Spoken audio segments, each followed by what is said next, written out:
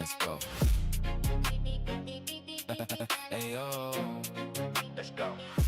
I woke up, thank the sun for showing up on time. Pretty sure it only clocked in cause it knew the day was mine. My coffee tasted better, my toast came out elite. Even all the crumbs stayed together, didn't wanna leave my plate. I walked past a mirror did a double take. Almost asked me for a picture, had to tell it maybe later. The elevator waited, door stayed open extra long. Spotify skipped every ad, said go ahead, enjoy your song. The weather checked my calendar before it picked the forecast. Rain looked at my outfit, said I'll come back. It's all about me, at least while I'm around. If confidence made noise, you hear it across the whole damn town. I don't ask permission, I just nod and keep it moving. Every room improve itself, soon as I walk into it. It's me time, every day I breathe. Even my reflection need a minute to believe. Yeah, it's all about me. Yeah, it's all about me. My GPS don't tell me where to go these days. It just say, you driving? Cool, we'll figure it out your way. My barber don't cut hair, he preserving history. Every lineup come with museum level security. I sneezed one time, everybody said bless you. I said already am, but thank you. I opened up my wallet, credit card stood at attention. Cash started multiplying, trying to make a better impression. Calendar keep calling, trying to book another date. I told Monday, you can wait, I'm already running late to being amazing. Hello? Yeah, I'd like to report something. Somebody in this room got way too much confidence. No, don't send anybody, I'm enjoying it. It's all about me, at least while I'm around. If confidence made noise, you hear it across the whole damn town. I don't ask permission, I just nod and keep it moving. Every room improve itself, soon as I walk into it. It's me time, every day I breathe. Even my reflection need a minute to believe. Yeah, it's all about me. Yeah, it's all about me.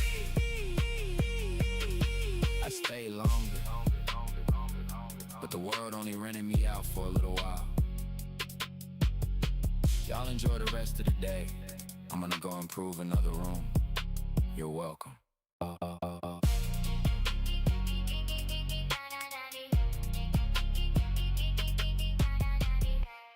That I don't, but the truth is I do. The truth is I do. And I wish I could say that I'm over, but the truth is I'm under. The truth is I'm under. And I wish I could say that I'm strong, but the truth is I'm broken. The truth is I'm broken. And the truth is, and the truth is, and the truth is, and the truth is. And I wish I could say that I'm better. And the truth is, and the truth is, and the truth is. And I wish I could say that I wish I could say that I don't. But the truth is I don't.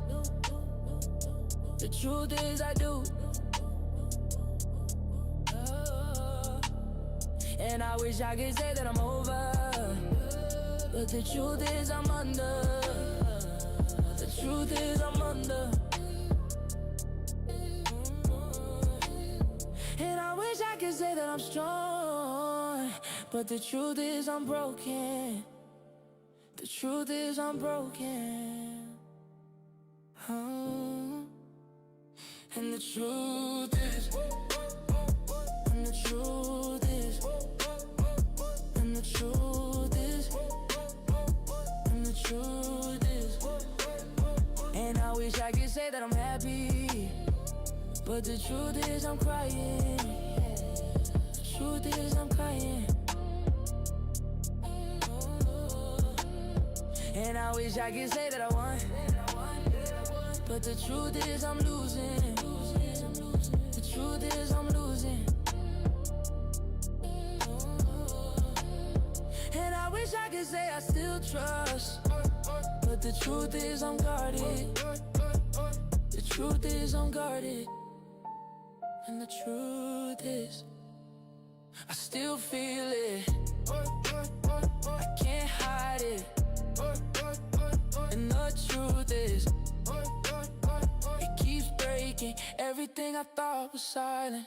Maybe the hardest part ain't saying what is wrong. Maybe the hardest part is knowing it all along. Maybe I wore a face long enough to believe if I kept saying I'm fine, it would stop hurting me. And the truth is, I still feel it. And the truth is, I can't fight it. And the truth is, I've been sinking even while I kept on smiling. I still need you. I can't change it.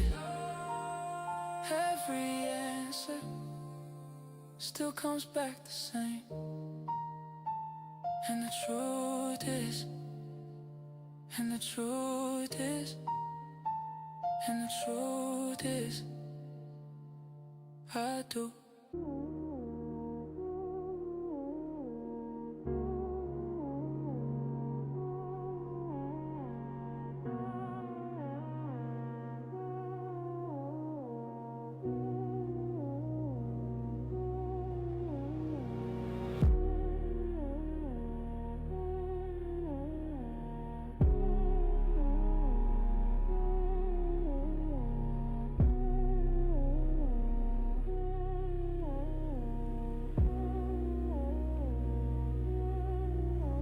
Loud in the chamber, pressure gets colder. Resla walks in, truth riding his shoulder. Here for the shift, tear the mask off pretenders. Beat drop, he's a fucking monster. Cuts through the noise, pulls the lies into daylight. Every move calculated, every word's a fist fight. Building new code, stacking bricks for the future. Turning midlife to gold, cut the chains like a suture. Keeps time as a weapon, each tick is a death note. Lights up the skyline, watch the whole city take note. Not chasing the fame, hit a freeze what's molten. Break open the silence, keep the truth ice coated. No clock to punch, and he's the one who dictates. Every second's a fuse, watch the skyline detonate.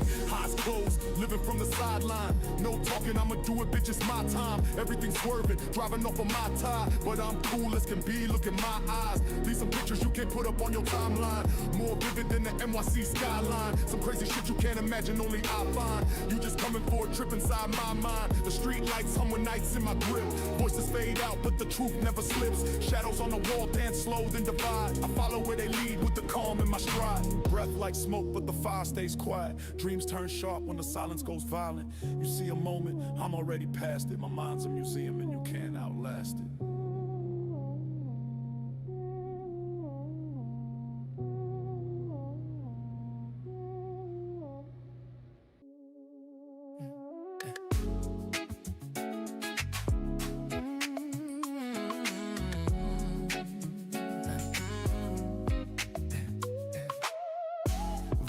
Fumes again, coffee and excuses. Phone full of plans I made to never do them. Every mirror lately feels I disannoyed. Thought you'd be further now, silent but is loud. Morning light on the pavement, city starting to breathe. Everybody moving somewhere except for me. Maybe the moment's waiting right where I stand. Maybe it's just a step, maybe it's just a plan. Get it together. Pick up the pieces you keep dropping on the floor. Get it together. How many maybes till you're walking through that door? You keep saying soon, like it's some kind of shelter. Today's all you've got. Get it together. Talking in circles, yeah, friends can see the spin. Say you want changes, but don't let them in. Heart full of almost, room full of half done. You keep on waiting like time owes you one. Sun on the window, music in the air. People laughing somewhere like they don't have a care. Life keeps on moving.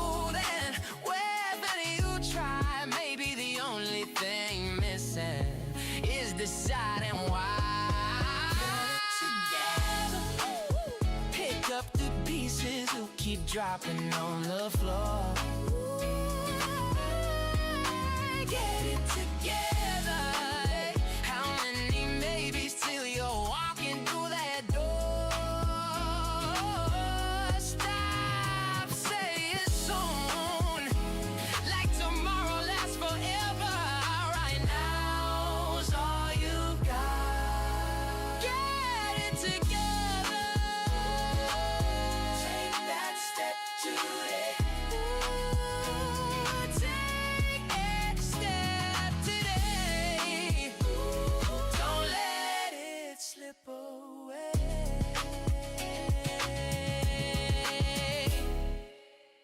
Oh, this Lord, take me on to this. I know. Oh, this Lord, take me on to this. Beachy on the track, boy. Oh, this.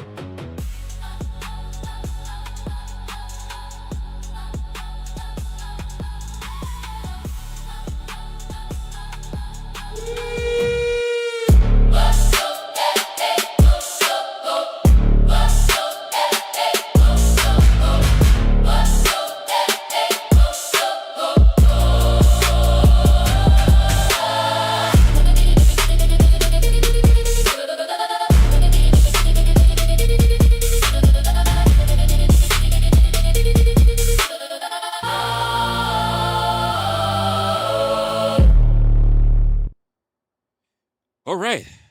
What's good, y'all? What's going on? What's going on? We're in here for another live stream, another YouTube live stream specifically for YouTube. So sorry, those who are on Kick. You ain't got no Kick stream today. You ain't got no Kick stream today. It is strictly for those on the YouTube side. Sorry, I ain't have enough time to start really thinking about what I was going to do for that. I appreciate you all being here. We're going to just do this pretty much as a mock kind of chill thing. And I'm sorting out a whole lot of different stuff, but also this is going to be a day. I kind of took yesterday off. Not that I didn't want to go live, but I had to really work on some stuff in terms of real life work shit, but also content. And then today I kind of just wanted to like take it a little bit relaxing, but I also saw that there was something else that took place, and I want to do a little bit of a review on that. That is also if it's still available, which I don't see a reason as to why it's not. So we'll go over a little bit of that today. And then tomorrow we're likely to go live as well, because I want to catch up on a whole bunch of stuff that's been taking place on social media. I've been so busy this week. I have not been able to really watch anything on social media, even though the beginning of this week, everybody knows about the whole EDP thing. But outside of that, I plan on just really chilling. We'll go back and forth with you guys. If there's anything that's on your mind, let me know. And then whether it be in some other spaces that you know me to actually be in, or if we really do have something big and enough for it, or if we have enough time, depending on how we end this, maybe we'll do another stream. I'm not really holding up to that. Don't hold me to that. So it depends on what we really see in reference to today. How are you guys doing? My evenings, it's officially 8 p.m. my time. I've only been home since about 5:30, 6-ish. I don't remember what time I walked in, so I want to stay closer to 6-ish. How are you guys doing today? And I appreciate you guys who are already here in the building. I'm just getting in, so now I need to sort out all of this.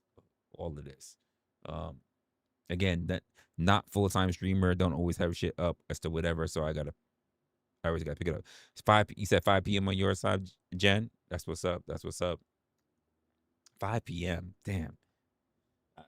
We still got much daylight, but we still got something where we can walk around and still see that. So for 8 p.m., that means you still got some daylight. I saw Locksmith Jeremy, who's also in the building as well. Don't know if he's still in here, but appreciate you guys for being here. Actually, which is so funny about Locksmith being here, because there's something I'm working on, but I saw Kevin Resto on their stream last night, early morning. I can't remember. I was too busy, tired, and doing my own thing, that I was like, damn, I want to reach out and talk to them. And I think I saw you up there for a little bit, but I was like, I can't. I'm too tired. I'm doing my own thing. I can't be bothered to get dragged into that. I need to turn around and just get some goddamn sleep. What the San if point? San is there an F in between that? San if point? Do you call it San if point, or do you call it San point? What the hell is that? Like, yeah, I couldn't watch any of it. I was like, I can't. I think I came into the chat. I was on my phone. I was like, what's up? And then I just thought about it, and I was like, there's no way I'm gonna get my ass up out this bed and walk across my apartment to go into my office. I'm just gonna take my ass to sleep because I'm way too tired. Sandpoint. Oh, okay. I was like, wait, what the hell? What that? So Sandpoint, Idaho. Okay, that's what's up. So thing that happened earlier today, I missed it because I was too busy with a whole bunch of stuff. But for those who don't know, you know what? And I expect that some of you, especially in the particular space that would love to handcuff me adjacent to them, is there was I learned a few days ago that there was a debate that was taking place in reference to the Tyler Robinson shooting when it came to Charlie Kirk, with yours truly, Candace Owens, who had been on the rise, with all of her talking, all of her points about what's been taking place with the case. At some point, I kind of like walked away from it because to me, there was just so much shit happening on a regular basis. When it came to Candace, I became Candace out. And normally I like some of her takes, especially when she does. I will say this much. As far as journalism goes, she does put a lot of work into it. Do I believe everything that Candace say? Absolutely the fuck not. Like that's not a thing. Now, she's gone from pointing out some things that I was like, nope, not really hearing it, to the point where I was like, damn, that I kind of make a little bit of sense. And then seeing what other people have brought to light that she's also touched on, other agencies, and I'm like, I don't know what to think of it. At the same time, it's very interesting. At the same time, I'm kind of like more than halfway out the fucking door because it's just been going on for too long. And the reason why I feel that way is because I particularly am not a person who likes conspiracy theories. Like I don't care.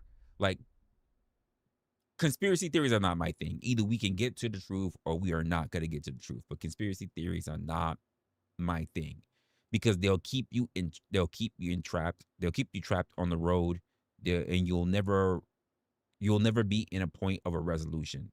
People to this day are still talking about JFK. Like, I'm like, you'll never get an answer. That's above your pay grade. You could turn around and say, since high school, you wanted to become an FBI agent or whatever the fuck else, if it, just so you can get to the JFK files. You'll never get it.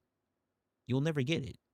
So the idea that people are just willing to still, to this day in 2026, still talk about their conspiracies over that, like, conspiracies don't move the needle in life. People are still talking about Roswell and fucking UFOs and Area 51 and all that. I'm like, this is stupid. You have so much life to live, and you want to spend it chasing tinfoil hat shit. And the truth of the matter is, like, even if you knew the answer, it would do you absolutely no justice. It would do absolutely nothing in your life. It would not move the needle whatsoever to change you or the livelihood of your family to know such a thing. And this is the detriment of, by the way, just people being overly curious. Now, I'm not saying that people shouldn't be curious. It's a natural inclination. It's a natural human thing to be curious. But there is such a thing as an exception, as in an obsession. You don't need. Here's the truth of the matter, and I know this. I say this to myself. I don't need to know everything. Like, there are things that I'm like, well, wouldn't you want to know if such and such? Nah, actually, I'm good. I'm good. It's not that important. I am a firm believer of not needing to know everything, because not for nothing. What's the old saying? Nobody likes a know-it-all. Nobody likes a know-it-all. So I'm kind of good with the idea of not everybody needing to know everything. I understand the curiosity. I understand the will to know everything. But even whatever the hell you do know, honestly, when I challenge people on what they think they do know, I realize more than likely they have no fucking clue what they're talking about. Because when I ask them to point it out, they don't know. They're running on dead, cold information. That's what I know, it's a lot. And I think that this thing with Charlie Kirk is another one of those situations that while Candace Owens is trying to ensure, let me get a little closer. While Candace Owens in some ways is trying to get to the conclusion of it, I think that she's also not in the position to really gain any traction. And therefore, everybody who just looks at her as a early and also very prominent figure is just looking to take her down to further their own, to pad their own pockets, just to be honest with you, to be the person to say that I took down Candace Owens, or yeah, that's pretty much it. That's pretty much it. She's done some good journalism in the past. Like I said, don't agree with everything that Candace Owens ever said, but then again, I don't really agree with anything that everybody say. I don't know why people get these diehard situations where they're like, oh, there they go. Oh, I love everything they say. And just like, you're a fucking fool. Like, no one should believe anything that people should not believe everything that someone says. Especially to the point where you're not. I get it. They might have been right one or two times, but now the fact that you have not opted out to say that not everything they say is the blood of the lamb is like, wait, what? Now they just fucking walk on water. Like, are you dumb? Like, you don't have a mind of your own. Not everything they say. If they told you to drink rat poison tomorrow because honestly, it's cool. Like when we have Trump to turn around and say it's okay to drink bleach. How many people you think drank bleach? Like, how many people you think drank bleach? There's probably some fucking fools that turned around and did that. Strictly because, not because they didn't think they know better, but because the motherfucker was so encroached in their mind as being a great guy to them that they were willing to go do that shit. I mean, honestly, that's how we got George Bush, right? They didn't hire him because they thought the motherfucker was smart. They hired him because they thought he was a guy that they could have a beer with. It's the stupid ass conversation in question of, would you rather have $1 billion or would you rather sit down and have dinner with, say, Jay-Z or Kanye West? And I'm like, let me think about it. Oh, I already thought about it. Give me the fucking $1 million. I don't give a fuck about sitting down with Kanye West. And here's the truth of the matter. I'm going to say this for those who are religious. I'm going to say this about the Lord and Savior, right?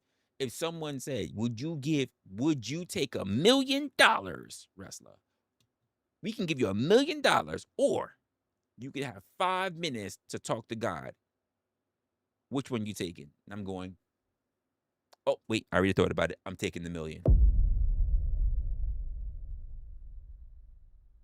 I can already hear some people like, no, what? No, I would rather talk. I would rather talk to my Lord. 5 minutes to talk to the Lord versus $1 million. Think about it. Someone put a path of $1 million in front of me, or talk to the Lord. If I'm supposed to be a believer, why wouldn't I not believe that God put $1 million in my path?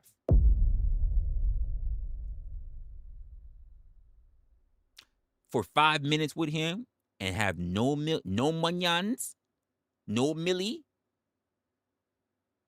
versus 5 minutes with him, think about it. More than half of the first minute is going to be you just surprised, astounded that you actually get to see his face. You're going to forget about what you have to ask. And then, like, it's not like you really sat down thinking about every important question that you're going to ask in the matter of 5 minutes. So I would take the million. At least with the million, I could benefit my lives and my family's lives and my friends' lives and even some strangers' lives. But 5 minutes, what I'm going to ask? How am I going to die? Is that really important? Like, is that an important thing to ask? What are you gonna say? What's gonna happen to my wife, to my kids? Hey, am I gonna go to hell? What if you spent a lot of your long lasting life being really, really thinking that you were on God's grace and God's good side, and now you get this 5 minutes with him, and he's saying like, I've been seeing a lot of stuff that you do, but honestly, you're still going to hell. And it's like, well, what is the 5 minutes gonna do?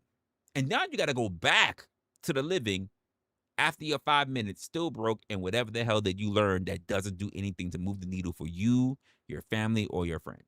How good is that? So I don't like following conspiracy theories, because at the end of it, you're not ever put in a position where you're able to know. But there are people who love it. They fantasize about it. Hell, they might even beat their fucking meat about it. It's just not for me. I'm good. There are a lot of educational and informational things that I can actually use that can be tangible. Conspiracy theories are not tangible whatsoever. You can't do shit with it when you die. You can't do shit with it to really make money. You can't do shit with it at all. It's not even stimulating. It's just a fan club at the end of the day. Like, just gonna be honest, it does nothing. So the idea when people are talking about this whole not Candace, but the whole Charlie Kirk being murked by Tyler Robinson, right? Essentially, what happened was that Andrew Wilson, I believe he went on Joe Rogan's podcast. He went on Joe Rogan's podcast and was saying that basically he would put up money to have a debate with Candace Owens because he believes he can debate anyone. And to be honest with you, that's not a flex. A moron can debate anybody. So that's not a flex by saying that.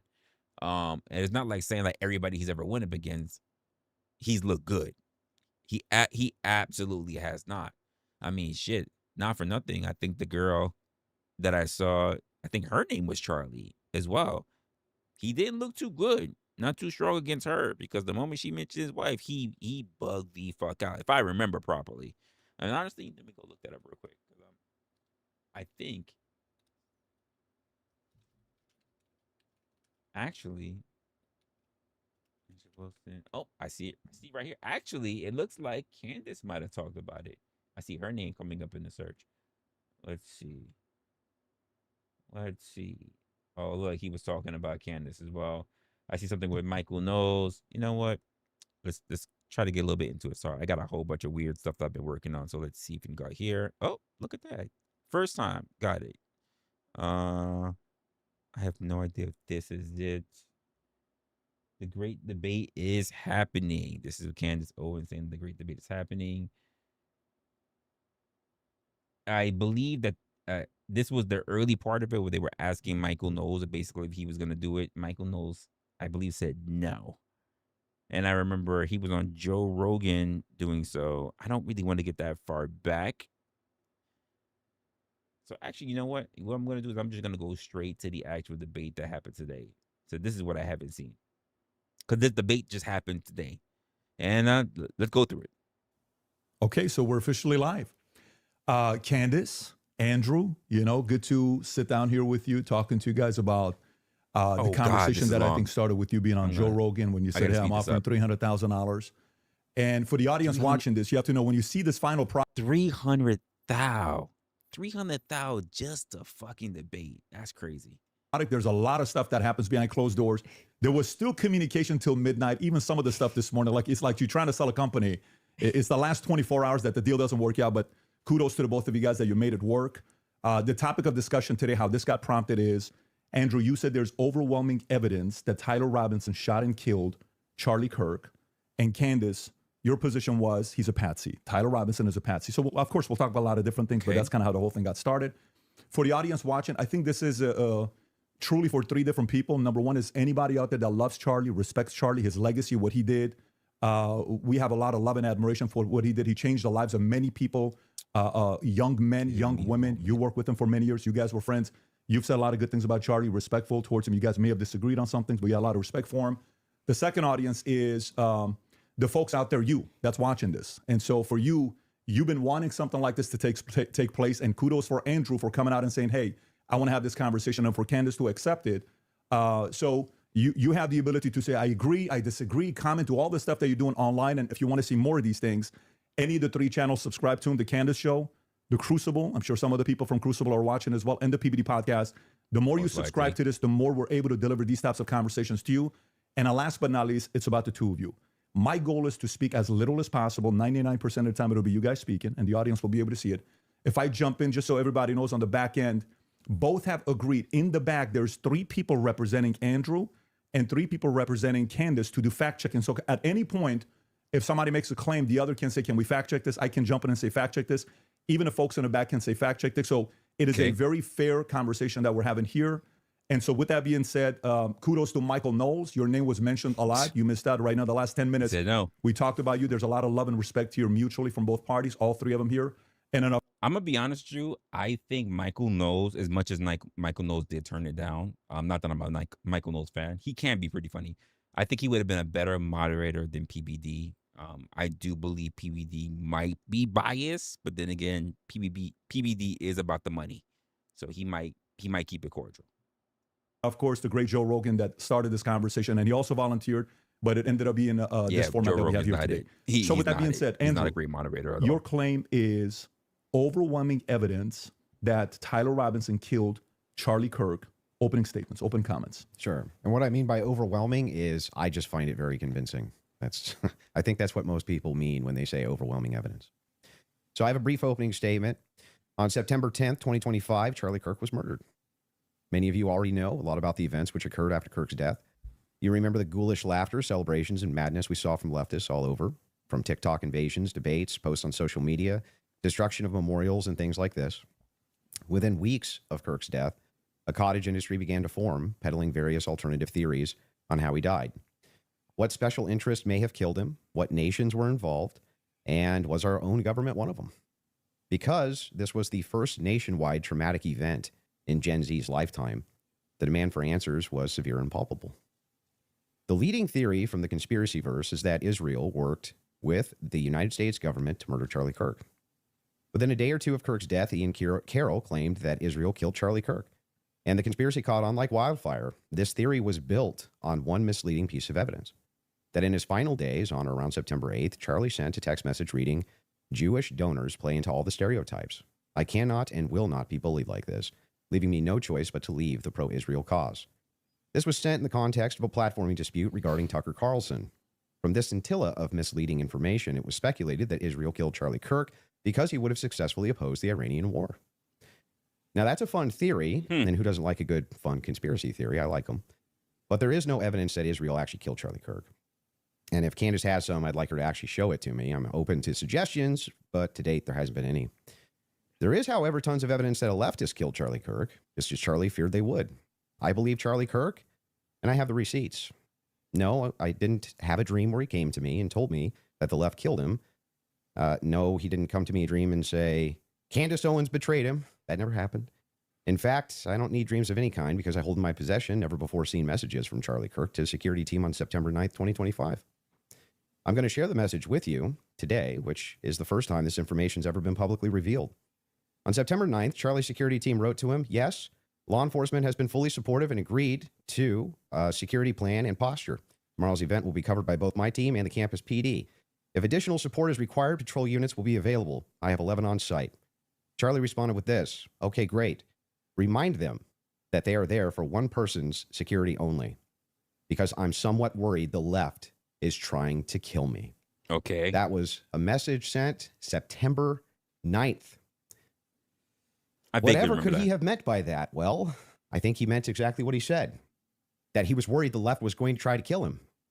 Now, we'll discuss this more later on in the debate, and maybe I have more never-before-seen evidence that exposes just how wrong and, in my opinion, idiotic many of these conspiracy theories have been. But that's what happens when you rely on what's called the evidence of the gaps. In other words, they don't have evidence, they seem to just make up evidence. And what did they make up?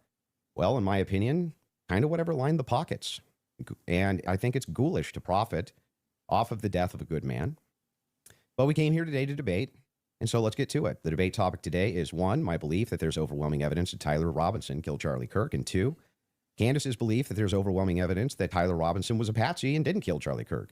In sum, the audience is going to decide who has more evidence supporting their theory. My theory is that the state is correct that Tyler Robinson is the killer, at least based on evidence so far, and Candace's theory that Tyler Robinson is not the killer and he's a patsy set up by the feds.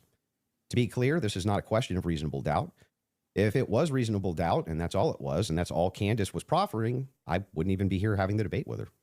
It's fair to have doubts, as the trial has yet to occur, and the state hasn't even begun to try to prove their case beyond a reasonable doubt, but Candace makes a more forceful claim. She claims that there's more evidence that Tyler is not guilty of murder and was set up as a patsy than there is for the state's case, and I just think that that's absurd, and she will not be able to demonstrate that in any way. In fact, she has almost no real evidence at all of her theory, whereas my theory is supported by compelling witness testimony, physical evidence, multiple confessions, all of which are independently compelling, but which are even more convincing as each piece of evidence corroborates the others. You'll notice the term overwhelming was included in both theories. This is because Candace demanded I defend my use of that term, which I think is fair, in describing the evidence against Tyler Robinson. She, on the other hand, only wanted to defend her theory as merely viable. That is, until I showed her clips in which she said she believed the evidence of her theory, that Tyler Robinson's a patsy, was supported by overwhelming evidence. Only then did she agree to defend that position. Regardless, we're both defending the claim that there's overwhelming evidence on our side, so it's worth defining that term. When I say the evidence against Robinson's overwhelming, all I'm saying is that I mean that as of right now, I find it very convincing. I see almost no evidence at all, only speculation on verified claims and suggestions of things that could merely be hypothetically possible. Dreams, vibes, feelings, things like this. Almost done, by the way. I have no problem defending the state's case and welcome Candace bringing up any challenges she would like. But if I'm honest, the reason I was willing to pay the $300,000 for this debate was to finally have a chance for someone to demand Candace be held accountable for the unbelievable theories and claims she's been making. Candace's investigation is indistinguishable from a leftist operation. She couldn't be doing more damage to the right if she were trying. She uses her considerable platform to relentlessly attack one of the most influential conservative outreach organizations for young people. She's making a mockery of the online right-wing commentary class. She's harming Republicans in an election year by dividing them. She's attacking the very organization Charlie spent his life building. And she's attacking the people he loved, including his wife. And it cost me $300,000. But today, I hope that she finally answers. I'm hoping he does not mention that motherfucking money again. You paid it. You paid it to get her attention. So stop complaining that you spent the fucking money. Please don't. I hope he doesn't keep doing this. This is the third time I've mentioned that I've heard him say $300,000. Like, you was willing to pay a lot more, by the way, because you had Brian on your side. Like, can we stop that? Like, you're not a victim. For some of that. Thank you, Andrew. Candace? Did you get it out of your system? I did. Okay, great. Thank I'm you, not going Candace. to waste time with the preamble because I think I just want to get to the substance of the debate, and we'll just speak to the audience. I've obviously had an audience since we've been covering this case. People know that there was a personal friendship between me and Charlie, and diminishing the pursuit of something that makes sense regarding what happened on September 10th by throwing it to this is just people who are conspiracy theorists. These are people who are just trying to generate clicks. I don't think that people should be satisfied by that. I want people to remember that it's important to think. We've been lied to by the government a great many times over, just the last couple of years, if you just think of the things that we've learned about our government. And I do want to say this. What's been the most disturbing element, I think, for everyone is that not only does the narrative not make any sense, which I'm going to demonstrate, I need to waste time with the preamble going through the points or trying to insult you or pretending that I've been running a podcast saying it's just dreams and vibes like I'm Miss Cleo. And that's the reason why it's taking so many influencers. It looks like $1 billion industry of influencers to dispute everything Candace says. It's not because I'm on my platform saying I had a dream last night. I don't think I think that diminishes you as an argument. Obviously, we have presented a lot of evidence. You just presented a text message and said this is evidence. Well, that's how this entire thing began. You're talking about how Israel got into the conversation. It was because immediately after Charlie died, one of the first things we saw was this push to make us all think and remember how much he loved Israel. It's because the prime minister of Israel, who's fighting like a 27 front war, felt that he needed to come do a little mini tour and to be, strangely, to state that I did not kill Charlie Kirk, when nobody was having that thought that I can remember. Nobody was going, I wonder if Bibi Netanyahu killed Charlie Kirk. And then we had a round of influencers who lied and said Charlie was not changing on Israel, that he wasn't having any disagreements regarding that topic, that the day he died, he just loved Israel so much. And I demonstrated via a text message, which you just mentioned, and you're now contextualizing and pretending it was just about Tucker Carlson, which is not true. It was a part of a broader shift that Charlie was having over the last, I would say, actually, on your show, it began since October 7th, which is when I began asking myself more questions about Israel as well.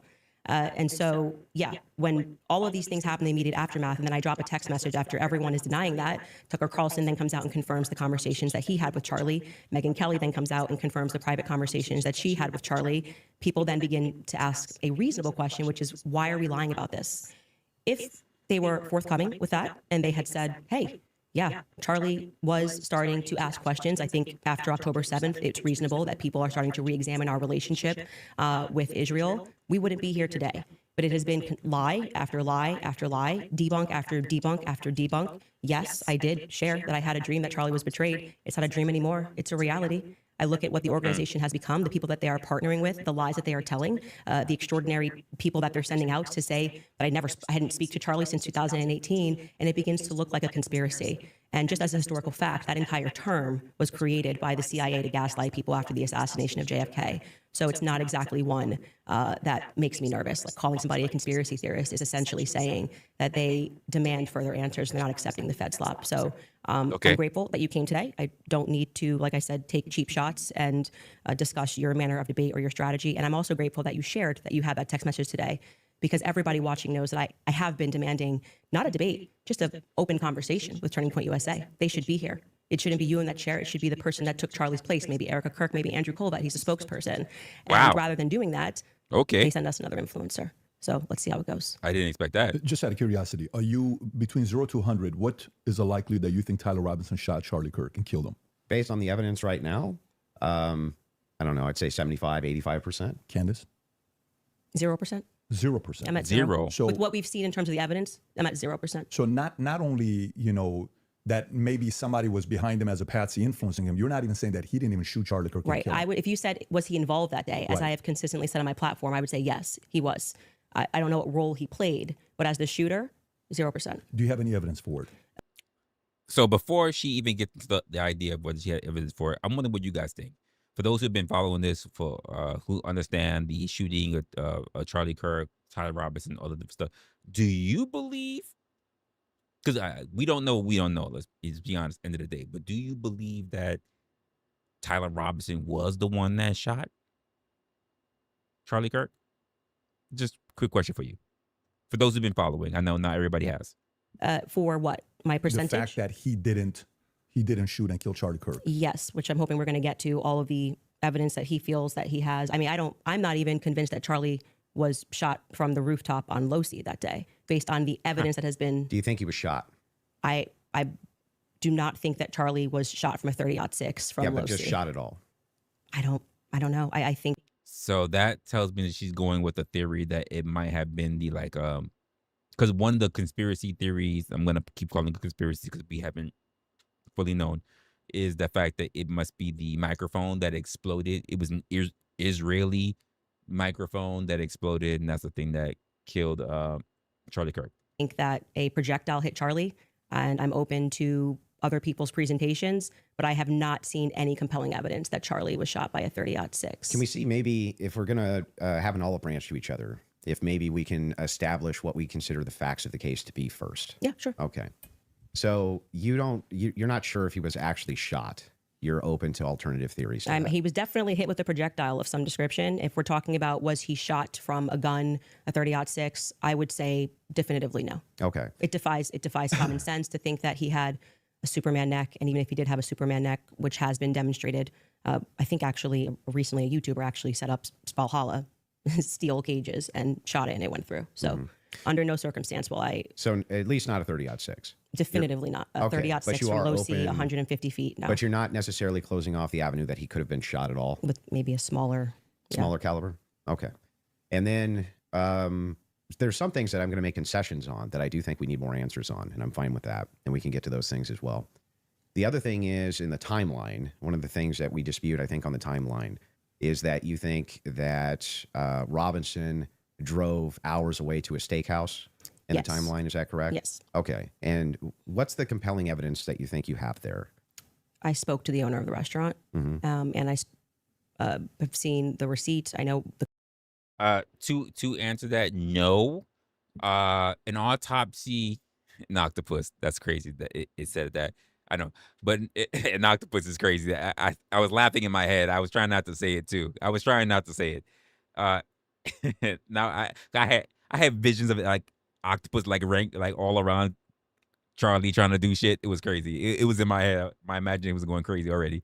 An autopsy would not necessarily say how he was killed outside of it being a projectile and the direction of the projectile. So where it entered, where it left, but it wouldn't tell you what it was. Like if it was a bullet, particular bullet, it would have shattered. Like depending on the bullet type, we're talking about a rifle, so maybe not. There's a lot that goes into play. Which direction it went into should be available in the autopsy, but outside of that, I really couldn't tell you. I don't really work in like forensics like that. I do know people that work in forensics, but none who would be able to say that they are an autopsy specialist. They're in other kind of forensic groups. conversation that I had, and I think it's enough that it will be presented. Octopus is obviously, funny, though. if this goes to trial. But yes, I do believe that he was in Penguich, which is near his grandparents' home. Did he give you an unedited copy of that receipt? I have seen an unedited copy of that receipt. It was not given to me from the owner. But I want to, before we get into like all the timeline stuff, I want to address what you think is evidence so we can keep this on par with what your claim is. Since Well, I think that that's a piece of evidence that's in dispute, and that's why I'm. yeah, but because if we're not trying to get establishing to the whether there's timeline- overwhelming evidence that Tyler Robinson did this. Yeah, so if you whether want to then use starting the first, with if you want to use the first part of that for the internal critique, yeah, for like you, we should that's go fine. over the actual Okay, evidence that so we feel. The first reason that I think it's compelling evidence is that Tyler Robinson's rifle was found near the crime scene. So I would consider that to be very good evidence. And also the fact of the matter is that I dispute this claim that a 30-06 could not have made this wound. I think that that's absurd. I'm going to tell you why. And again, not a defense, not a for or against a position that I'm in. Anyone can stage a weapon that belongs to a person. I mean, we've seen it we've seen it forever.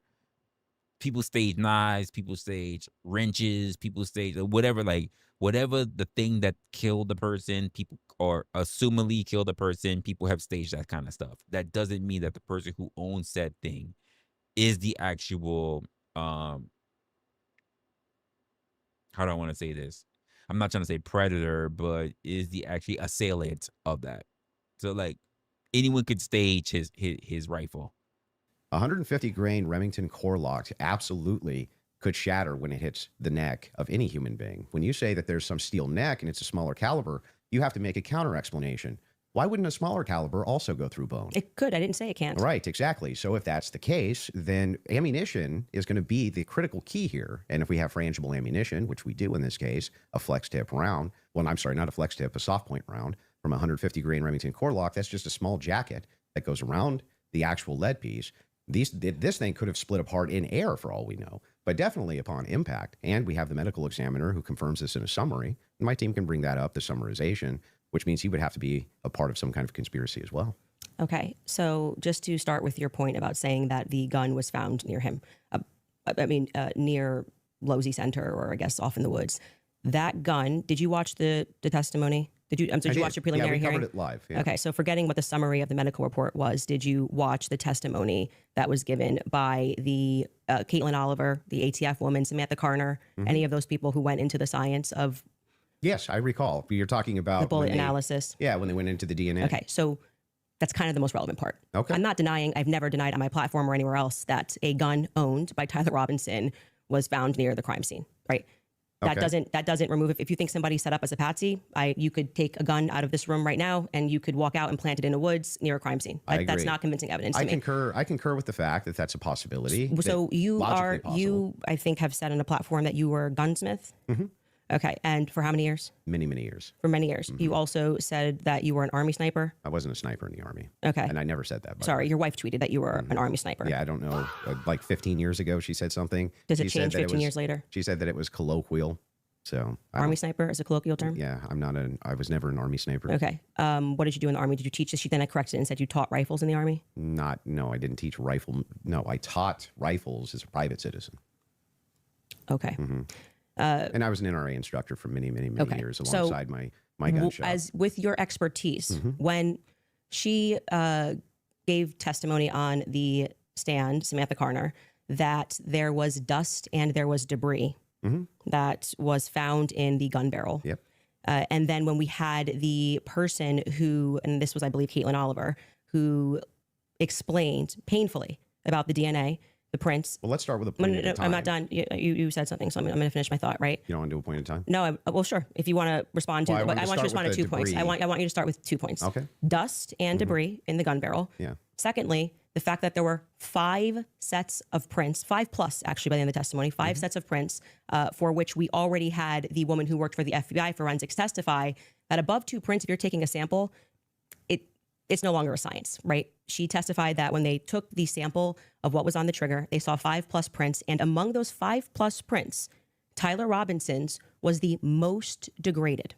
So I would like you to explain how Tyler Robinson's prints could be the most degraded when she said, actually, you could have DNA on something that you've touched. You could have DNA on something that you've never touched. And to get DNA degradation, they've looked at pieces, items 20, 40 years on that don't have degradation. Yet Tyler Robinson's prints. Wait. Is that true? You for 20, 40 something years old and that there's no degradation on the prints? That's odd. That's odd. 20, 40 years and you really don't have any prints, but because if I remember, the gun wasn't originally his. It wasn't originally Tyler's. It was given to him. No, I mean, and given his age, there's no way that gun was given to him about 20 years ago. So, interesting. Amongst 5+ other prints were the most degraded on that weapon. Yeah. So let's get into all 3 of the claims. First, with debris. When it comes to debris, firing a rifle doesn't always blow the debris out of the barrel. Okay. You think there could be debris and dust. Yeah. He just fired the weapon. Sure. Okay. Not only that, he left it in a forest. Now, I don't know if you agree with me, but if you leave a rifle in a wooded area, it's also possible that debris could get in that way.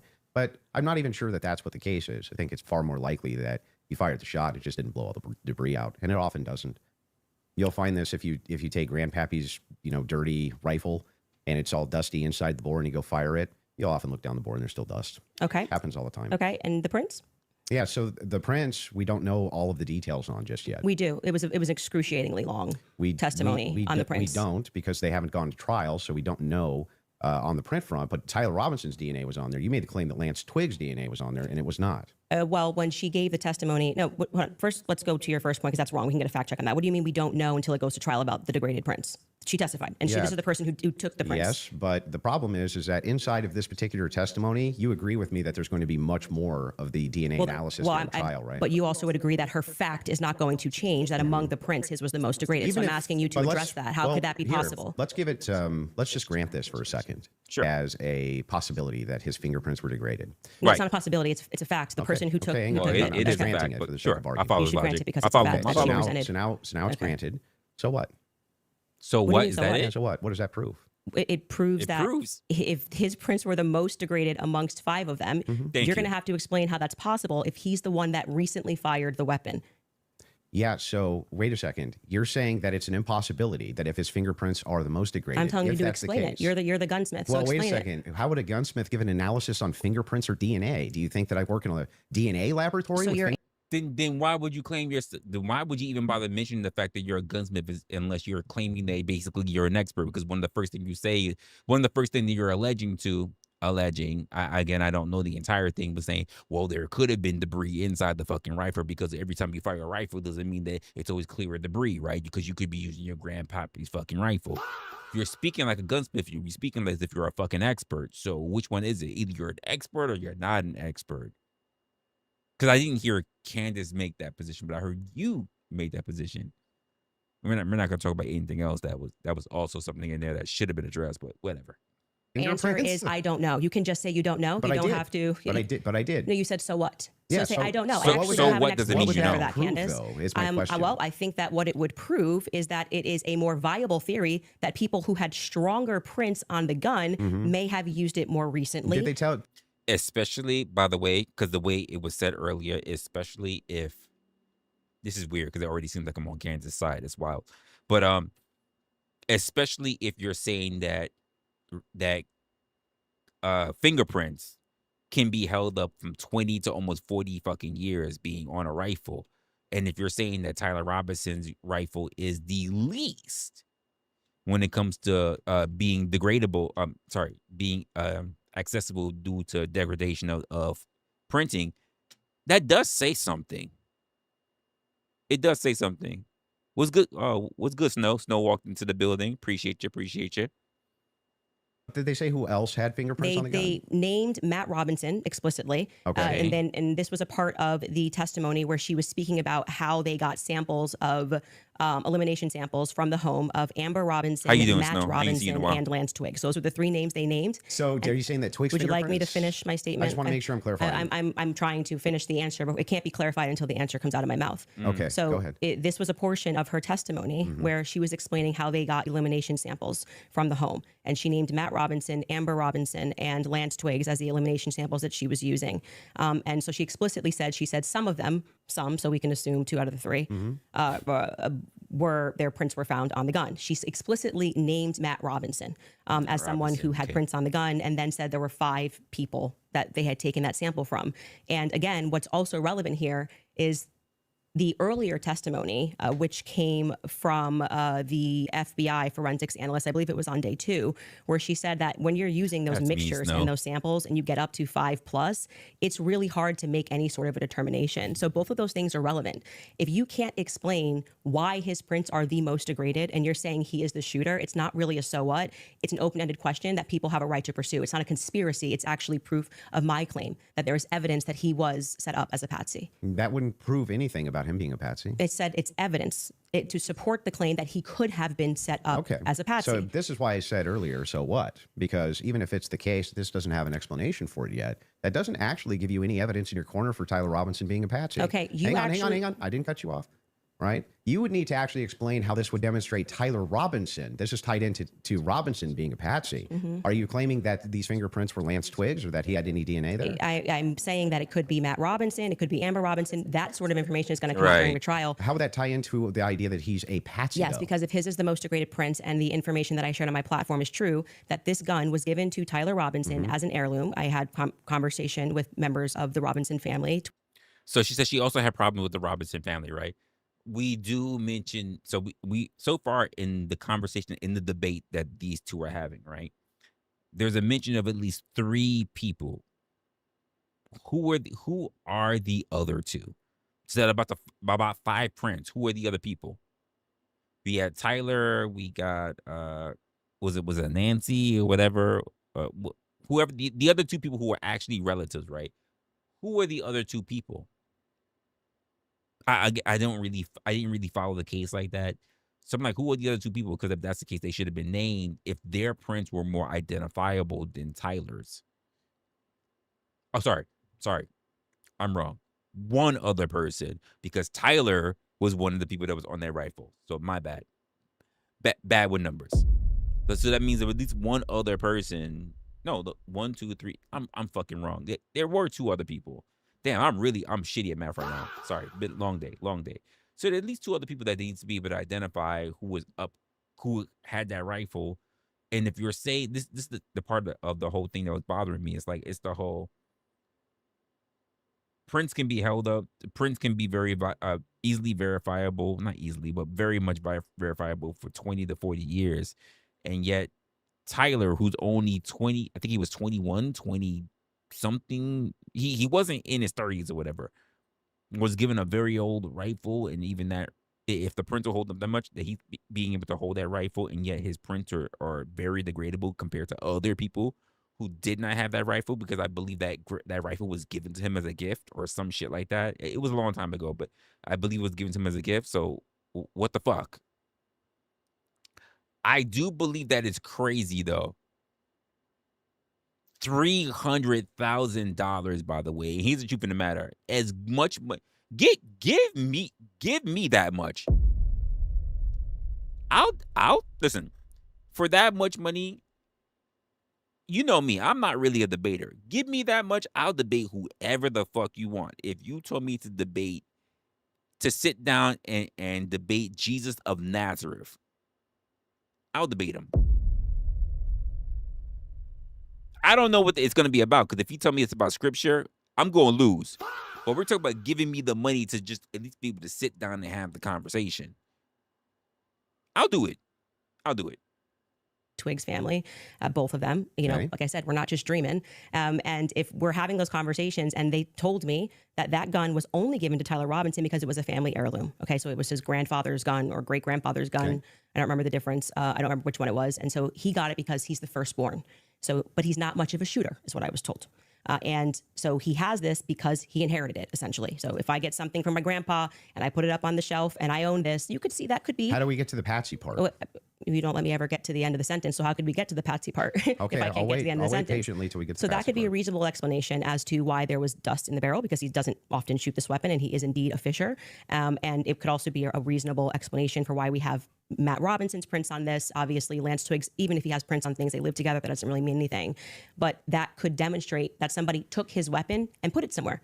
His prints are the most degraded. Somebody else's prints, there's more presence of somebody else's prints, and that could demonstrate that somebody is taking items from his house and putting it into various places. But it also could demonstrate nothing. So the problem that you have here is that this is pure conjecture. No, this is not evidence that Tyler Robinson is a patsy. It's only evidence that you have conjectured up that, well, if it's the case that these are the more degraded prints, then therefore that means must be patsy because dad's fingerprints on gun. I didn't say must be patsy. Describe how this actually links in to Robinson being a patsy. Okay, I just described that for you, so I can explain it to you, but I can't understand it for you, so I'm going to move on from that. But to just go back to your point about this is not evidence, you can't make that claim because the entire basis for why you think that there's evidence for Tyler Robinson being the person that took the shot is based off of a hearing under Utah 1102 rules, meaning that they are doing the exact same thing that I am doing. This is the state. You said you're here to represent the state. Well, did you watch the preliminary hearing? I didn't say I was here to represent the state. The state's position you think is strong and convincing. What I'm here to do is represent my own opinion, which said is in that your opening statement, based on the evidence presented so far by the state. The state has presented evidence under Utah's 1102 rule. But this doesn't demonstrate any patsy No, that's behavior. very important because that rule is hearsay. So you can't say at the same time, Candace, you're not allowed to. And what that means under the Utah rule, which I'm sure you know, because I'm sure you watched the preliminary hearing and yourself understand what that means, is that the entire hearing was hearsay. It means none of that information that was presented is going to be allowed. The majority of it, the overwhelming majority of it is not going to be allowed at the trial. They're allowed to present when it's just a probative hearing. I don't think all the evidence that was put in was hearsay. Okay, you didn't watch this case. But not only that, this is a huge point. This is crazy that you don't know this. Fact check. If all the evidence we need more than a fact check. This was every single day. Utah rule 1102. They want to go there. So they said there's a medical examiner's explanation of the shooting that's in the back. Rob, if you want to pull it up, and then Candace, if anybody from your team wants to pull something up, no problem as well, but they're requesting it. If you guys got it, pull it up. What's good, Jen? So we can show it. And in the interim, is that it? Yeah. So I'll read this. Just what are we looking at, just so we know? It's a pretty slow stream. I just want to kind of get through some of this. The bullet, or at least part of it, sequentially. This is a very long debate. I'm seeing that. So there's no way I'm going through all of it. I might have to break it up in parts to just find whatever. Because I got some other stuff I'm trying to look at myself. I just saw this one being a debate that was very much that just hit my last notification. So I'm looking at it through now before I go through anything else that's sitting up on my tabs. perforated the interior left of Mr. know, Kirk's probably neck. people- a lot of people Strap talking muscles to about the left side of the neck. This Trying is to a figure out summary, why. by the way. Left common cartoid on the left internal external jugular veins. The bullet also obliterated the left side C27 vertebrae, transacted the cervical spinal cord. Medical examiner observed a significant portion of Kirk's cervical spinal cord was traumatically absent. Mr. Kirk suffered from other severe injuries, including bilateral, apical, and posterior intercostal hemorrhages, pulmonary, apical hemorrhages, multiple disruptions to the thyroid, et cetera, et cetera. So the summary of the examination said he was shot. Okay. That was what they were pulling that up for. Okay, and I'm not disputing that he could have been hit with a projectile. We're not disputing that, so I don't know why this was brought up as a fact check. Could you bring up 1102 Utah rule? Because this is an unbelievable point that you're making by saying that I am not allowed to infer off of evidence. You can infer. I'm trying to follow the inference. But your entire reason, like you asserted that you believe there's overwhelming evidence on the basis of what we saw in the preliminary hearing. The entire preliminary hearing was hearsay. Yeah, I'm fine with your inferences. No, you just literally said I couldn't do that. Yes, I can. No, I didn't. I'm just saying from your inference, how do we get to Patsy? This is how you got to shoot her. So I'm agreeing with Andrew on this one. Candace has brought up some pretty decent evidence, and she is saying that she's following exactly what the state has done in terms of research in order to be able to come up to a not a logical, but rather a general thesis that would lead to a conclusion, right? And Andrew has been asking her, but how does that actually make him a patsy? All you've said is that there are other people, right? Mainly family members, who could be other co-conspirators or whatever case may be. But you haven't exactly explained why Tyler himself would be a patsy. So I'm following that. And that's what Andrew's case is. The Tyler Robinson did it the same way that you got to Tyler Robinson. Yes, you did. You again. This is something important, so we should pull up a fact check about what the 1102 Utah, and under their constitution, for the sake of a preliminary hearing, they do not have to have hard evidence. They don't have to put people on the trial, swear them in. But no, that's why the entire hearing was basically hearsay. Officer Bagley but was not saying, all of it, like I said. The overwhelming majority. Again, no dispute. Outside of the one that you don't want to give. Please don't cut me off. Though. Outside of that is what's in dispute. It means that your entire brand of saying you don't have evidence, falls apart when the entire preliminary hearing is based off of hearsay. In fact, Lance's testimony before they had about an hour debate, actually maybe it was more than an hour debate before he sat, and they said this is not going to be allowed. You wouldn't even be allowed to do this. We'd be able to cross-examine him. The questions that they're asking Lance are all leading. And what did he say? Well, I'm the magistrate under Utah Constitution. 1102. It is my job to allow all of this so we can see if the state has enough here that we can then move to a trial, which will then they would not allow this stuff. They would say we get to cross-examine Lance. Lance just can't willy-nilly say. I'm not disputing.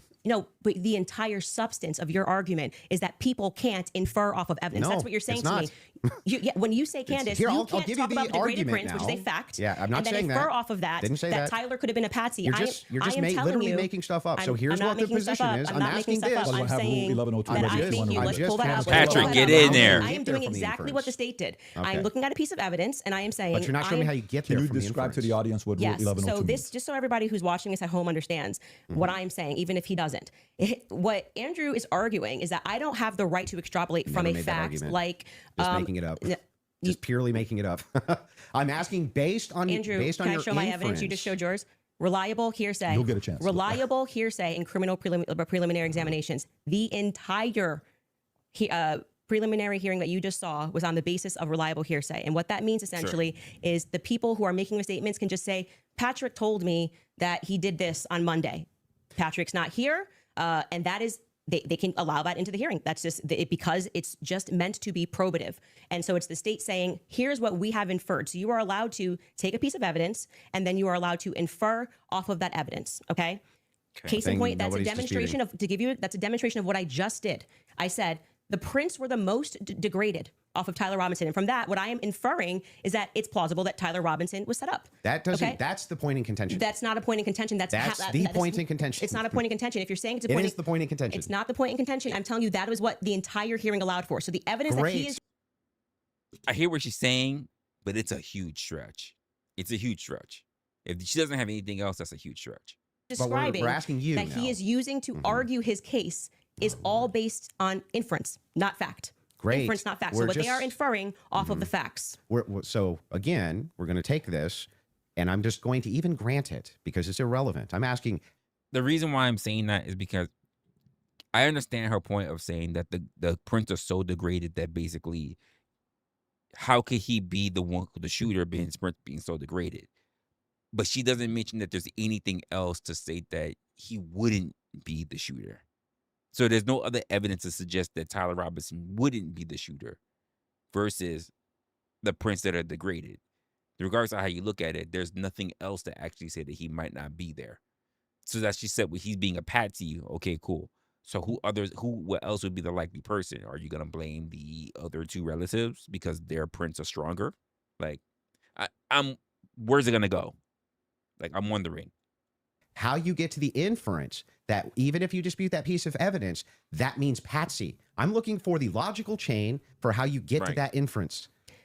What I am telling you is it's the exact same way that when you tweeted, I think that this evidence is overwhelming. When they say that looks like Tyler Robinson's car, he drives a similar car, okay? They are inferring that that's Tyler Robinson. Can you walk me through the inference? So that I understand. It's not a fact. It's not a fact. When you show a blurry image, which you kept citing that we have images. I'm talking about your inference that the fingerprints, even if they're degraded, equals patsy. How do you get that inference? I didn't say it equals patsy. I think it is enough evidence that it should be explored, which is exactly what this preliminary was in the inverse. That's not in dispute. What's in dispute is when you said, I'm using this as evidence that he could have been a patsy. I'm asking, how do you get the inference to patsy from that? Because what I am saying is that it shows that somebody else had more DNA presence on that gun than Tyler Robinson. So someone else could have moved plausible, it. which is all they're doing. They're presenting plausibility based off of the facts. Okay, it is plausible that somebody just took his gun and put it there. Right. That's Other it. people had Is there access. equally That's how it works. and is there equally 100 other plausible explanations?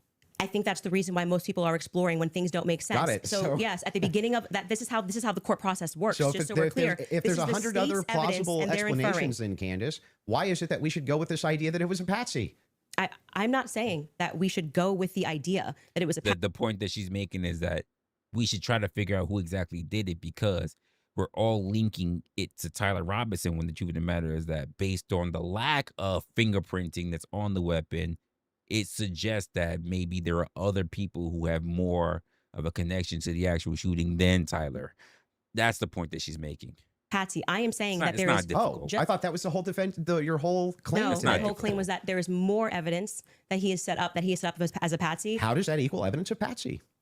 I don't know how many times I can say this. Like I'm saying that I am using the exact same mechanism that you are accepting for some reason in the Utah courtroom. Yeah. Right. To say, I'm going to look at the evidence and I'm going to infer an alternative theory. So you just saw the states and you're accepting it. And they have not presented any concrete facts. You listed on your own Twitter that what you found to be convincing was something that looked like his car pulled into the driveway, a blurry image. No, I didn't. The standard white guy coming up the steps that could literally be anyone. This never happened.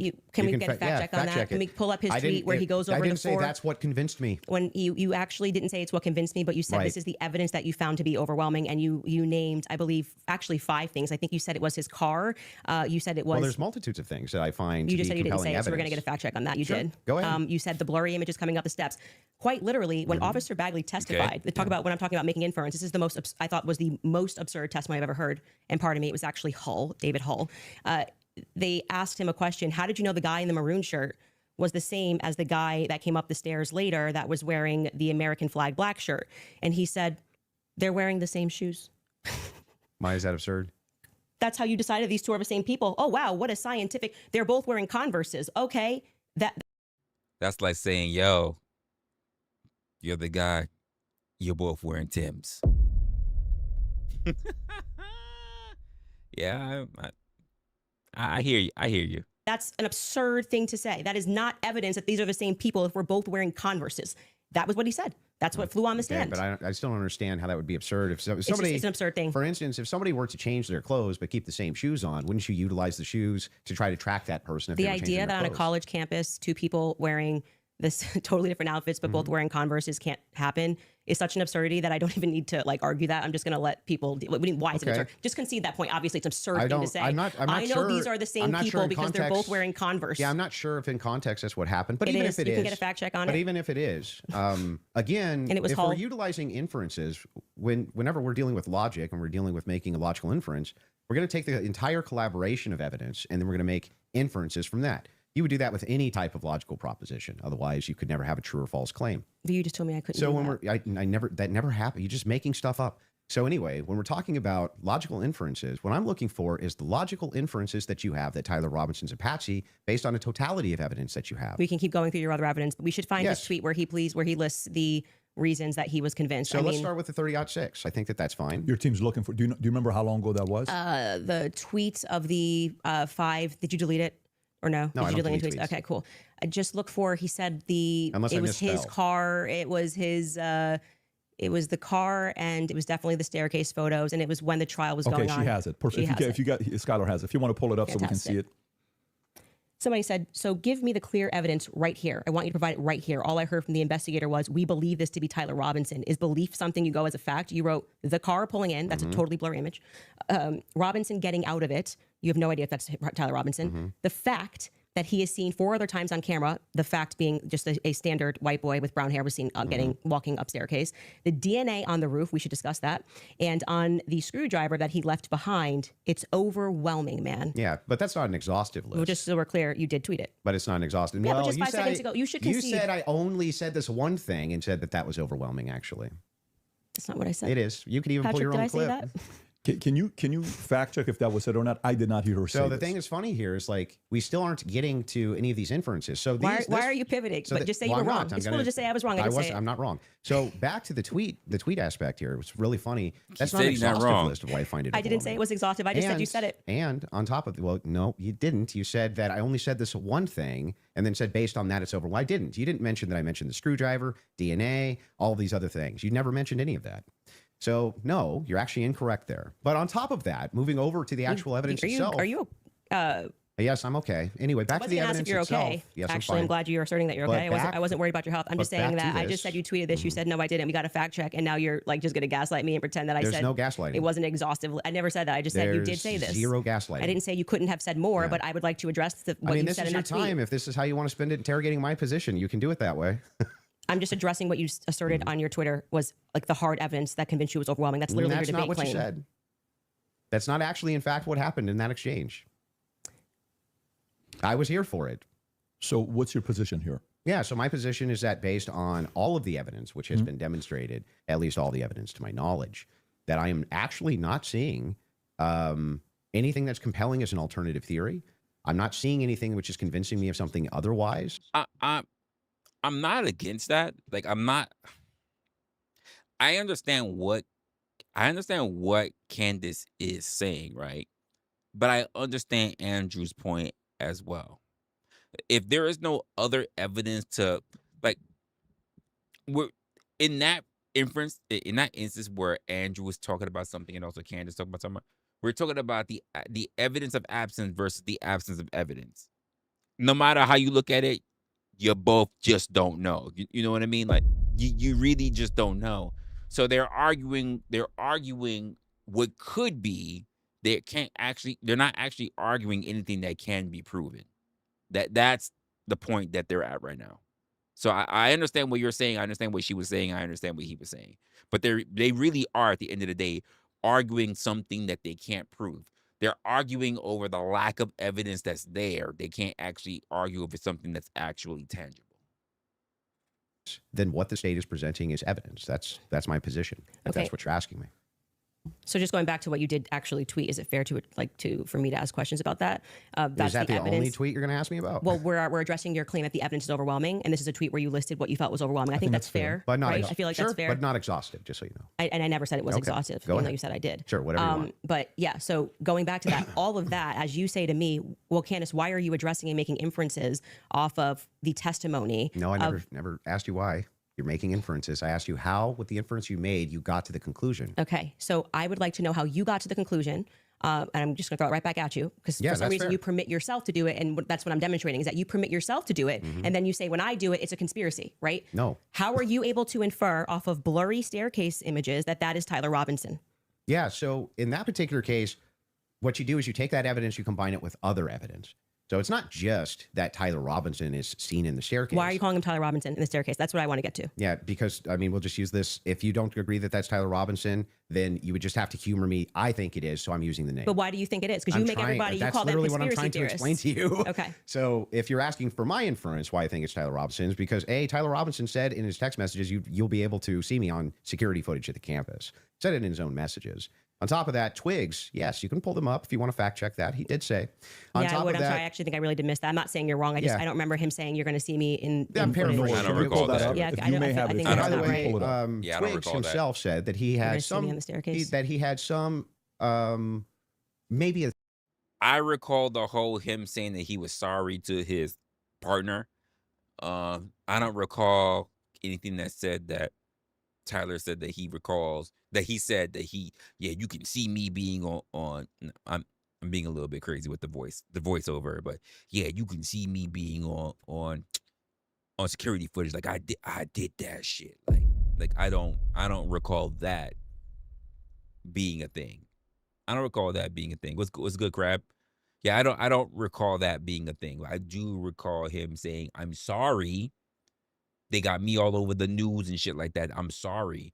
But I don't recall saying like, yeah, that was me, bitch. Like I did that thing. Like I don't recall that. tiny bit of doubt, but it sure looked like Tyler Robinson inside of this various surveillance footage that he saw. So Lance, sorry. Hang on. So there's multiple reasons why it is that I believe that that's Tyler Robinson, not just because of blurry footage. Did you have a dream? Just kidding. No, it's because I combined good shit. multitudes of evidences. Okay, Let's so go, let's address those multitude of evidences. The first one we're working on a fact check on because I do not ever remember him tweeting. That's me in the staircase. I mean, or Well, he texting. didn't tweet it. Texting that's me in the staircase. I think that I didn't say that. I said I literally didn't. What I said is that he texted over, "You'll be able to see me in footage at UVU," and I'm paraphrasing, but that's what he said. Yeah, could we get a fact check on that? The Yeah, second thing please. you said was Please. Lance's I don't testimony, recall that. and actually what Lance not saying says is he's I'm not wrong. 100%. Just I saying agree. don't But remember in that. terms of what he wears, again, pointing out the absurdity, he wears Converses, he wears sneakers. If his boyfriend is not 100%, I'd like to understand His why Andrew boyfriend Wilson is is wild. overwhelmed by it. That's what I'm trying to get to. And lastly, I would like to remind you that Lance's statement would not be permitted. This was a huge part of the preliminary hearing, that they were leading. All the questions that were asked of him were leading, so they would be struck down at the actual trial. And also, I would like to remind you that he got use immunity for that. Use immunity. I understand. Which means like That happens, by the way, all the time in these and cases. I'm wondering why it particularly happened for Lance in this testimony. And I would also like to point out that something that's remarkable about this, again, leaning to my perspective, that Lance has a lot more, which I have said many times, Lance has a lot more involvement than the feds are letting us know. I think more is Nobody going to come disputes out that either. because they interviewed him on September 11th, and then for whatever reason, just ahead of what was supposed to be slated as the preliminary hearing, which was initially supposed to be in May, they bring him back to do this interview, which in my opinion should have never been allowed. And I actually agree with the defense that it's a violation of his constitutional rights not to allow them to have cross-examined him. But I understand Utah 1102, do what you do. It's all hearsay. Right. But to allow it in that way for him to just be able to also have use immunity, knowing that he's not going to get in trouble. He could literally get up there and lie about anything, and he's not going to get in trouble because the use immunity was given to him in April, I believe. April 28th is when they gave that testimony to the defense. I think they shot it in like April 20th of 2026. That is not compelling to me for somebody who has use immunity to give a testimony and to say, I'm not really sure, but definitely like he wears jeans and stuff. That's not what he said. He did. Actually, you can get a fact check on that. Yeah, that's Skyler, not, I think he you said pulled much it up more if you than want that. to. So a couple things we have. We have Rule 801, Tyler's messages, that says it's not hearsay. But first, go to what Candace is asking about. Skyler, I think you have it. You just text me if you want to pull it up. You said you have the text. If we can put that up on the screen. Thank you. It was me. Look at the pictures from the surveillance footage. It was me. Okay. I literally said to you, it's not an oof. I said I didn't remember this, and I'm happy to have a fact check on that. Okay. I didn't call for the fact check saying you're wrong. I literally said I don't remember. got what Well, that. I'm just saying to you, like, Okay. I'm That's trying a to be point. concise. Okay, Point and for then Andrew. also bring the 801 that you just said. What was the other one? Point for Yep, Andrew. the 801, Tyler messages saying it's not hearsay. If you have that as well.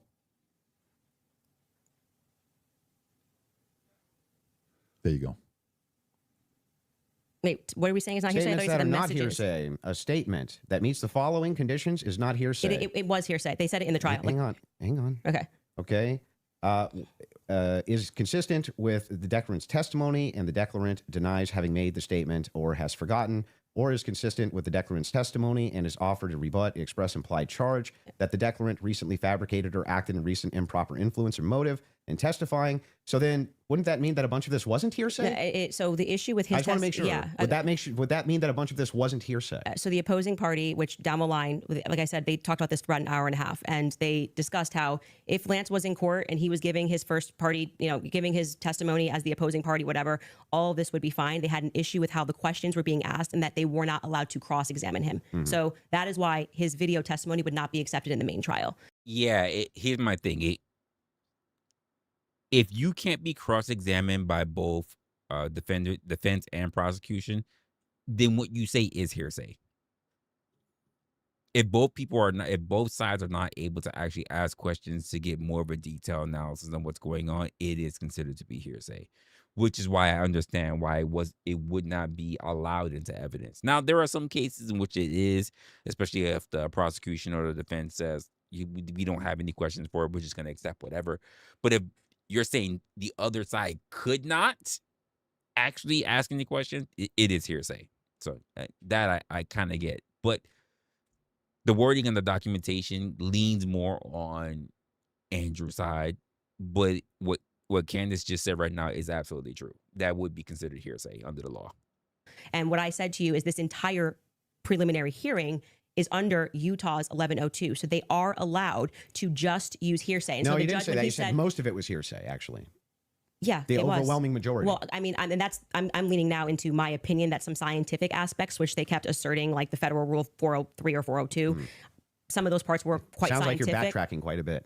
No, I'm not backtracking at all. What do you feel Okay. like let me help you. Where do you feel like I'm backtracking? It Well, literally was done under Utah's 1102. Yeah, nobody disputed that. Okay. What the dispute was is whether or not most of it was overwhelmingly hearsay. Is Yes, that the case? it was. Yes, that's Okay. a fact. I'm not backtracking on And that what at are all. the things How that- many times did you? I mean, Yeah. if you watch a video here, it's like they constantly. I'm 1102, 1102, 1102, 1102, That's true. 1102, and the reason for that is because it's allowed. I'm not saying it's illegal. It's allowed at this stage, but I'm just reminding you that when you're going to sit across from someone and your claim is going to be, "Where is your hard evidence? This is what I heard, and I agree with what I'm watching." You are watching the state put on a hearsay Yes. preliminary There's gonna be hearing, hearsay. True. and all of those things are not going to be allowed, right? Even when they got into witness statements and things of that nature. There's a reason why they swear you in and they say, "You swear to tell the truth, the whole truth. Did you, write things this are not in statement?" dispute. So it's the overwhelming majority of what you saw was hearsay because other people were representing other people's statements. They were saying they had conversations. We Right. don't know where it came from. All allowed at this stage. Okay, but it's hearsay. Right. So it But doesn't. even a lot of that stuff may not fall under hearsay under what we just read, right? But the evidence that you're speaking about, like when you say that we're going off vibes, you don't know Tyler Robinson. If okay? you're going on his vibes, boyfriend that's is not hearsay. 100% it was him. So I'm going back to your points that you made that this was overwhelming evidence for you. That doesn't make sense to me. Well, overwhelming just You means can't convincing. consider another option that there Well, could have been hang another on. Do you white agree guy with me wearing that I- Converses on campus. Yeah, do you agree with me that I said that what overwhelming means to me is that it's just very convincing to me? Yeah, Yes. and I find it to be completely unconvincing. fair. I Because understand that I you looked can at those find- blurry photos Yeah. that they presented and said, your statement on right now is that Yeah. he's wearing Converses and he also that's just But crazy these to aren't me. the evidences that I find the most convincing. Well, you said that in your Twitter. That's not the only thing I've ever said on my Twitter about this case. Right, but the question that was asked of you was pretty direct. Yeah. Right? What And did you and find this to is be not an exhaustive list of all the things well, that's that I not find what you said in the convincing. tweet. You can tweet longer too. It's not like we're limited now to 240 characters anymore. Damn. So anything that I tweet and all other tweets that I've ever made are now excluded because I used the word overwhelming in this one. Well, they even wanted- though all of this information I've said so publicly over and over and over again is what informs my position for why I'm convinced on the case. That's bizarre to me. I feel like this is Andrew versus Andrew. Somebody asked you a question. What are the points that you find to be the most overwhelming? And you answered. You mean and- from that day, from Andrew that versus particular Andrew as day well. of the hearing that I was responding to? Okay, this is something you find to be more overwhelming? Will you answer that question? yes, Okay, that's what do I you? was saying, Okay, go ahead. yes. Go on. What do you find to be So, more overwhelming? Yeah. Can we do this? Do we want to get into it, or do we want to do a quick ad break?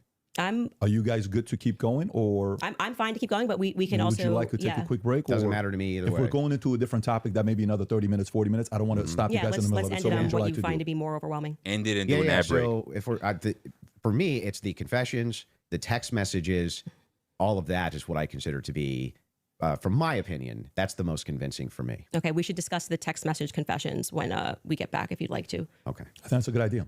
Folks, we're going to take a quick ad break. We will be back in 3.5 minutes. Thank you. All right, you guys, for nearly 2,000 years, 3.5. Christians have lived God continuously damn. in a small Well, village aren't you just happy that outside of we already Jerusalem called skipped that? Tibet. They remained through the Roman Empire, the Crusades, the Ottoman Empire, and countless changes of power. Today, that Christian presence is in serious danger. One father site commonly spread through contaminated fresh produce. Bactrim, that's why getting your kid to your door, Candace. Okay, we're back. Fantastic. I think we're back. By the way, just an FYI, for those of you that are watching The Crucible, there's 30,000 concurrent they're watching. Support Andrew Wilson. 30,000. That's your fans of his. Click that subscribe button. It helps him grow his business. If you're watching Candace, I think there's 225 to 250,000 concurrent right now. We'd like to see that 300, 400,000. I don't think she talks that fast. Click that button Cupcake. as well to subscribe and share it with your friends and family. If you and see if you're Ben watching on our Shapiro, PVD podcast, come on now. do the same there No as well. one This talks allows like us Ben to have Shapiro more and fucking conversations like Destiny. this. The mainstream media hates the fact that No we're having one these talks like conversations fast right as now. these two. Just so you know, they want to control it. This is free for all. This is what's best for the audience. That's why we like freedom of speech. Having said that, let's go back into the text conversation you were having, right? Okay. Let's stay there, and then we'll go into the cross-examination stuff in about 30 minutes. Okay, that sounds fair. Okay, so yeah, I used basically three pillars for the totality of the evidence. Okay, so if you want to know exactly what those three pillars are, this is going to be the testimony with the text messages and the confessions. This is going to be the physical evidence, and this is going to be the totality of the summary of the case. Okay, so right now we're focusing on one of these pillars in my defense, which is fine. I understand that I have to defend my claims as well. So when we're talking about the messages themselves, they seem totally valid. I have no idea why they wouldn't be valid. And I have not heard any good explanation for why it is that these messages should even be questioned. The defense hasn't questioned them, as far as I'm aware. Nobody has actually questioned that these messages came from Robinson to date, except perhaps you and other people who are kind of in that camp. But why should I question these exactly? I'm not sure. Okay, so first let's just go over legally what the point is of a probative hearing. The defense is not putting on, they're not there to say or to argue or to defend themselves at all. They have to address what is being presented by the state, okay? So they're not here to then say, let me give you an explanation for these text messages. Agreed. The relevant portion of what the defense did do was actually before we got to the preliminary hearing. I had mentioned that it was initially supposed to be scheduled for some time in May. They asked for an extension. That reading through those filings of why they were requesting an extension and why I actually believe their extension should have been granted because they did not receive discovery on their text messages. That was one of the reasons. There were many reasons why they wanted to have an extension, but this was crucial, right? So forget just the general sense that these messages feel off. And yes, you are allowed to have an intuition. You are allowed to have a sense and just go, this is very weird. We're being told this kid had like above a 4.0, Tyler Robinson. He wanted to get away. I mean, the text messages almost run head to head with themselves. Like he wanted to get away with it. So he thought the best thing to do would be to text a full confession of what he did down to what I didn't even remember saying. Craziness. Yeah. And that's also me in the surveillance footage. It felt a little too on the nose. People have common sense. You just don't text message. But then we're also supposed to believe that he put a note under because and burn this and get rid of the evidence. But don't worry about that because I'm about to text you a full confession. That it felt off. It felt weird off the bat. The manner in which they were texting, we're told he's like a gamer who's using a Dremel to carve expressions, catch fascists. But then suddenly he's writing like a 1700 Also, as a Helldivers novelist. player, he did actually get the 500K code correct. Yeah, I'm not a gamer, so we'll say that if we start debating that, you'll be way over my head. That was yes, stupid. Yes, but my point being is just that I play just first, there's a Helldivers. general sense of why I ain't people played had a in a while, reaction to these but that was messages stupid. that seemed like they were written by Jane Austen rather than like a kid who games and writes catch Yeah, but do you see how fascists. that's intuition? That is, I am. I just said that. I said just parking aside the intuition of just something feels wrong here, which you should follow your intuition. You should actually do that. If you say I the think COVID I think vaccine is that's- running out, feels like it's coming out too fast, and there's too many celebrities telling me to do it, I'd like to take a pause. That's good. That is, you are allowed to do that. I believe in intuition. But I hang on. said Let parking me aside- respond a little bit here because you've been going for a minute. Let me at least respond to a little bit of this. By the way, guys, I just want to put it out there because I noticed that you guys are really talking about how fast they're talking. The reason why they're also talking fast, and I'm kind of going through this because I can listen to them talk at this speed. I can actually listen to them talk faster, but I am actually at 1.15. That's why they seem like they're talking fast.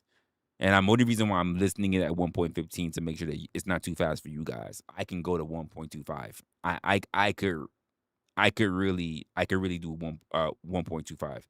So if you guys think that it's really fast, like they're really much slower. I'm listening to it a little bit, just a tad bit faster, but I could go the entire 1.25. I won't go to 1.5 like that I can miss stuff, but 1.25.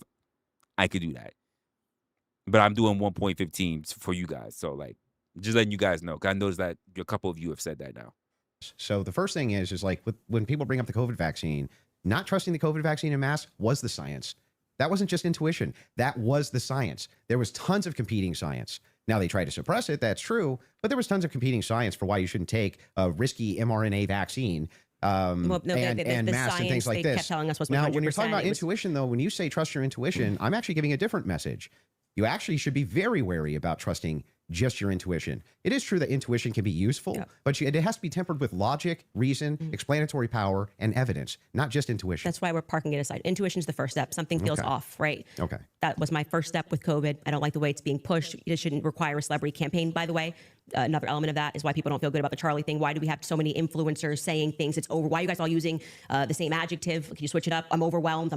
Like, chill. Like, you could say, I found some Kind of parts like Fed compelling. slop? I think this should go. Like Fed slop? I found some parts compelling. Maybe we should, see at the trial. That would be kind Don't of. you think Fed slop's a buzzword for the counter industry? But everyone on the same day of watching this trial, which was, I would say, not overwhelming at all. Nobody came in medium, right? No one came in like there were some interesting aspects. This was a little suspect. But I do think it's enough to go to trial. They all came in like they were passing away and we're going to die from being Well, they're overwhelmed. trusting their intuition. Okay, well, actually, in that scenario, they're looking at the preliminary hearing and have a reaction to it. It wasn't their intuition. But like I How said, do you know parking that? aside, just getting to the substance, parking that aside, aside just your general intuition that sometimes might be text messages. Then we look at the filings, which came from the defense, and they were requesting an extension saying, we have gone to the prosecution and we have requested all of this stuff in discovery. Yes, you are saying that you took Lance's phone, okay, and that you collected his phone on September 11th and that you sent it off or whatever. You took a picture of the text messages and we are being given these text messages to review. Crucially, Kathy Nestor said, I have not even been given access to my client's phone during this hearing. She said, I haven't even been given access to my client's phone. She can't tell you, as a part of the discovery request, is it's not enough to say to me, Candace, I just got a text message from Candace, and I say, I didn't send that text message. Maybe that's what her client's saying. We don't know because we're not at the trial, right? Maybe he didn't send those messages. Could there be someone who logged into his Discord? Could there be someone who logged in to his Apple? George could be sending text messages right now. We are married. He has every login that I have. And remember, he's up for a death sentence. So if I'm able to sow reasonable doubt with common sense, he may come during the trial and when they actually have to address these points, say, I did not write those messages. I was here. Lance, my boyfriend, was logged into my phone, logged into my Apple ID and my iCloud sending messages. I know that we have the capability because my husband does it. He has the capability to send messages from my phone. It is not convincing to the public when, for whatever reason, the FBI combined with the SBI, it was not the prosecution's fault. They made that clear during that hearing, would not allow them that discovery request to be able to see where did that message come from? Because you're saying my client was here, right? I want to know if that message actually was generated from his iPhone when he was waiting to retrieve his, rifle, hoping that the pooch doesn't have a bad sniffer, like just weird messages.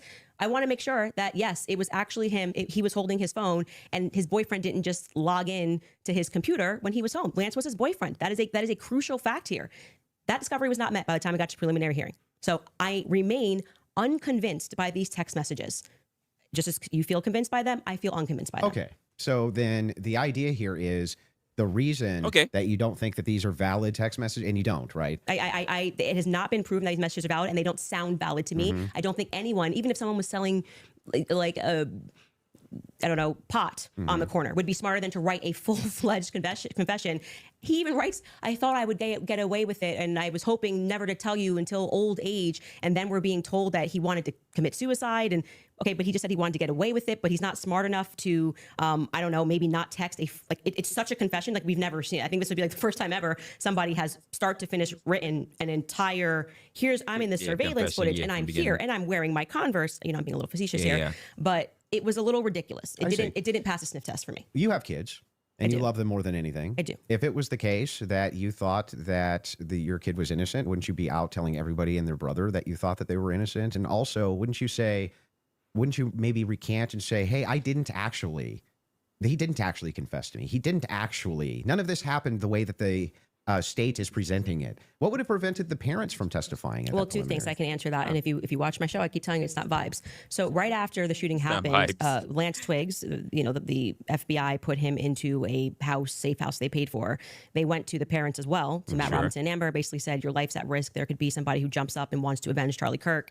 And, we're going to watch you. And they went into a federal safe house. What happened next is that they started thinking that the feds were maybe going to, maybe not as honest as they thought. And shocker. How do you know any of that? Shocker. You gotta watch the show, right? Yeah, no, how do you know that? I had a source within the Robinson family. You have a source, an anonymous source, of course. So there's no way for us to verify that what you're saying right now is Obviously. actually even true. You Is find it? it to be reliable hearsay? No, I don't find it to be reliable at all. It's Well, just a that's source. I'm just doing what the What you're doing prosecution is did. a cool story. It's You're not giving, cool. Well, hang you on, must hang have on. You're hated giving watching. us. You must have hated Hang watching on. the You're giving preliminary us. hearing. You're giving us a cool, Okay, cool but story. wait, You're saying that according to your sources, that the reason that the parents haven't recanted any of this. Recanted what? They have no statement from the parents. Wait, I just want to make sure that if it was the case, it was being reported in mainstream media that your father came to you and said, "Hey, is this you? What's going on here?" And then he and one of his buddies took you in where you turned yourself in. You wouldn't go out and be like, "No, that's not what happened." That isn't what happened, though. You're just wrong on this. Okay, maybe Yeah. I'm paraphrasing. So, What am I wrong so on? what is your? Sorry, just so I'm clear. Where is your evidence that the parents turned him in? Well, no, I didn't say that. You said I it says the with mainstream media? I said with a sheriff friend. Yes. But the father did confront him, The father confronted what? Tyler Robinson. And where did you learn this? That the Tyler Well, I mean, that's confronted part him? of the official documents. Our fact checkers can pull that up. But yes. But I'm saying, but when you say official documents, do you mean you saw this on CNN or you saw this play out in the hearing? No, this was one of the things that I went through and fact check pre-debate. Are you talking about like the charging documents? I think it was it could have been in the charging documents, but I do, we can pull them up. No, and yes, are you disputing this? Do we have that in the back to pull it up? 'Cause I can do know- already tell you what you're talking about, the charging documents, because this go is ahead. where we had to figure out where this story came from, because everyone was operating on the assumption that Matt Robinson turned him in. Until we got to the preliminary hearing and we understood, like I said, even for that, when you are charging someone, you can use hearsay. It's all probative, right? Nothing. So they didn't have statements. It's not like Matt Robinson, even though he was interviewed that night. Amber Robinson was interviewed that night by a Fed, separate rooms. Tyler Robinson was interviewed by a Fed. They did not produce statements saying, my son did this. My son, I believe my son did this. But what happened was they did interviews. But also, the crucial person here who you just brought up is Mike Mitchell. Mike Mitchell is the biggest unknown in this entire case. Everyone keeps saying they heard from Mike Mitchell this, they heard from Mike Mitchell that. So when the person wrote up the report that night, and it was Brian Davis who wrote up what became the charging document, he after they transported Tyler Robinson from the Washington Sheriff's County office up to, I think it's Salt Lake City. I think it was 4 a.m. in the morning that they got up there. He then writes the what becomes a charging document. So he's basically saying, we all spoke to a bunch of people and here's the information that we got, right? We've not Right. seen that. So it could have come from Mike Mitchell. Mike Mitchell could be saying, I don't know how this negates the point, though. it Why wouldn't truly the negates the parents? point because you don't have a statement from the parents. Yeah, you are going. Why wouldn't they just correct the It's not correcting. That doesn't misinformation? negate the point. The point is that we now got the preliminary hearing. If the parents were the ones who said, I'm turning my son in because he's I guilty. didn't say they turned him in. I think you're talking about the over. You said it's been the narrative. Everybody's known this. The narrative initially, which I think you agree with, was that, Matt Robinson knew his kid was guilty and turned him into the police station. What actually happened in terms of Sheriff Brooksby, who was present there and gave a press conference, what happened was this Mike Mitchell character essentially peer pressured him, and we can get a fact check on this. We can find Sheriff Brooksby's press conference, and he said, Confirming, okay. they know it's you, and you're going to come in peaceably, or people are going to be banging down your door. He was a undercover cop, which I don't like that. I don't know what he did undercover. It's very hard to find anything about Mike Mitchell, but he worked with them for 20 plus years, the police officers. The reason why Tyler Robinson knew him was because he lived nearby and he was also his Boy Scout How does leader. this negate that the parents could write this second? And by the way, if you I'm had the going to address evidence, that point. I'm just saying that your first point, which is that the parents did this. Yeah. We don't know that the parents. I didn't say that they did ever. It never Well, happened. you're quoting the parents as having said. You said that Matt Robinson said that his kid was. Did you say involved? I don't want to misquote you. Confronted him about it. Confronted him. Yes. And I'm telling you that we have not seen any evidence that that is true. We can fact check that. Okay. Because we do have evidence. And that I'm that's saying true. it's the charging doc, which could have been Evidence, derived from a okay. statement Mike Mitchell said. Two things I have ready in the back. One Cool. is the charging doc, and the Yes. other one is a video of Kathy Nestor saying she hasn't seen Tyler's phone. Okay, we can Okay, run which Kathy to one go would you back, wanna and see then first? just to You go wanna see backwards Kathy first? Kathy first in court saying she didn't get her client's phone. Yeah, and then I think we'll go to the. If you're okay with that. A thing not in dispute. These are all things that are not even disputing. Okay, so we don't And have to show it. We never get to the thing that I am disputing. Well, I was just providing an answer. We were coming back in from a break because you were talking about the text messages, something that you felt was concrete. So it was just my rebuttal to you that it's not concrete because they haven't had a chance to actually answer that. And she didn't even get to see her client's phone. So that's effectively, again, the state Okay. saying these messages are real. You don't get the discovery on these messages just yet. She will during trial. They will actually get Don't you discovery on think that, messages. would make their case fall apart if it was the case that they weren't able to actually pull the data off the text messages? Do you think the prosecution would go to court with fabricated text messages? It's called winners and losers. They may not be fabricated, but by the way, as what they are saying, like I said, if there was somebody logged into his phone, they may not be fabricated. That's the point. So let's get to the Andrew is still disputing Candace's point as to basically how Tyler Robinson is a patsy. He's still on that. They've just gone to other different reasons as to why, and then of course it went into the access and the messages and the other people that are related to it. But the overall point that right now is still his major point is that can actually prove that Tyler Robinson was actually a patsy. They just Let's could get be to somebody the else. parents fact check. That Yeah, was so the I other was one, saying, right? I believe what you're talking about was derived from the charging doc, which was signed off by Brian Davis. Let's pull it up. Let's see if that's correct. What are we looking at Robinson's mother explained that over the last year or so, I'm sorry. Can you zoom in a here? Is little this bit? the charging I doc? can't see it. Robinson's yes. father reported that when his wife showed him the surveillance image of the suspected shooter in the news, he agreed that it looked like their son. He also believed that the rifle that police suspected the shooter used matched the rifle that was given to his son as a gift. As a result, Robinson's father contacted his son and asked him to send a photo of the rifle, which makes sense with the text messages. Robinson did not respond. However, Robinson's father spoke on the phone with Robinson. Robinson implied he planned to take his own life. Robinson's parents were able to convince him to meet at their home. Yes. So this is proving my point. This is from the charging document, correct? Yeah. So what I'm saying to you is that 3 people got interviewed on that night. Mike Mitchell got interviewed, Amber Robinson got interviewed, and Matt Robinson got interviewed. Of the 3 of them, only one of them actually wrote a statement, which was referred to in this preliminary trial. He came in, I believe, in March, Mike Mitchell, and he wrote a statement, which I find to be very shady that they decided to bring. But why aren't the parents disputing that? Well, first off, That's the question First I've off, been the asking. parents are not going to ever play in court, play to the cameras in court when they have a legal team that is going to be advising them not to speak to the court because your son could go to prison But they're forever. playing to somebody else who's your source? I'm not going to address that. They're because playing to I don't- someone I else don't who's your think- I don't source think but it's- won't go publicly tell the media yes. this is not true? Well, what I did not say to you that I just said I have a source, so I want to be very clear and take it from somebody who is involved and permanently sued. When I have to take my lawyer's advice, I mean, there's so many things that I want to respond to when people are speaking about. Yeah, but it's bizarre that they would utilize a source which would get the information to you, but wouldn't just go to the media and be like, actually, that's all wrong. I am telling you that Oh, if you am I? would My bad. Mary find a lawyer who would advise you to go to the media. And, and speak. This mother. Especially when your son If is up I for, thought that my kid was up for a death. habit. If of I mine. thought that my kid was in any way, shape, or form going to be up, you couldn't shut me up. Or my wife, she would be like, that's not true. That's ridiculous. There's no possible. That never happened. These people are lying through their teeth. They'd be public whether you like it or not. Yeah, that's for you and your wife. But when a judge issues a gag order in a case and your son is up for death, and your lawyers could be advising you that if you say anything, you could blow the case, you would have a more responsible consideration. I see. And we're speaking opinion here. You're like, well, I wouldn't care. I'd violate it, and I'd violate the judge's orders and see But what would happen. if you have a I'm source, not- it seems like I'm they're not- violating it with them. I'm not speaking to a source, but what I am saying to you is speaking just relevant to what this is. We have not seen any proof that statement that is included in this charging document. I think it is highly likely on the basis of the preliminary hearing that all came from Mike Mitchell, and Mike Mitchell would be a part. He's Based saying, on the statements of the, it's the him parents. saying the parents told me this. The parents could dispute that. That's going to come down the line, right? They're going to be able to seat the parents. I will say this, putting together context clues. If the state had it on, 100% certainty that Matt Robinson and Amber Robinson said it, a 5-day preliminary hearing would be a good time to say we have enough evidence, and I can tell you why Matt Robinson made this statement, and here is his statement that he signed. That would have been a good time to present that evidence. And That get would the also public be on a your good side. time for the defense to say that's just totally No, fabricated. it's not. It's the wrong time. Why couldn't they? That is completely the wrong time. Why couldn't they? Because what they're doing is they already said they didn't receive discovery. They literally can't. They literally can't because they can't. They did not You're receive saying that they discovery. didn't receive that information? No, they just received the text messages. But in order to That's not the text messages. the probative information, Yeah, we're talking about the information that we just reviewed. That's not the text they messages. never presented it. The state never put it on. Yeah, they didn't. The defense could easily still have presented this. Yeah. No. They could have said they're no. They're not allowed to. Are no, you sure? in a preliminary hearing, Yeah. the defense is engaging with whatever evidence the state decides to put on. They did not put this on as evidence. Brian Davis was up there. So they're not allowed to present anything. They're responding to the state's I'm evidence. asking, are they allowed to present anything? They are allowed to say. They are If there was a allowed. conspiracy that They they are. could prove right then and there, would they present that in one of these Yes. hearings? They No, would. it wouldn't be the right time for I that. disagree. I think It's that not they. disagreement. I think You're- that they not only I could think that do they it, would. but they would do it. In fact, when I talked in depth with my attorney, they said that's exactly if you had actual evidence that there was fabrications by the feds.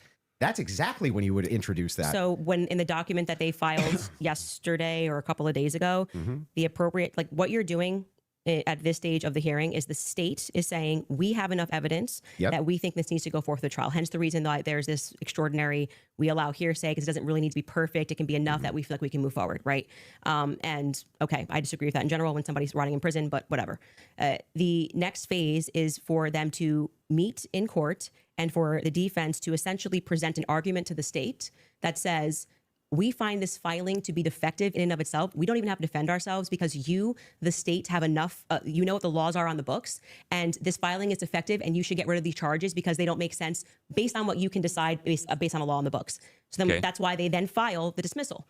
Right. So in the dismissal, what they're doing is they are engaging, and this is what was widely misinterpreted. Well, yeah, they're engaging as though as it's a hypothetical. If this is hypothetically true, then so they're saying all of these charges. I'm not disputing any of that. So that's what you're asking. Why you're saying could they just what I'm asking specifically is like who could shut parents up who are like, no way, there's no possible. This never happened. This is ridiculous. They would be shouting it on CNN. They would be shouting it from the rooftops. They would be losing their minds. And you're like, nope, the gag order would be enough to keep them quiet. Not enough for them to talk to your source, but enough to keep them quiet. I think that that's quite ridiculous. But I'll even concede this whole point to you. Let's just say maybe this was misconstrued, right? If there's a little bit of reason to doubt it because we're still waiting for the evidence for trial. If that's the case, then why not take the same standard for the evidence that you present? You're just waiting for trial. Well, you didn't do that. Wait a second. We're here. Wait a second. I just want to make sure that I got this right. That's your argument to me, right? My argument to you is what? Your argument to me is that, hey, wait a second, Andrew. There's not enough here that convinces me, right? Well, that's actually my rebuttal to you, is that you are saying, why are people engaging in what you term to be conspiracy theories? No. I term it to be thinking. They're just thinking because they're recognizing there are a lot of holes in these stories and that this is not strong evidence, right? This is the reason they're doing it. I'm explaining to you, this is the reason that they're doing it. I'm addressing what you view to be overwhelming evidence. And by the way, I want to be clear. That which convinces me. But thus far, every point that you've brought up, every point that you've brought up, did you feel like this is beyond a reasonable doubt? I mean, you realize remember what I said in my opening. Going to be it's not beyond a reasonable doubt. It's just what I find convincing is what I find overwhelming. So why are you so upset when people say they don't find it convincing? If that was the limitation of the claims that you made, if it was just, wait a second, there's a little bit of problems. There's some problems in this case that I have questions for that I want answers to. Nobody'd have a problem, actually. At least of all me. I would be the least likely person to have an issue with you, any of your fans, anybody saying. In fact, I've had tons of Discord calls about this. My position's always been clear. Of course, conspiracies exist. Some of them have way better evidence than others, but I've seen them myself. I know conspiracy. In fact, the federal government has hundreds of thousands of laws about conspiracies. They see them everywhere. We both know this, right? That's never what the problem is. The problem is when you make claims outside of, well, wait a second. I'm just questioning evidence here. I'm just questioning what the state's case is here. I'm just asking questions. It's when you make claims outside of that, where you claim that there's good evidence or good standards you should believe because, and then it turns out that it's all nonsense or it's wackadoo stuff or it makes no sense. And when we have a chance to cross-examine your evidence that you've presented, I'm going to show a lot of that. A lot of this conjecture that's based on literally nothing, that leads from no inferences whatsoever. Like you couldn't even infer it logically. That's the problem. The problem has never been whether or not you just said, you know, there's not enough in this case so far until we get to the trial. I remain unconvinced. I'm sure there's tons of people who remain unconvinced yet until we get to the trial. I think that's fine. I think it's fine. Is it me, folks? Like, so I've been listening to both sides, especially because it seemed like Andrew tried to have like Candace on the ropes, who's been really explaining a lot of her points, and he's even conceded to like if things were true or he'll concede to particular points. But I'm trying to recall what Andrew said from the very beginning, right? Because he has at least two solid claims. Number one, that Candace needs to be able to prove that Tyler Robinson is a patsy. But one of the things that I'm actually going and I'm thinking about right now is that he said he's going to prove that there is overwhelming evidence that Tyler Robinson did make that shot. And we're already over an hour right now, and I'm still not getting that. Has he really made a case for saying that Tyler Robinson, like overwhelmingly, that the evidence is overwhelming that he is in fact the shooter? Because I'm not getting that right now. He's like trying to really discredit the things that Candace is putting up, and I got no problem with that whatsoever. Do your thing, my guy. But I haven't actually heard anything that really says that he has overwhelming evidence. I still have not gotten to that yet. I'm wondering what are your guys' thoughts on that right now? Because I'm not seeing it, and I just need to know if it's me, if I'm bugging out. If I'm crazy, just let me know. yeah, there's no overwhelming evidence. That's me. I'm wondering. I'm like, I'm still not getting it yet. Like, when is that evidence gonna come out? I mean, the man had a whole fucking long list of shit that he was reading on his fucking phone, and she's just like, "Yeah, you got that off your chest yet, nigga?" Like, yeah, could we just get to the debate now? And I'm still not having it. I'm still not hearing what's the overwhelming evidence. Like, And there's people who are convinced too. That's never been my problem. My problem is the claims which are external to that. Okay. I'm not sure I really care if you have a problem with what I think in my own spare time. I don't understand this like lecture that you just gave. But beyond that, what I'm saying is that What the state lecture? is allowed to use. I didn't This is lecture what you. my privilege. I feel like that as well. I'm happy that you said that. I do feel like that as well. He is redefining overwhelming.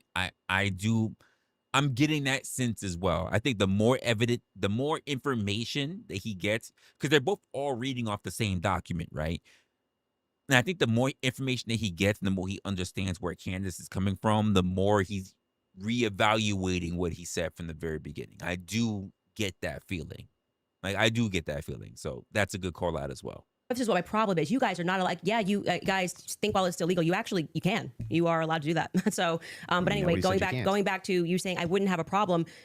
I think I just demonstrated pretty thoroughly that what you claim that you have a problem with is exactly what the state is engaged in at this stage. So it just doesn't make sense. That's not the case. In fact, so if people look and they say, I'm looking at the gun and I see, and I'm inferring this, and someone else says, I'm looking at the gun evidence and I'm inferring that, they're both doing the exact same thing. They're not. You're just saying, I want to do it for the state. That's propositionally false. That is not propositionally I'll explain false. exactly how.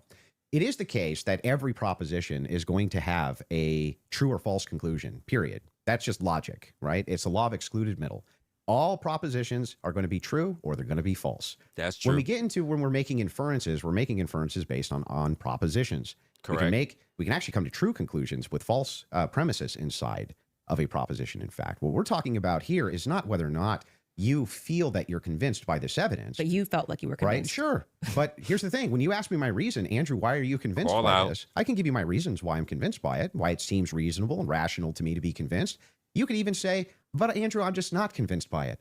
If that was the limitation of your claims, we wouldn't even be having this conversation. That's why I wanted to have the conversation, in fact, was so that we could move into your actual claims that you've made, which transcend the idea of I'm just asking questions. Before we get into that, your team has one thing they want to show before you go into that. So if you want to pull that up, this is the prosecution filing showing defense had full discovery by April 1st. Oof. They did not. That's not true. Wait a second. Yeah. To date, the state's prosecutors have disclosed all evidence that is presently and reasonably available to them as required under Rule 16, Utah R Criminal, to be more precise, as of April 1st. Yeah, that was not 100%. That's why they're caging that by saying what's reasonable. There was an entire, and we can pull this up, like we should now play the Kathy Nestor clip because that's from there. So, and they were basically saying you don't need it at this stage, meaning it's not reasonable that you're asking for this when we're going into a hearing that's just going to be based on hearsay and stuff, things of that nature. But of course, by the time a trial comes, you're going to get all the discovery documents. Show cause. Yes. Yeah. So that's what they're saying. Yeah, I understand. Okay, so that's I'm even fine with it. We all know. And then, by the way, just now that the hearing is over, and you can also fact check this, they now at the end of the preliminary hearing dropped like an insane amount of the discovery stuff they gave to them like the week after. You guys can give me the exact amount. I don't want to say because I don't know my I don't remember how much it was. It was an absurd amount of stuff that they gave to them right after the preliminary hearing that they had been asking for. Because that was one of the things that I kept saying on my show is as we were watching that preliminary of the preliminary, why not just give them the stuff now so they can engage in these arguments? As I feel like you, it's like, I want to hear what they have to say about the text messages. Why can't you just give them what they're asking for so that they can actually engage you? And it didn't happen. So, but the judge ruled that it wasn't necessary at this stage. And that was the whole point of that because it's preliminary to the preliminary. Yeah. Would you like to play the Kathy video? Well, he's saying he's not disagreeing, so I don't think we need to. Well, he's not disagreeing, but I haven't seen it. I would like that. to.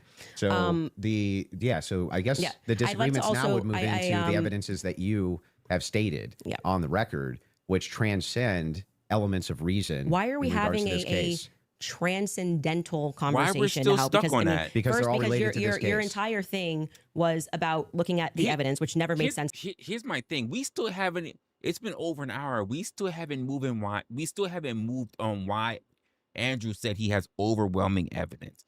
It's been over an hour, and we're still fighting on the fact that he says Candace can't prove it. Now,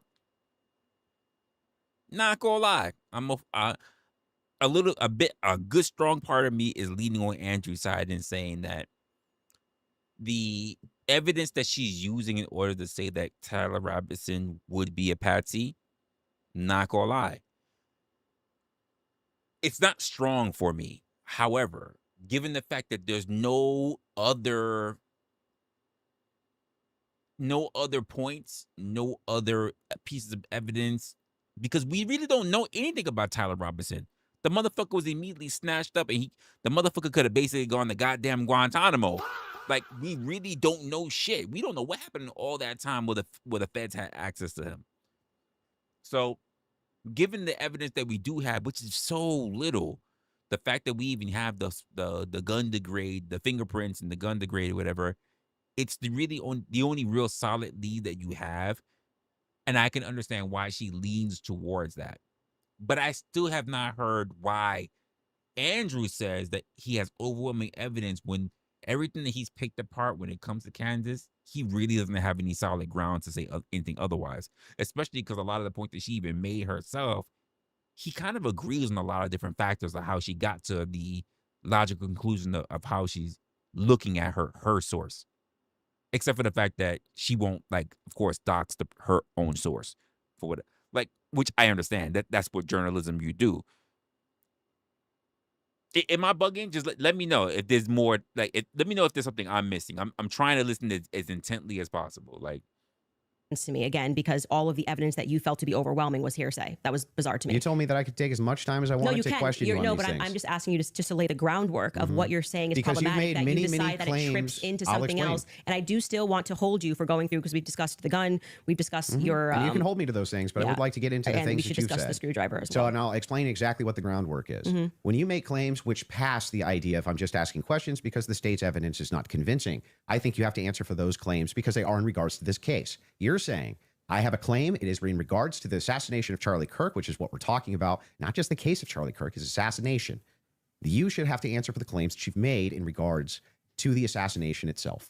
You should, yeah, agreed. So if that's the case, then I would like to finally dive into some of that evidence and dive into it. Well, just to be clear, and I'm happy to have you talk Yeah, about, like I said, I noticed publicly. that, Jen. You want to engage in some conspiracies, but I said I want to make sure that we get to the substance of our debate. The substance of our This is debate part- this is the major is me substance. demonstrating that all of the quote unquote evidence that you feel that you have, which demonstrates that Tyler Robinson shot Charlie Kirk. You don't find convincing. I get it. It's been invalidated by the testimony that we saw, and in your answer for when I you haven't explained to you that he had invalidated the it. most degraded prints was I don't know. Okay, well there lies my ability to process that. It's just fine for you Okay. to not be convinced up to this point. All of your viewers, everybody watching, nobody's you're conceding Nobody's giving on a that. dispute that if all your claims ever were just up to now, the evidence that the state's given, I'm just kind of not convinced. That is not what's been happening. What's actually been happening is that you've made tons of claims in regards to this case and in regards to the Kirk assassination, which are far above and beyond, I just doubt, the state's theory. Okay, yeah, I mean, sure. those are I the do things doubt, that I do doubt I- the state's theory. I also am I get welcome it. to say what I think. You know, if you want to move into opinions, if you want to talk about Erica Kirk, if you want to talk about Turning Point USA, I'd like to talk about all and of get it. into it, I'm Yeah. totally happy to do that. But I just want to Finally. say that, like, I do not feel, because I've said what's important to me is that we exhaust this topic first of our actual debate claims. I do not feel that you sufficiently have argued that the evidence is overwhelming. Sorry. Candace, question for I you. agree. Tyler But I am Robinson. sorry you feel that way. Candace, one question. What evidence do you need to see for you to say Tyler Robinson killed Charlie Kirk? That's a great question.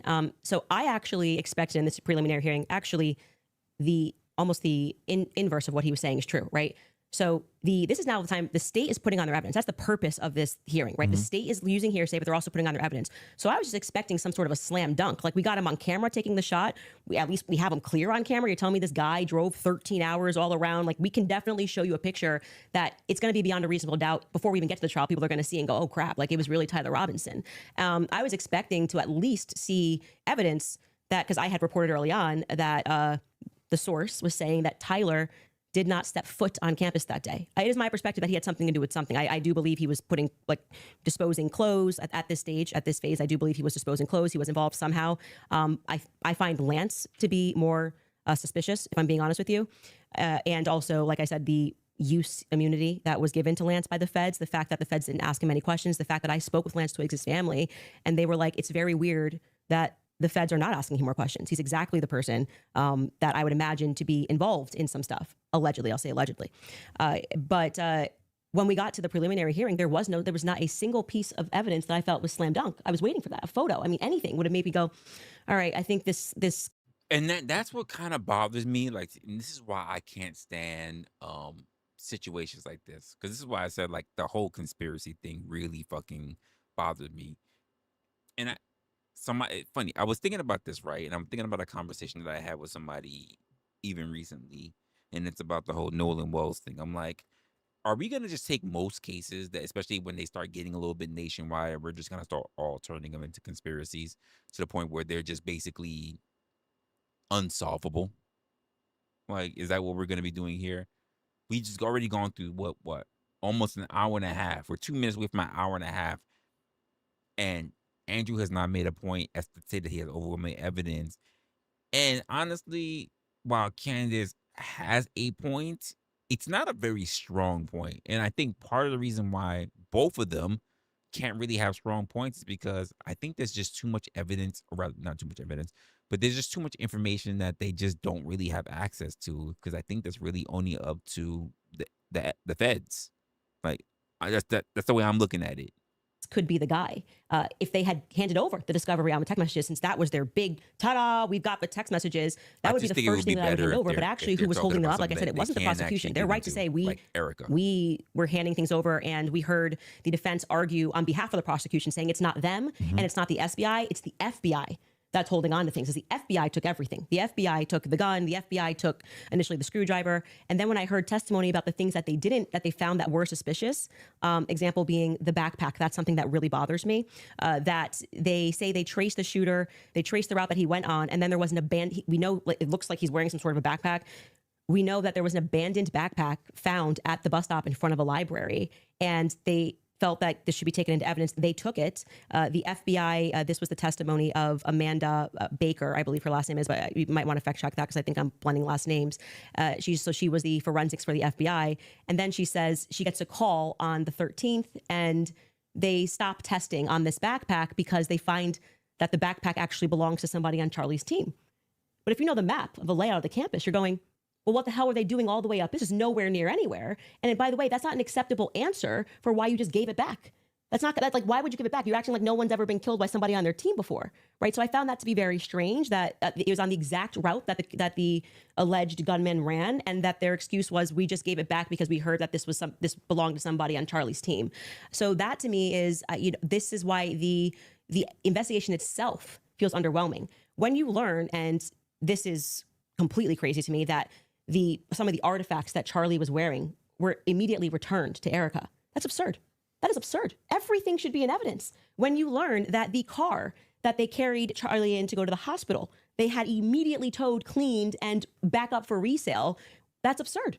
That should be sitting in evidence. And any police officer that you speak to will say, or a person that's been involved in a crime will say, I didn't get my stuff back for years. That had nothing to do with anything. It was just around. And they kept it into evidence until the trial was over and it has to be approved. I think somebody said by the attorney general has to sign off on giving you those objects back.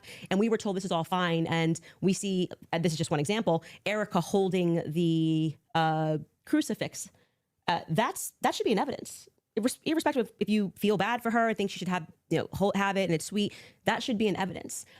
Immediately paving over the crime scene. This is like the craziest thing ever. This is like defies common sense. You immediately, and when you heard the guy who did it actually go up on a podcast and explain, I got the call. They said it was a paver emergency. I've never in my entire career heard of a paver emergency. They had already had someone come up and dig up the dirt. So by the time he got there on Sunday, the dirt had already been dug up for him to lay down pavers. That is what people are looking at and going, this is weird. There needs to be answers for why this was done. And he tells us the call came from the feds and the governor's office. UVUs washed their hands of it. And what he's saying sounds true because we heard during the testimony, one person described the regions of who was in control of everything. The feds were in control of the courtyard. So in order for anybody to have paved anything, that was federal territory, so to speak. I'm maybe not using that in the best cop term, but the feds were in control of the courtyard. So these are things that I think should be answered for. Why are we doing things differently than you would in any other criminal scenario of keeping the evidence until we know more, until we're confident, the various decoys. I did it. It just doesn't look right. Okay, so go back to the question. So what would you need to see for you to say something? If they had, I was expecting, here we have him, he took the shot, here it is, and then I'd be like, great, a clear image of him on the staircase where I'm like, that's definitively Tyler Robinson and he was on campus. We got nothing. We got literally nothing but hearsay of people saying. But you basically get no case. What? You basically no case on planet Earth. You get the, sure. Oh, we got a picture. Okay, Here's him with the murder weapon. Right. Here's him taking the but shot. Most of this doesn't take place on a college campus that has surveillance everywhere. Yeah, one clear image of his. But I understand when you're asked, plates, if you're asked the question, what would it take to convince? It'd be the same question be asked to me, Andrew. What would it take to convince you that the oppositional is true, right? That he's a patsy or something like that. Just good, clear, concise evidence that's been presented, right, and is being presented that I could go through and link all together to see if there's actually some clear picture of there being a patsy. That's what it would take from me. Okay. Just a good. I don't disagree with that. We haven't heard the defense just respond. a good evidentiary standard, and then of course I would change my mind. So just to qualify this, so just to put that very clearly, right? Because I like the question. I like the question. Something that PBD fucking did. I like the question saying what would be the overwhelming evidence? Because like I said, Candace is hinging all this on basically the information or whatever evidence that she has right now, which is it's not a lot. Like, I gotta be honest, like it's hanging by a thread. Like, what she's saying is very small. But I haven't heard anything that Andrew actually presented to say that he has overwhelming evidence. Because those are his words, overwhelming. So what is it that he can prove that will overwhelmingly show Candace, even PBD, that Tyler Robinson is the one that made that shot? Like, I haven't heard that yet. There is a possibility in the next few months that you may come out and say, guys, it's done. Tyler killed him. Yeah. So you're saying yes to that. Yeah. I think it's very important for the audience here. That without question. For you, is there anything that you could see for you to say, yeah, this guy was a patsy? Of course, I'm going to always follow evidence. Perfect. So my whole thing is just this. It's really important to me. I don't mind people being truth seekers and justice searchers, and the internet has helped solve tons of crimes. There's no ifs, ands, or buts about that, right? However, there's also people who, they not only don't solve crimes, but they just come up with conjecture and what's called flooding the zone. You flood the zone with tons and tons of conspiracy-based ideas and they go nowhere, right? And in fact, they actually take away from legitimate investigation. Now, I'm not even saying anybody here is purposely flooding the zone. That's not even the claim. All I'm saying is that the claims made absent, this is just me not being convinced by the state's evidence. Those become claims, and claims have to be defended.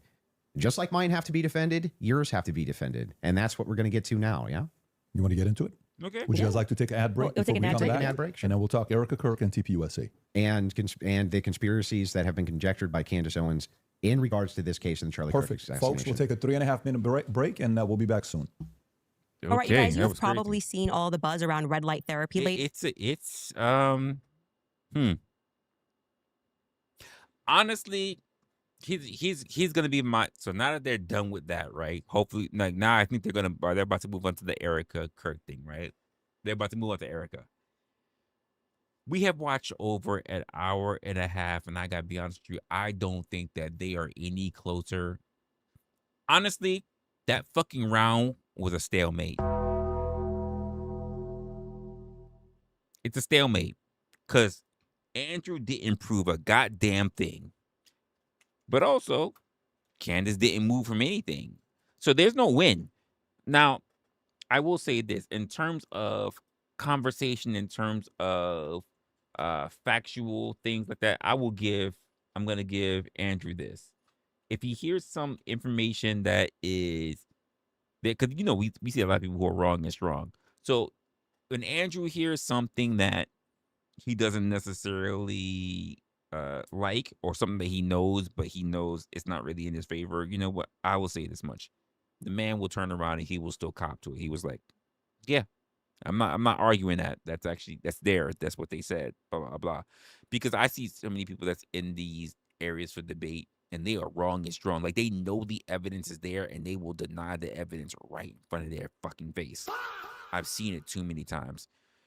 So I will give Andrew that much credence. I think that it's very respectful because I see so many people online in a lot of different areas, especially because he comes from a space of debate as well.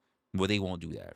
So he's gonna get my respect when it comes to that. If it's wrong, or rather, if he knows that was something that was actually being said, he's not going to deny it. I appreciate that. I think that's very commendable because I've seen too many losers who don't do it. Like I've seen too many losers who won't do it. The evidence will be right there in front of their fucking face. They'll read the entire shit. They'll see the video right there in front, and they still won't fucking cop to it. So he gets some respect from me on that one. At the same time, I feel like his entire first part of this segment was all about trying to dismantle Candace's position, but he never actually made any points to bolster his own. I didn't see this overwhelming evidence to prove that Tyler Robinson is the one who actually cracked the fucking shot. That's an issue for me. And now we're about to move on to Erica Kirk, and I'm like, it's a stalemate because neither one really moved in their position, but at the same time, I felt like Candace made a lot of points, and Andrew really didn't make any points towards the side. It was just about attacking her points, dismantling her points. Again, let me know if I'm wrong on that one, but this is how I saw it. If you're hearing as much as I'm hearing. If you said, no, that's not true, Resla, because he said this, he said that, or she said this, she said that, let me know. You're good defending your position of the overwhelming evidence. Yeah. Okay, beautiful. You take the lead. Go for it. Yeah. So I have a bunch of questions for you, and I want to make it super painless, right? So no traps, no gotchas. I'm just going to ask them direct, and I think that as long as they're not loaded, if they're loaded, you should not respond yes or no. But as long as they're not loaded, if I just directly ask them, I'm hoping that you'll just give me a direct answer. So here's the questions that I have. Wait, before we get into that, I would like to just reply to that. So just to be clear, we agreed to debate our claims, and then I agreed publicly that I have no issues having a conversation with you about other things that I've discussed that were outside of the court hearing and things like other evidence that's come across our lap and things that we've been speaking about. But I just do want to make it clear to viewers that for whatever reason, you think that you have a right to sort of depose me. I'm not deposing you. I just want to ask you some questions. You literally said that I want to be able to question you. Well, this is a meta conversation. Right, but okay, debate. so now we're transcending. Like let's use a word use a word that you're saying. But this is what you're doing, right? Okay. So this part to me feels like a bit of am I allowed to ask the questions?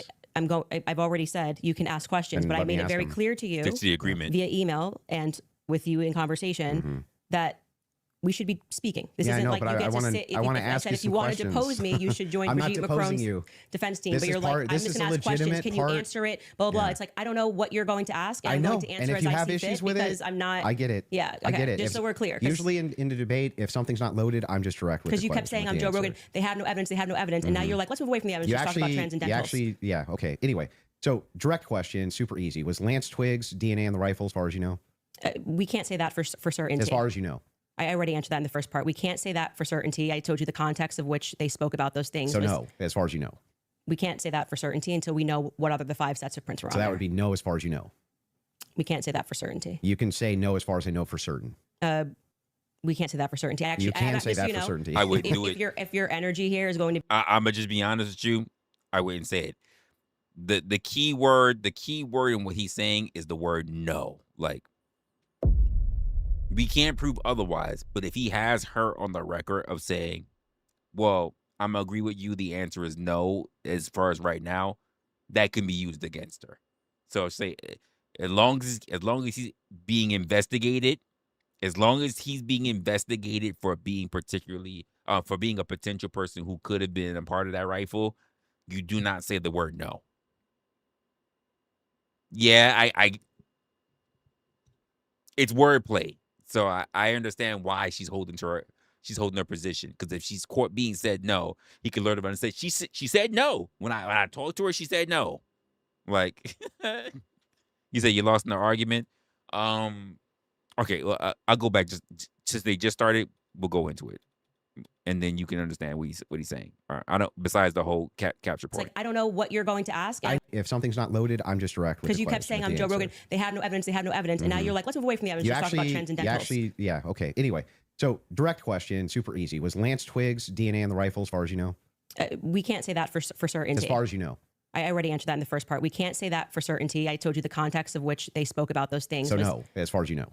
We can't say that for certainty until we know what other the 5 sets of prints were on So that there. would be no as far as you know. So here we are. No chaser. Here's we are.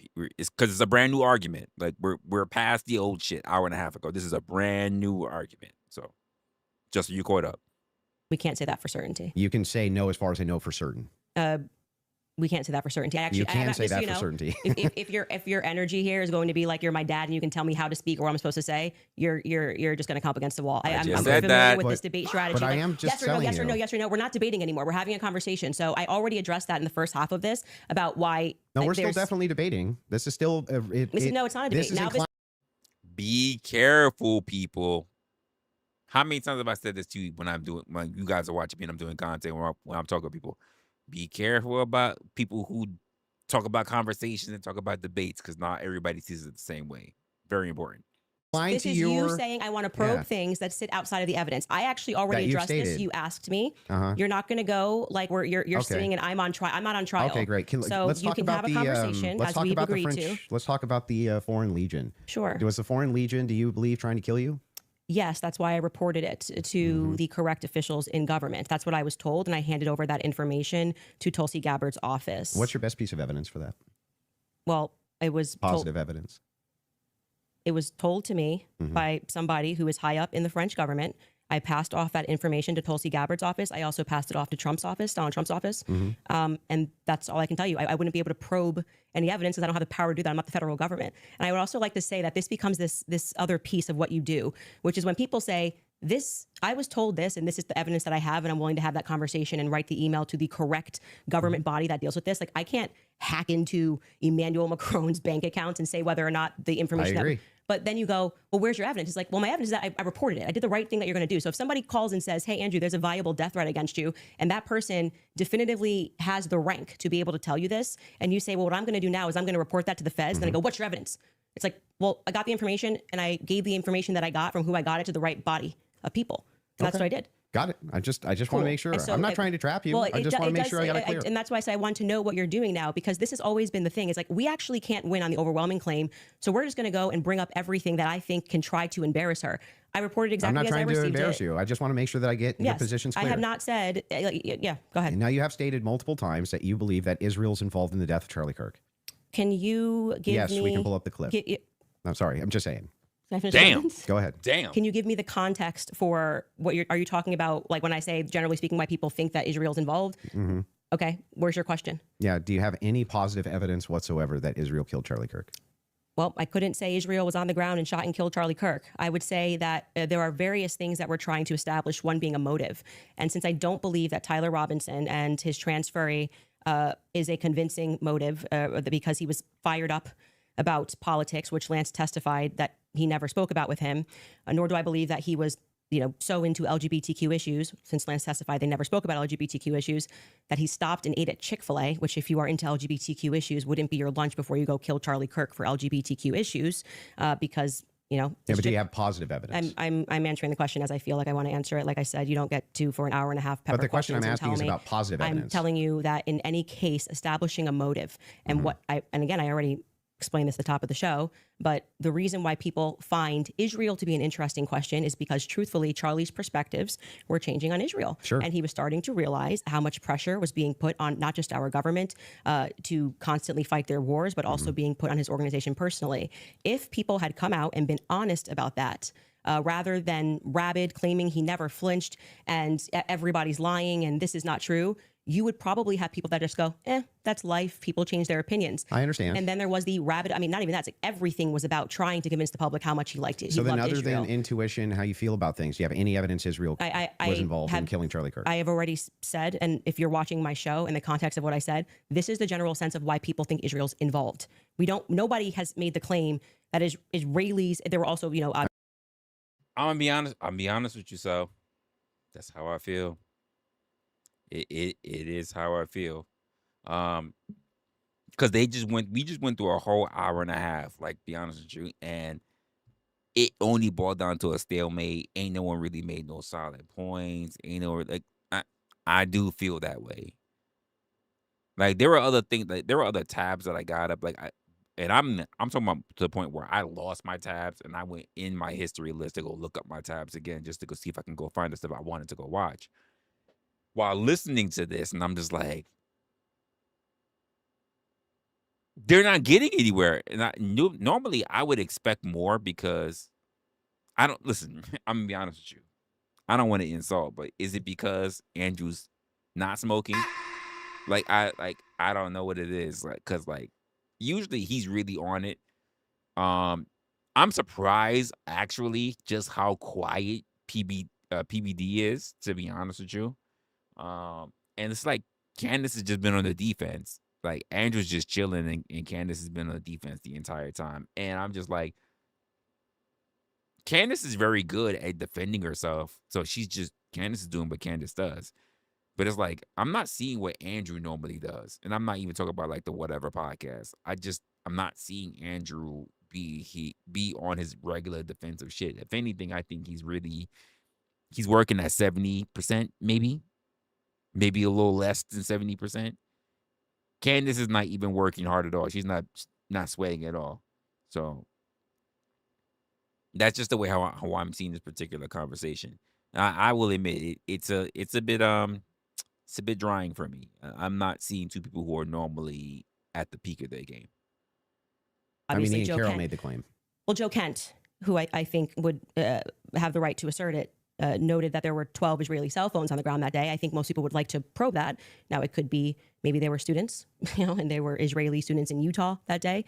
But we'd like to probe that narrative because what we've seen after coming from the Israeli government, the Israeli prime minister, kind of denying that he did it, which wasn't really necessary, was quite busy.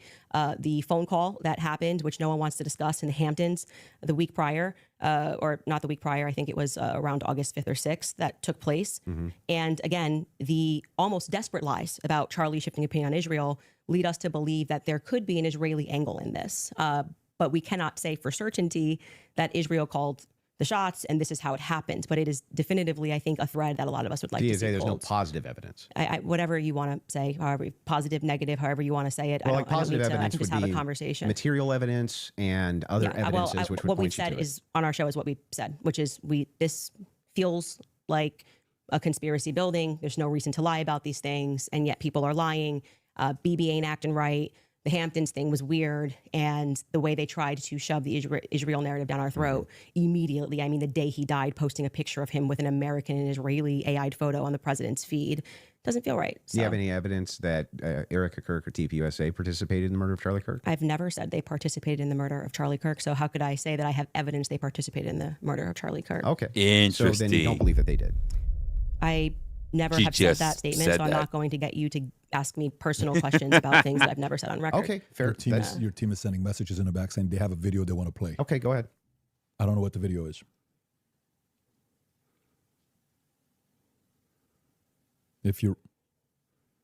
Yes, you said that there's a video you want to play. Get it together. That Candace said she has full confidence Israel was involved. Yep. Yeah, he said evidence that they killed him. I said this is why people think their involvement. So if they have the clip, they can play the clip. Yeah. They're referring to a clip. Yeah. Via whom? My guess is Pierre Carrica. I think that there's a reason Pierre knew that Charlie was dead first. I think there's a reason he was a priority. How? Why? I think France and Israel are involved in Charlie Kirk's assassination.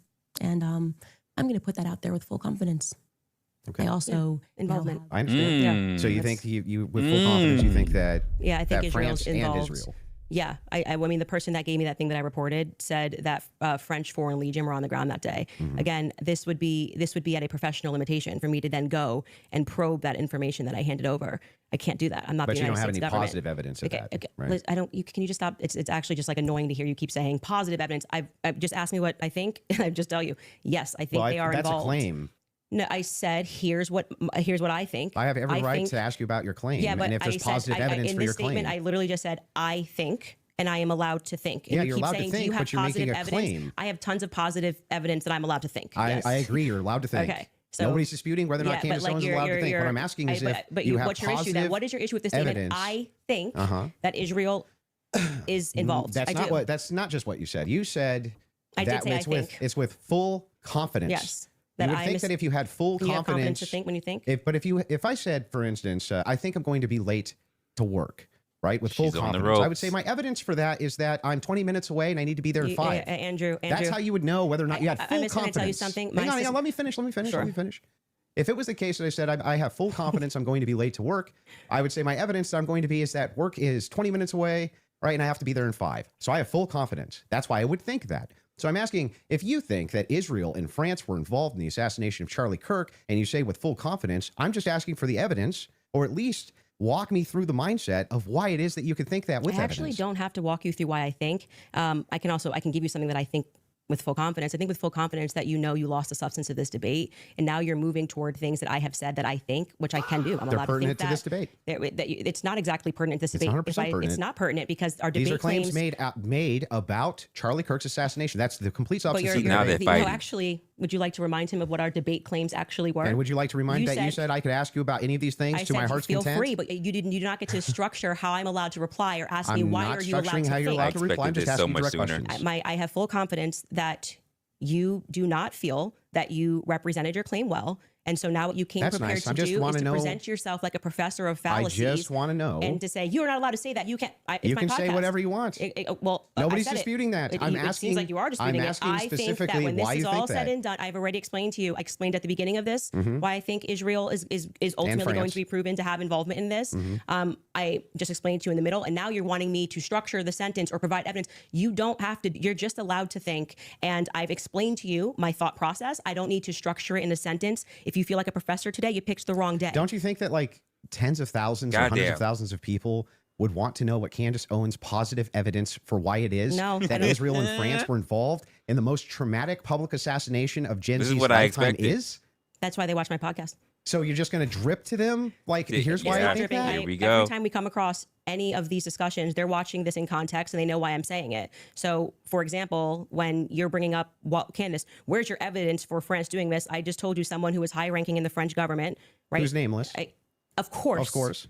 Of course. Of course. But So there's good reason to so it's not doubt a this. conspiracy, though, if I then took it to the federal government. Like, you can't just go out there making a claim to the federal government. You get in trouble for making false statements and things of that nature.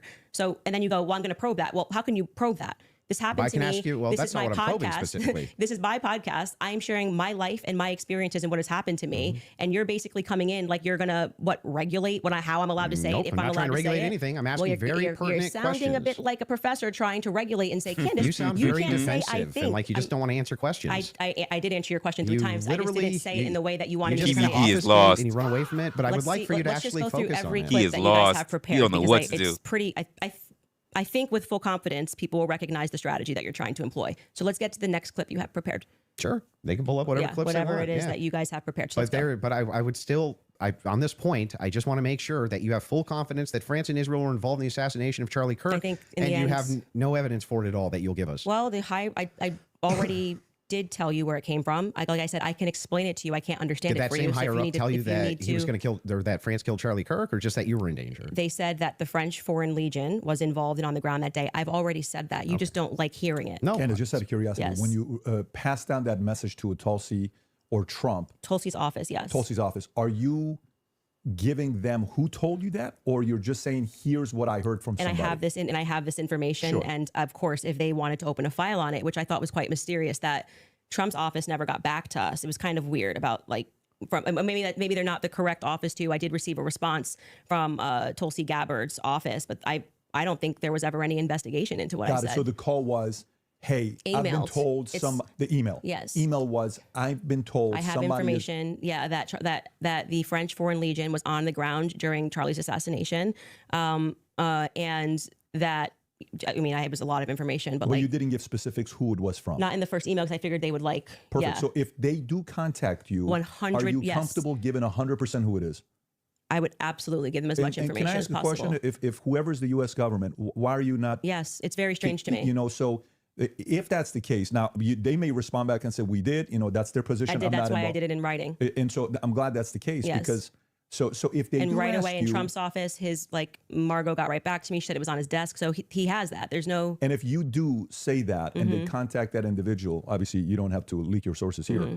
Is there enough credibility where that person would be willing to talk to them and explain to them exactly what their sources are? Yes, Okay. I mean, that's it seems reasonable. And so why he's asking me to defend that is like I'm not.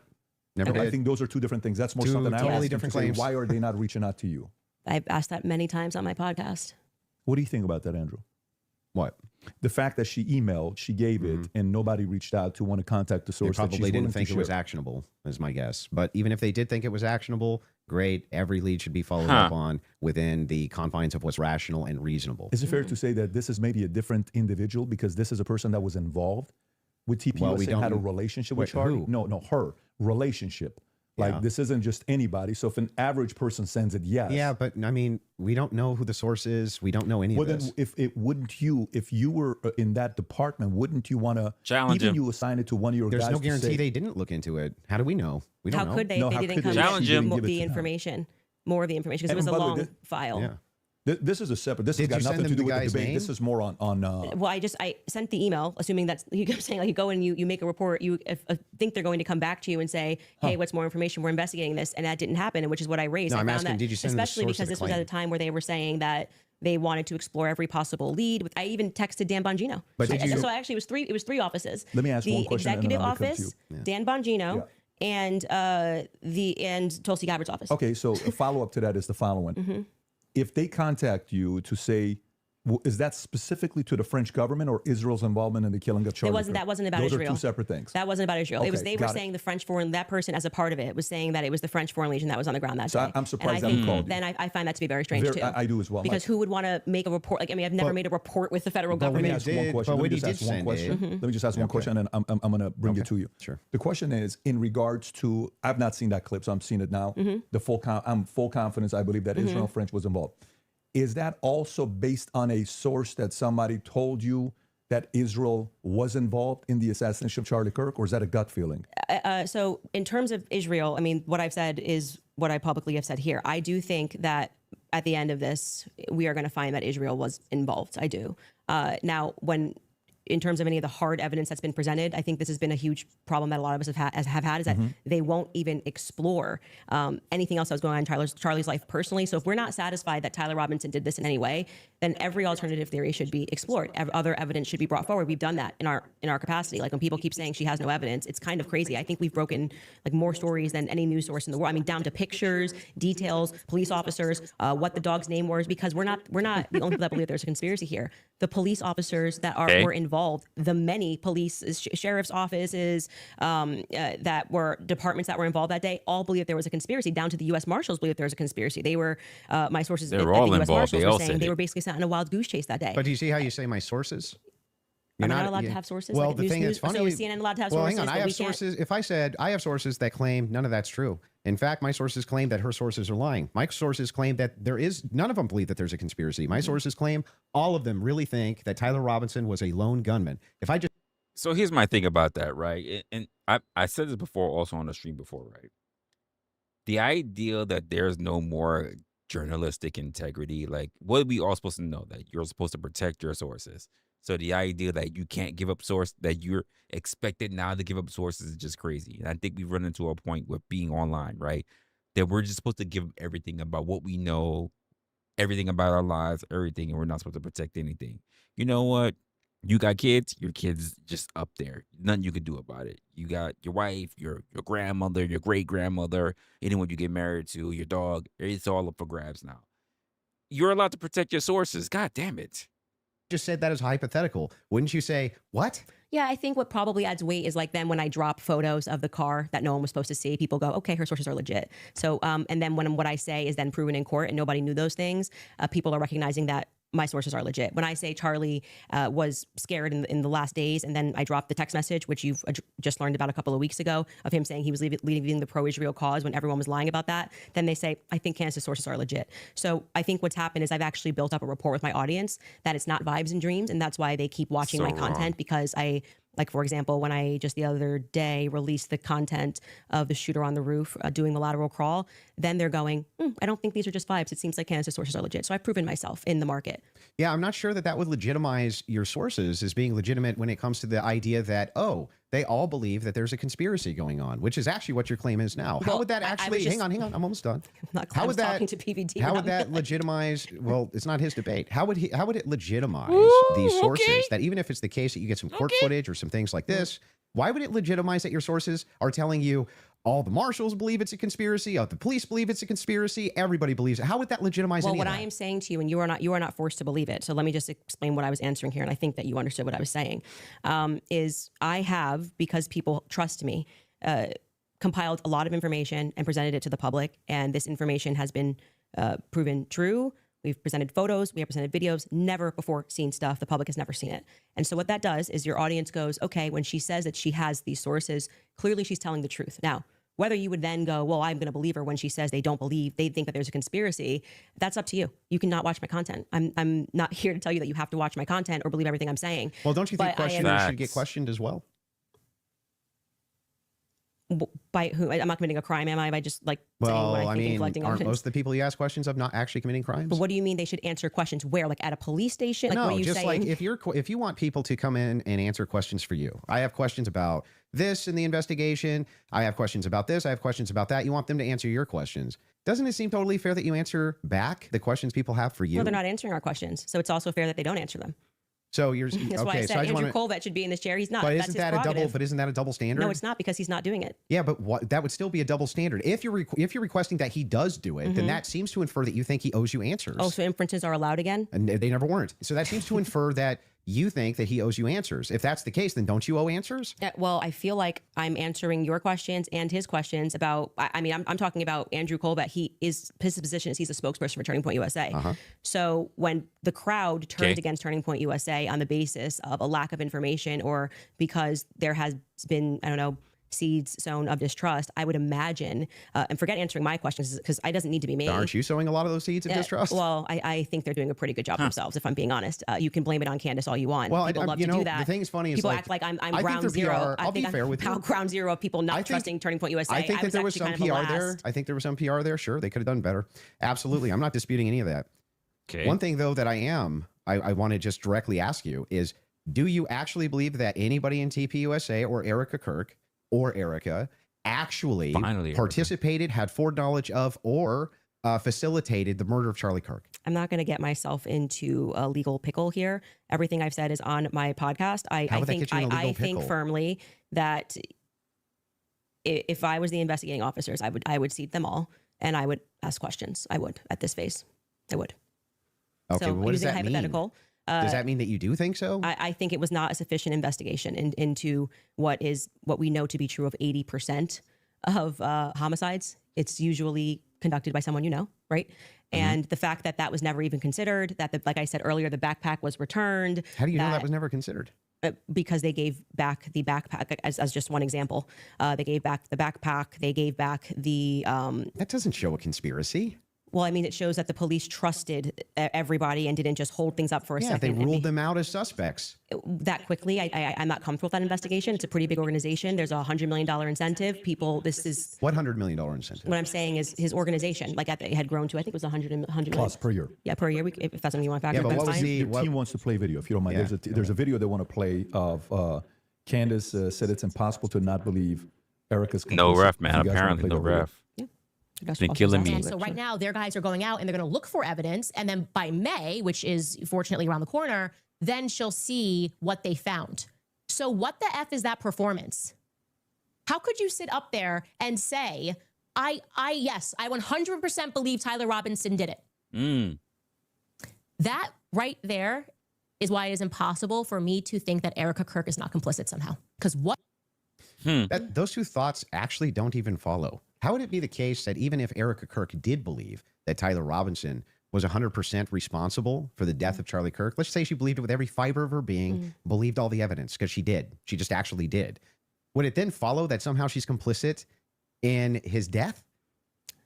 I didn't say implicit in death. She didn't. You added those two words. Okay, so what's she complicit in? Yes. So sowing this narrative that Tyler Robinson is guilty. So you're chopping up clips. Like I said, you didn't have the confidence to Okay, come well, in tell debate. me, So what now does you're that mean? chopping What it does up. complicit mean? We are showing a clip of her on Barry Weiss, which I can't remember the date that she did that interview.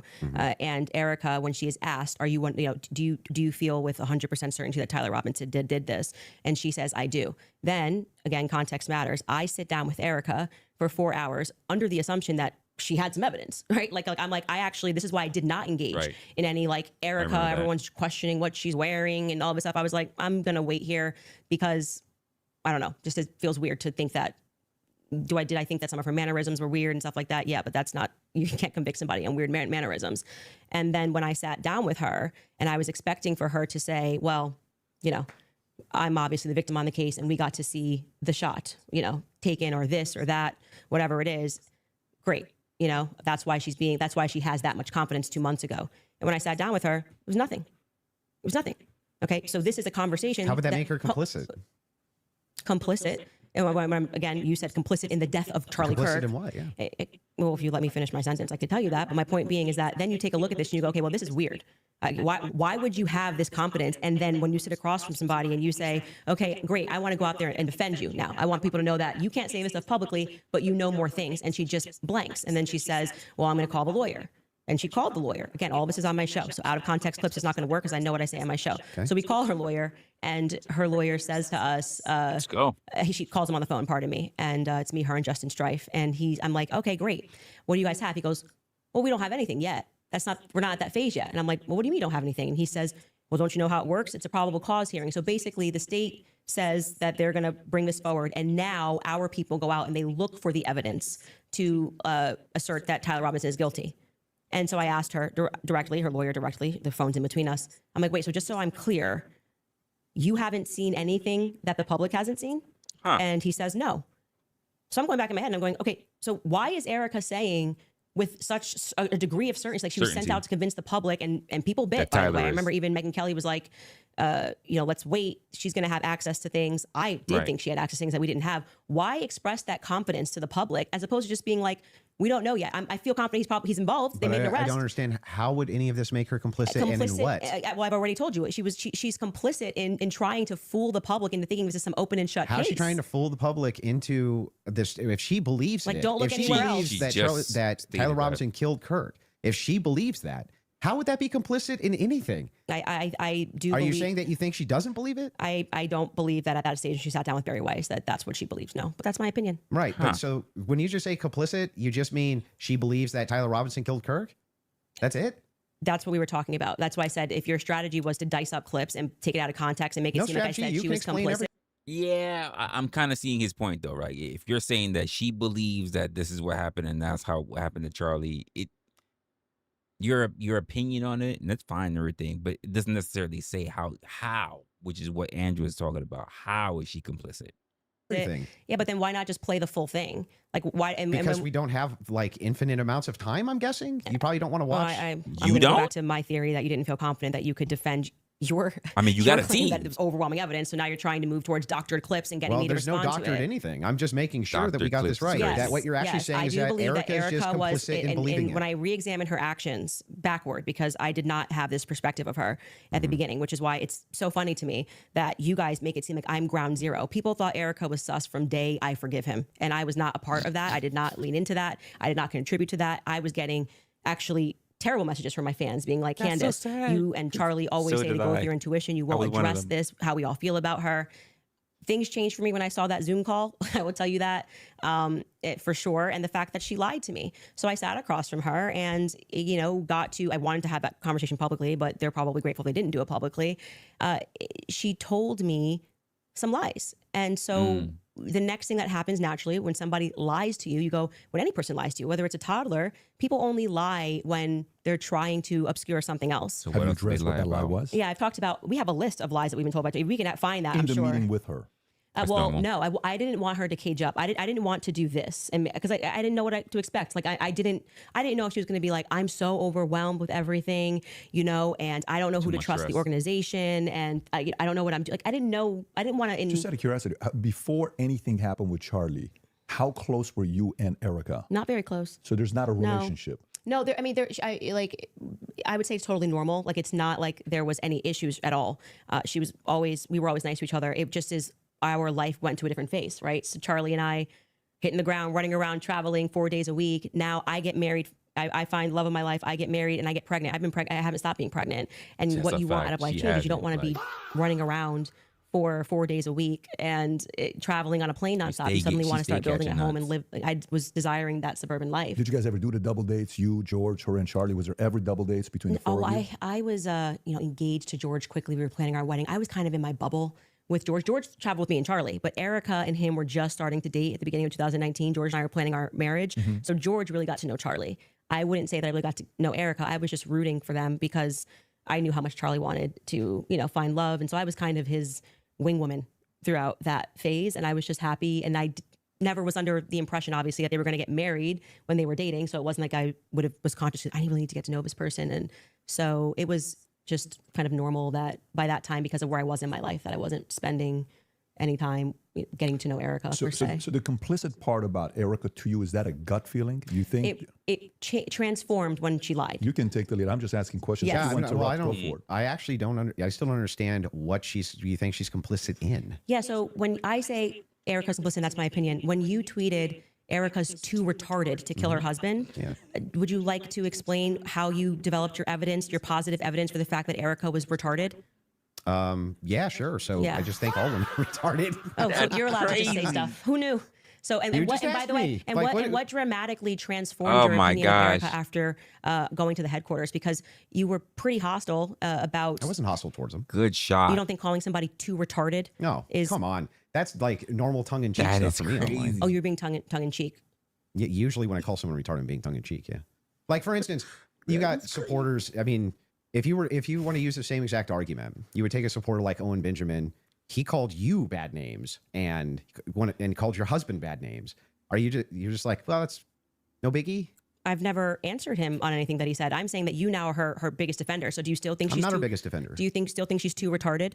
No. I didn't know Erica Kirk. I'd never met her before. Okay, but you had an issue with Turning Point being led by a bunch of fembots talking about the feminist angle. Still do. And then suddenly you go to the headquarters. You go into the headquarters. Now all of a sudden you've got text messages that you're sharing with them. You say that you and your wife are getting involved with management. No. I'm not involved in any management at Turning Point. Well, I'm pretty sure there is a clip of you where you say that your wife went to their recent conference and sat down. And then when you were on Joe Rogan. No. Hang on. I'll explain what happened just so that you understand. Yeah.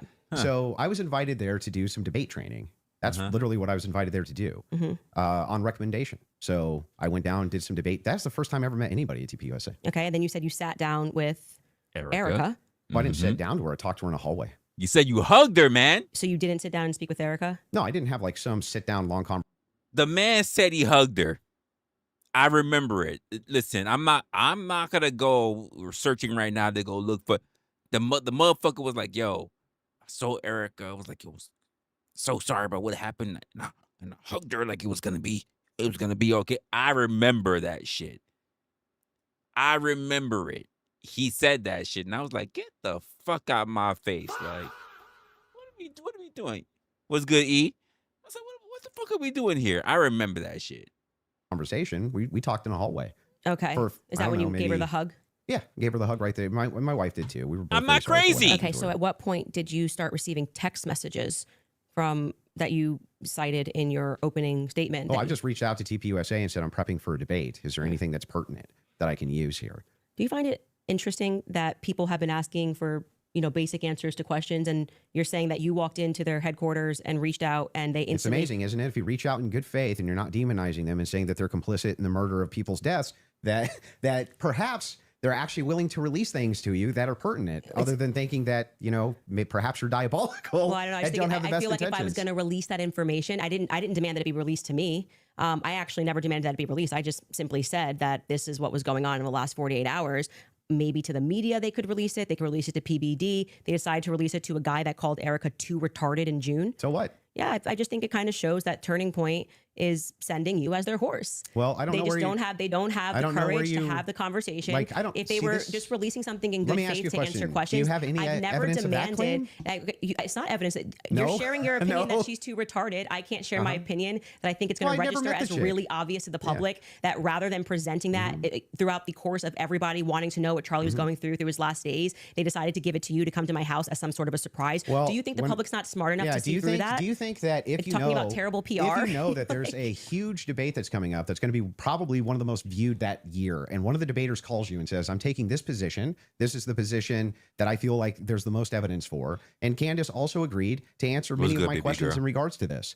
So if you got pertinent evidence here that I can use, I definitely like take a look. What is It was actually amazing to me It really was actually amazing to me how if you approach people in good faith and just say, hey, I'd actually like to know what the facts and details are around this, they actually do talk to you. It's amazing. Yeah, I just do not believe that they are doing this in good faith. I don't believe that anything you have done has demonstrated that's in good faith. It demonstrates that you walked into Turning Point USA headquarters and came out a different man because you were critical of the organization. You were critical of Erica, and now you're sitting here going, Well, Candace, I want to interrogate you for an hour and a half about everything you've ever said about Erica. Have you ever been critical of somebody that you hadn't met and then you meet them and you're less critical of them? And the inverse has happened too. I was less critical about Erica, and now I'm more critical about her. But I'm asking you, isn't it the case that there's people you've been critical of and then you've met them and you're less critical after you meet them? Too retarded. I feel like if you think that she's dumb and let's just talk about your record. I mean, you're a person that has spent time in what most people would term to be the manosphere, talking about feminists. Well, yeah. I debate against against feminists. And red pillars. Okay. And a lot of the actual, so I'm a Christian ethicist. And then you go on to Joe Rogan and you're like soft explaining away why Erica had to take over Charlie's company when they don't have a parent at home. So now you're a feminist icon. Like you just go into the headquarters and you just shift all of your perspectives. That's a bizarre criticism. Like nobody's in the bigger girl boss position than you. I'm actually, no. You're in the biggest of the girl boss positions. Like you don't have to do this. You just called her a do final this. boss. You could definitely not do it at all and be fine, right? Which But you is still crazy. do. I would say that you are making a comparison that cannot be compared. Oprah still got my beat. Because Erica's husband was just assassinated in front of the world. Which makes sense. Why should we take the organization over? No, that it makes sense why you would go home to your kids, just so you know. Wait a second. That's bizarre. Yeah, they don't have a parent. They don't have a parent, and they just suffered a trauma. You don't go into the office. You want to protect your husband's legacy, right? No. And you're trying to find some new normal. The legacy is his children, not the organization. It's both. No, yes, it is both. It's totally rational and reasonable to believe that That's a great. So, I've had many conversations with many people about that. For you guys in the chat, right? What is your legacy? The thing that you do that people know you for, the thing that benefits many people? Or is it simply because the fact that you busted a nut? What's your legacy? The thing that you do that puts other people in position to be able to feed their families, or the fact that you busted a nut and you're able to have their last name carry on? What's your legacy? Be both Turning Point USA. That is part of Charlie Kirk's legacy. He worked his whole life for it. This is why people think she's sus. And his children. Now, for you though to say that anybody's a girl boss, right? That's like the pot calling the kettle black. That came out of your mouth. No, if that was you, you brought up girl boss. Girl boss came out of your mouth. Oh, I'm telling you that you brought up this idea that I'm defending some feminist nonsense. I'm not. I'm pointing out that they're by the way, she's not qualified to take over his company. There's always objective outliers to each situation. In fact, it's the exception that proves the rule. And the interesting thing here is like, I'm still just as critical of feminism inside of TV USA. Exception that as I've proves the always rule? been. And I'm just as critical of any pro-Zionist position as I've ever been. None of that's ever changed. By the way, I would think it's the most rational, reasonable thing on planet Earth to do if you wanted to actually see an organization change, to try to work with leadership or reach out to leadership to try to do so. Doesn't that make the most amount of sense? I would like to state for the record that I think Erica is underqualified to run the organization. And on the more emotional aspects, I agree with what seems to be a majority opinion, because I'm not gonna say it's scientific, that any woman that would leave her kids and go right into the office after their husband was publicly assassinated does not have their priorities straight. Okay, well, I understand that you can have those criticisms, but I'm not understanding still how that would make her complicit. I don't have to keep answering the same question. Okay, so let's I don't really feel like we got the answer. Your team is asking to play a clip, so if we want to play this clip to just finish this segment on the Erica Kirk topic, we can spend some time on that as well. So if you guys are ready in the back, we're ready. And causing that 30-06 diameter, as would happen with a pet and explosives, as we've demonstrated to you in the past, it accidentally, because of how Charlie was crouched, went up and hit his neck. And that ruined everything. That ruined everything. It was problematic. It's the reason why Terrell then had to scramble to get the cameras down, because they were never supposed to see it. They could have said reasonably that a 30-06 got eaten by Charlie, much more reasonably, obviously, than saying that the chicken bones in his neck stopped it because he ate vegetables. They panicked. That's why Terrell was nervous on the phone with me. Again, this is my theory, and I am now very much sticking to it. Okay. They panicked. It's the reason Erica had to step out. That's why she would have gotten on the phone with Terrell so quickly, because I was going, why is Terrell saying, well, I didn't want Erica to relive, oh, that's why I did it. He didn't have an answer. He was nervous. It was crazy. But he acknowledged that he spoke to Erica immediately. Why did you speak to Erica immediately? So do you believe that there was a shape charge that killed Charlie? Hey, can I ask you why you keep starting clips mid-sentence? Probably to get to where the clip is. No, it doesn't seem that way because you can always start a clip at the beginning of a sentence. Like you're just You like, could. it's completely out of context. Wait, I But didn't. yes, I didn't so prepare the in clips, but yeah, I think like, I it's didn't. like you But were it's kind of fine to ready. ask it to back Like it up. I said, I don't need to say what's happening here because the internet will clock it. But in this episode, we are now going, and that's why I said we're now going to look at some alternative theories. I made it very clear that this was a theory that I didn't want to look at. This is, I believe, because I don't have every episode in my head, but I'm pretty sure this is an episode where we presented the evidence that was in the car, the photos of what was in the car, right? And so we are now inferring off of what we see in the car that this very much does look like that we see a bunch of shattered Rode microphone, which was an early theory that I was actually interested in, but couldn't really wrap my head around what was the shape charge explosive. As I say at the beginning of the episode, it was just not my expertise.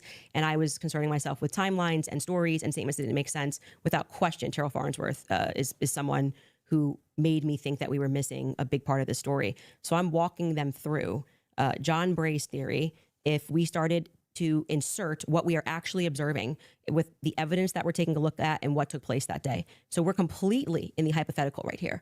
And you're now introducing this. If that's the case, if you're just hypothetically exploring it, and that's why I'm just asking directly. Yes, but that's obvious when you watch this episode. So that's why it feels like I'm in the middle of an interview with CNN when they like pull up random clips and they're like, "What's this? What's this?" You watch the episode, you know what it is. I'm just trying to make sure. Do you think that your alternative theory?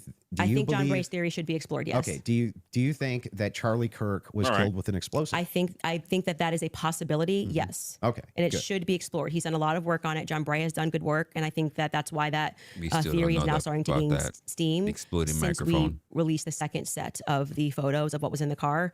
I think it's viable. So this was the big thing I wanted to get in.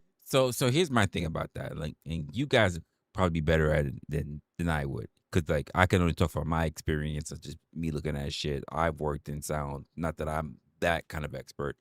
Maybe you guys have a little bit of experience or things that you know as well. Who knows? Maybe even some of you may have worked on plastic explosive in your lives. Like, fuck if I know. How many instances, like in my life as an adult, I have seen more instances of tires exploding than I have of a microphone exploding. How many of you guys have heard of microphones exploding? We're not talking about killing people, maiming, disfiguring, but how many times have you ever heard of a microphone exploding and taking someone out?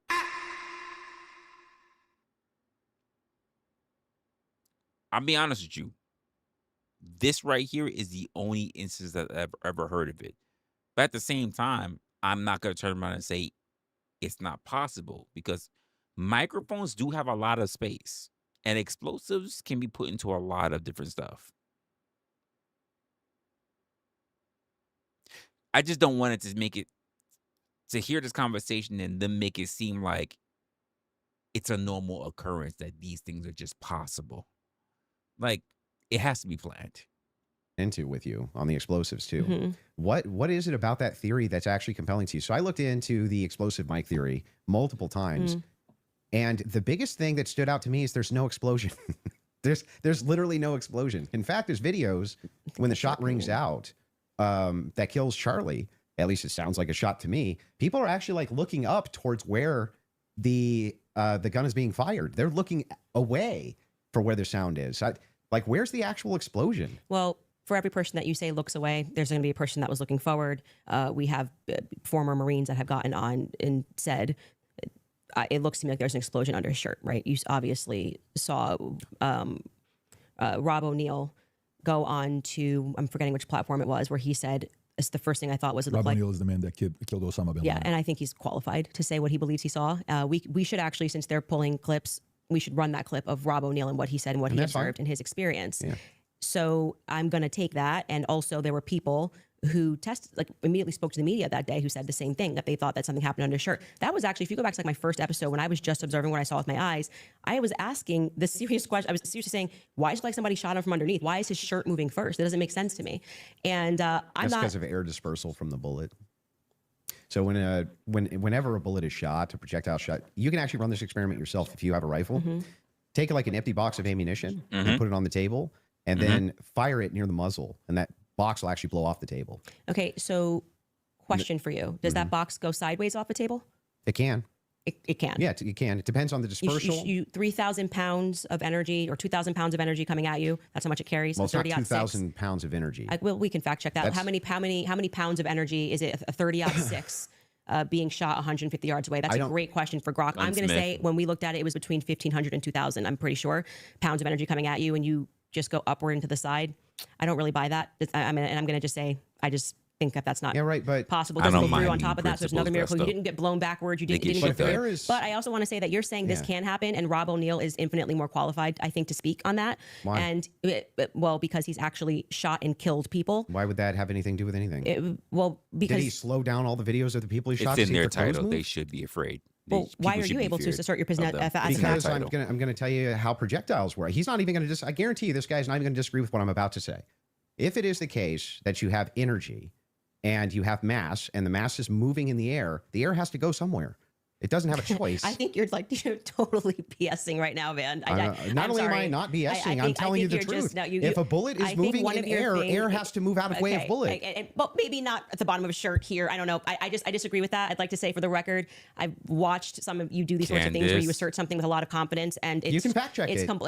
Your check if bullets displace air. Not about whether it displaces air. It's where it disperses. I'm not the best at physics, but Candace, a bullet ripping through the air has to move. By the way, this is the reason why we create bullet trains the way that we do. Bullet trains move at a particular velocity because of the way that they are designed. So he's kind of got something there. You know what I mean? The air underneath his shirt here. It's not underneath the shirt. A bullet's this big, and you're telling me it's going to hit his neck. Candace, and then it's not underneath the shirt. The shirt starts puffs. up here, and the collar. So I've said this before. The bullet that hit, this is just me.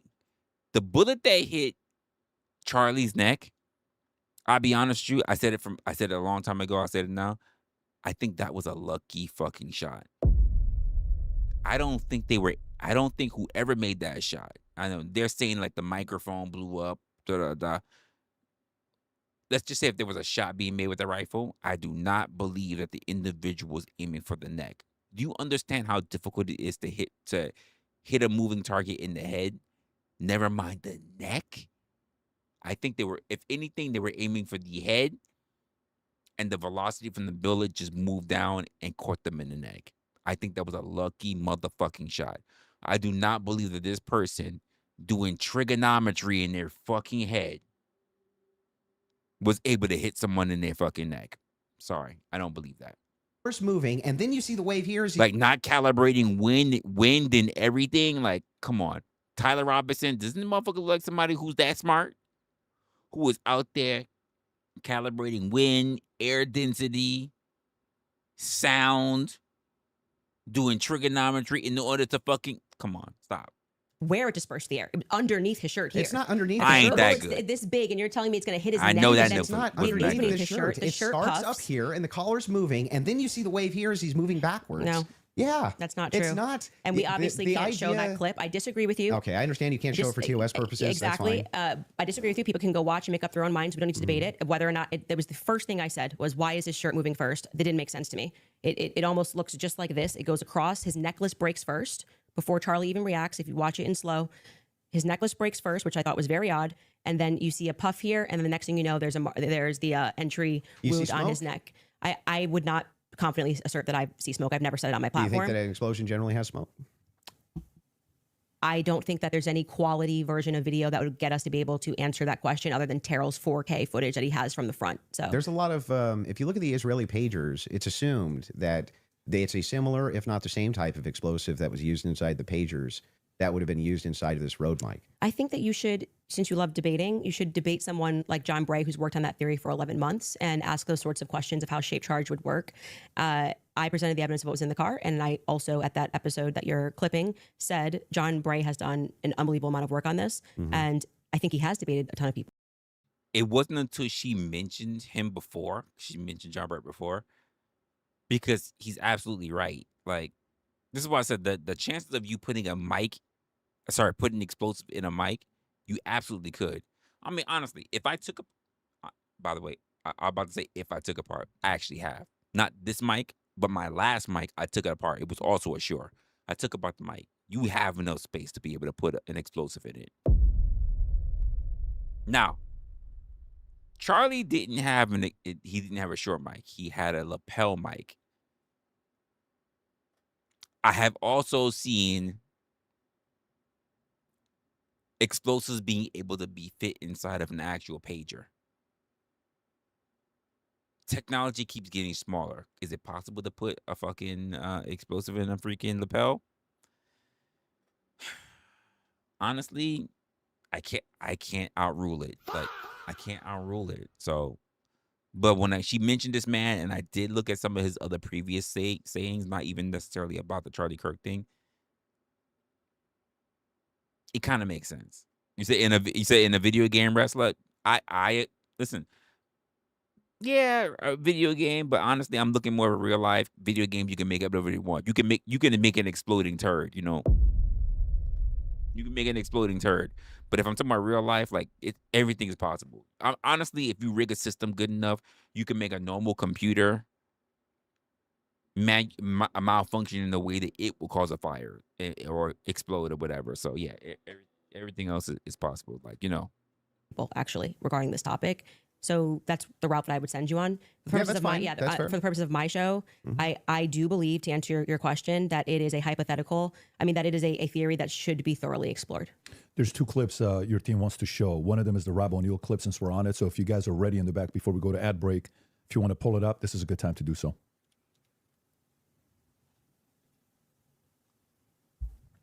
Rob, and good to see you, General Holt. A lot of things bothers me about this. Nothing in particular. And it's not like I'm out there saying big lie or conspiracy or someone did it. I'm just saying I've been in a lot of shootings. I've killed more than a handful of people. And this thing looked shady off the bat. I mean, I've killed people closer than I saw the camera.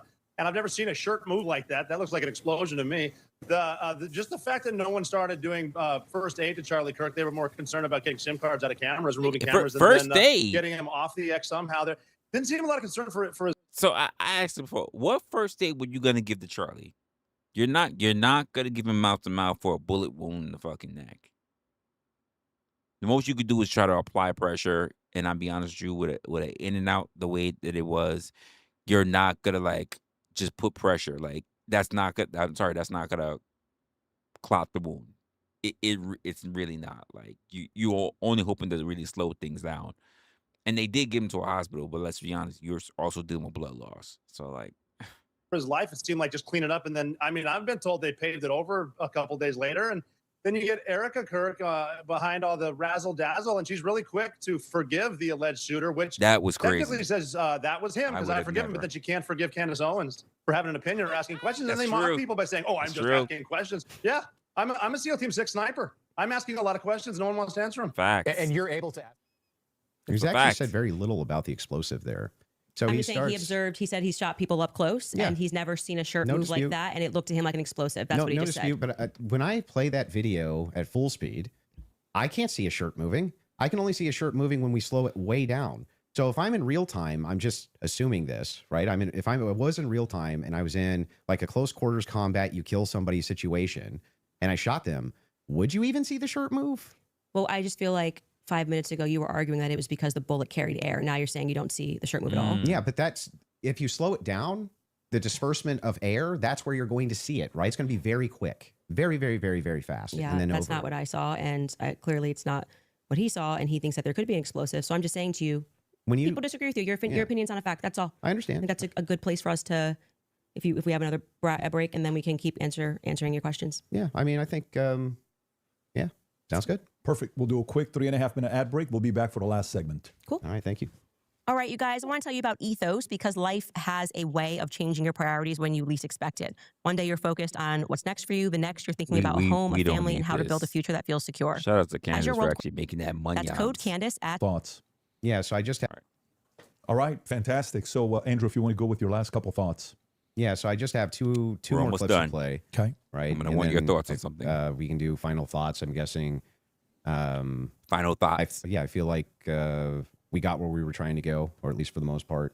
So the two other clips, I do want to play the Twigs clip. That one is important to me, the Twigs DNA clip. Yeah. And they're going to pull it up just to have you respond Well, to it. you don't have to play it because, like, if you're saying that when I initially watched it, I thought that Lance Twiggs' DNA, like, he was directly responding to that because the testimony was a bit confusing. They started by saying that they were going to, like, explaining how they got the samples, and they said Lance, Matt, and Lance, Matt, and Amber Robinson, how they got their DNA samples, and then they started speaking about the gun and said, you know, multiple prints were found on them, and then they moved and they said Lance Twiggs' DNA was found on the screwdriver.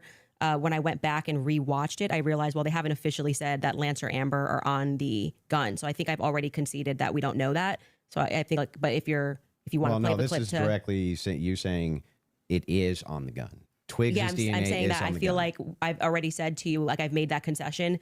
But just to be clear, whenever I make a mistake, I just correct it. So that's why when you were asking me 3 times, I've already said we don't know yet, and I've corrected that mistake. So if the purpose of you showing this is to demonstrate that Candace makes mistakes sometimes when she's taking in a lot of information and she's reading through legal documents and she's trying to remember it's not 9-hour actually. testimony. It's just demonstrating something else. It is, in fact, the case. We're all going to make mistakes. Yeah. I'm going to make mistakes. And I've on already the case. I've already You're going to make conceded. mistakes on the case. Yeah. But in this case, you were very adamant that his DNA was on the gun itself.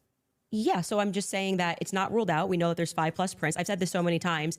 I had to rewatch the testimony again. It's like 9 hours a day. It got very scientific when they were speaking about this, and I think I wrongly extrapolated that they meant all 3 of them were on the prints when the only person they officially named was Matt Robinson. So we don't know yet if Lance Twiggs has his DNA on the prints, DNA on the gun officially just yet. Okay. I've already conceded that. Sure. So that's fine. And then the last one is one with Erica Kirk. sure. This is like the Erica Kirk. like, all right, Well, this Erica. just You goes could back- just sit down with me, Erica, but we can do it this way. This goes back to a previous wow. claim that Call- you made. calling Yeah, out. bringing it up. Straight Damn. to jail, straight to jail. For questioning at least Erica. I don't care who's mad. I really do not care who wants to be upset after this episode. Really, you'll be wasting your breath. You can spend $1 billion on influencers because this is all becoming increasingly inexplicable. You are asking me to be an idiot, actually, and I cannot do that for you. Someone once commented beneath this show that if the situations were reversed and there were this many verifiable lies, To straight to jail? yeah, so that's a show intro, and Straight straight to to jail is a jail. monopoly term. Okay. Like, you know. So do not pass go. Yeah. Do not collect $200. Yes, it's You're going straight to obviously jail? tongue in cheek, and then I explained that actually I think that she should be brought in for questioning because of inconsistencies. So this is the exact episode when I started to think that she should be sat down and questioned, and I still believe that. I still hold the perspective that Erica should be sat down and she should be properly questioned. Do you know that she hasn't been? No, actually, that would be a great thing for the spokesperson of Turning Point USA to say that she's already but why- sat through. why do they- I mean, my guess would be she hasn't because they returned everything to her. Yeah. But Why do they owe you that, though? Why they don't owe me yeah. anything. That's my show you're watching. Just, you know, the clips that you're pulling are Yeah. from my show. So if I want to say something on my show, I can say that. I didn't say can. they owe me something. I don't think that's ever, You unless you can, have but another if you clip. say, like, you need to be sat down for questioning Yeah. and you don't even know if they haven't been, that's strange, right? Do you know if they have been? No, I have no idea. So you're just saying, what if they haven't been? Yeah, if your You're just kind entire of filling the air if your with entire thing just is junk. if you're no, it's not junk. If the query is why is it that Erica Kirk's not being sat down for questioning, but you have absolutely no knowledge whether or not she's been sat down for questioning or not. What that does is it creates an innuendo. It creates an inference. It creates out to the ethos that this should be happening because something's wrong here, when you actually don't have the knowledge that anything's wrong at all. I just think that It's just my opinion is that speculation. she should be sat down and questioned. Right. It's just But you're not speculation. sure if she that's hasn't all. been. Yeah, and you're not sure if she has been either. So, like I said, I feel like now you're just kind of filling the Well, air to with my nonsense knowledge, because this Turning is Point's to- like, we want to my make knowledge, sure that you go in there and you nobody- defend Erica. And I have to say, I don't think you've done an extraordinary job Great, at that. but I'm not here to defend Erica. The thing is, though, I would is say like that since 4 out of I gotta be honest, to you guys, has Andrew really had to defend any points? I'm still waiting for this overwhelming evidence. I mean, Candace has been holding hers down. She's avoided direct questions in a very particular framing. But I haven't really heard that there's overwhelming evidence for Tyler Robinson. I'm just wondering. 5 of the clips that you Yeah. had on the ready when we asked This you is guys not ahead of looking time. good. I mean, I I want to expected just more. assert how professionally we have dealt with this debate. As you can see, we have not planned any gotcha clips for Andrew. I expressed to him that what we were going to do was just to use people for fact She's checks, actually and playing because I fair. might That's not remember crazy. something, We know Candace can be or dirty. I do remember something, and you're saying no, and that is what I think will register to little people as very Well, wait, fair. I expressed We did these- not take out wait, of what? context clips of Andrew But to I try to repair. expressly said Please that don't I cut was me gonna off. bring We did claims, not. right? No, when you said you were going to bring claims that Your you would want me to claims. speak to, you didn't say say, I intend on sitting you down with out of contexted clips which we said to you before in an email, any clips that you want to share with us, send it over. Let's assert a debate claim so that we can both be ready to respond to it. That's not really what happened. Well, what didn't happen? The way that you're framing the exchange, that's not actually what happened. We were negotiating. It is true. We negotiated out the claim itself, right? Which one's going to take which position. I wanted to make sure that I had at least an hour and a half on mine, and you got the time for yours to question me. We did. We got through your hour and a half on mine, roughly an hour and a half now on mine. That's basically how this went. But in the beginning, I did not take an hour and a half to just pull out of context clips with Andrew. I actually debated the substance of what's going on in this trial and this hearing. And I do think that you fell short of that. There's nothing hang on. And there's nothing here except holding you to account for your claims. Yes or no. Well, we were supposed to be debating the case and whether or not there was overwhelming evidence. These are your claims about the case. No, you then admitted that now you're getting into another sphere and you want to talk about the transcendentals and things that I've said. We got through. And like 4 out of 5 of your clips are about Erica Kirk. So the general perception I don't think 4 out of 5 even is were. your turning points horse. Oh, I think quite a few of them were. Was there 3 Ericas or 4? So you're just making stuff up? Can we get a count of how many were about Erica? I feel like it was 3. 3. Okay. Yeah, 3. 3. I said 4. But those are extraordinary claims, which is why you're asked about them, right? Okay. But the point being is now you're veering into trying to get me to defend my opinions, and then you completely shirk responsibility when I point out yours. No, they're not claims. When you tweet claims. Erica is too retarded, you go, that's just whatever, and then you move on. That's a claim. That I'm responsible for the claim. Well, earlier when I brought it up, you said that it was tongue-in-cheek. Yes, sure. That's me responding to your criticism of the claim. That's all I'm doing here. I was interested, and I'm happy to get into also the Patsy stuff now, if you would like to. Well, your team has one more clip they want to play from 7 days ago. It's not even really a we debate. were getting into the Patsy stuff, and you stopped it, and I was explaining to you. Oh, they have one more clip. Okay, let's go. They want to hit the minimum of 4 clips. Is it interesting that all the clips are of Candace and that there's no clips of Andrew? Isn't that's a little weird? Clips you were saying with Erica. I was expecting more. This is absurd. Not that Will didn't already say it ahead of time. And this is the one you're saying from 7 days ago.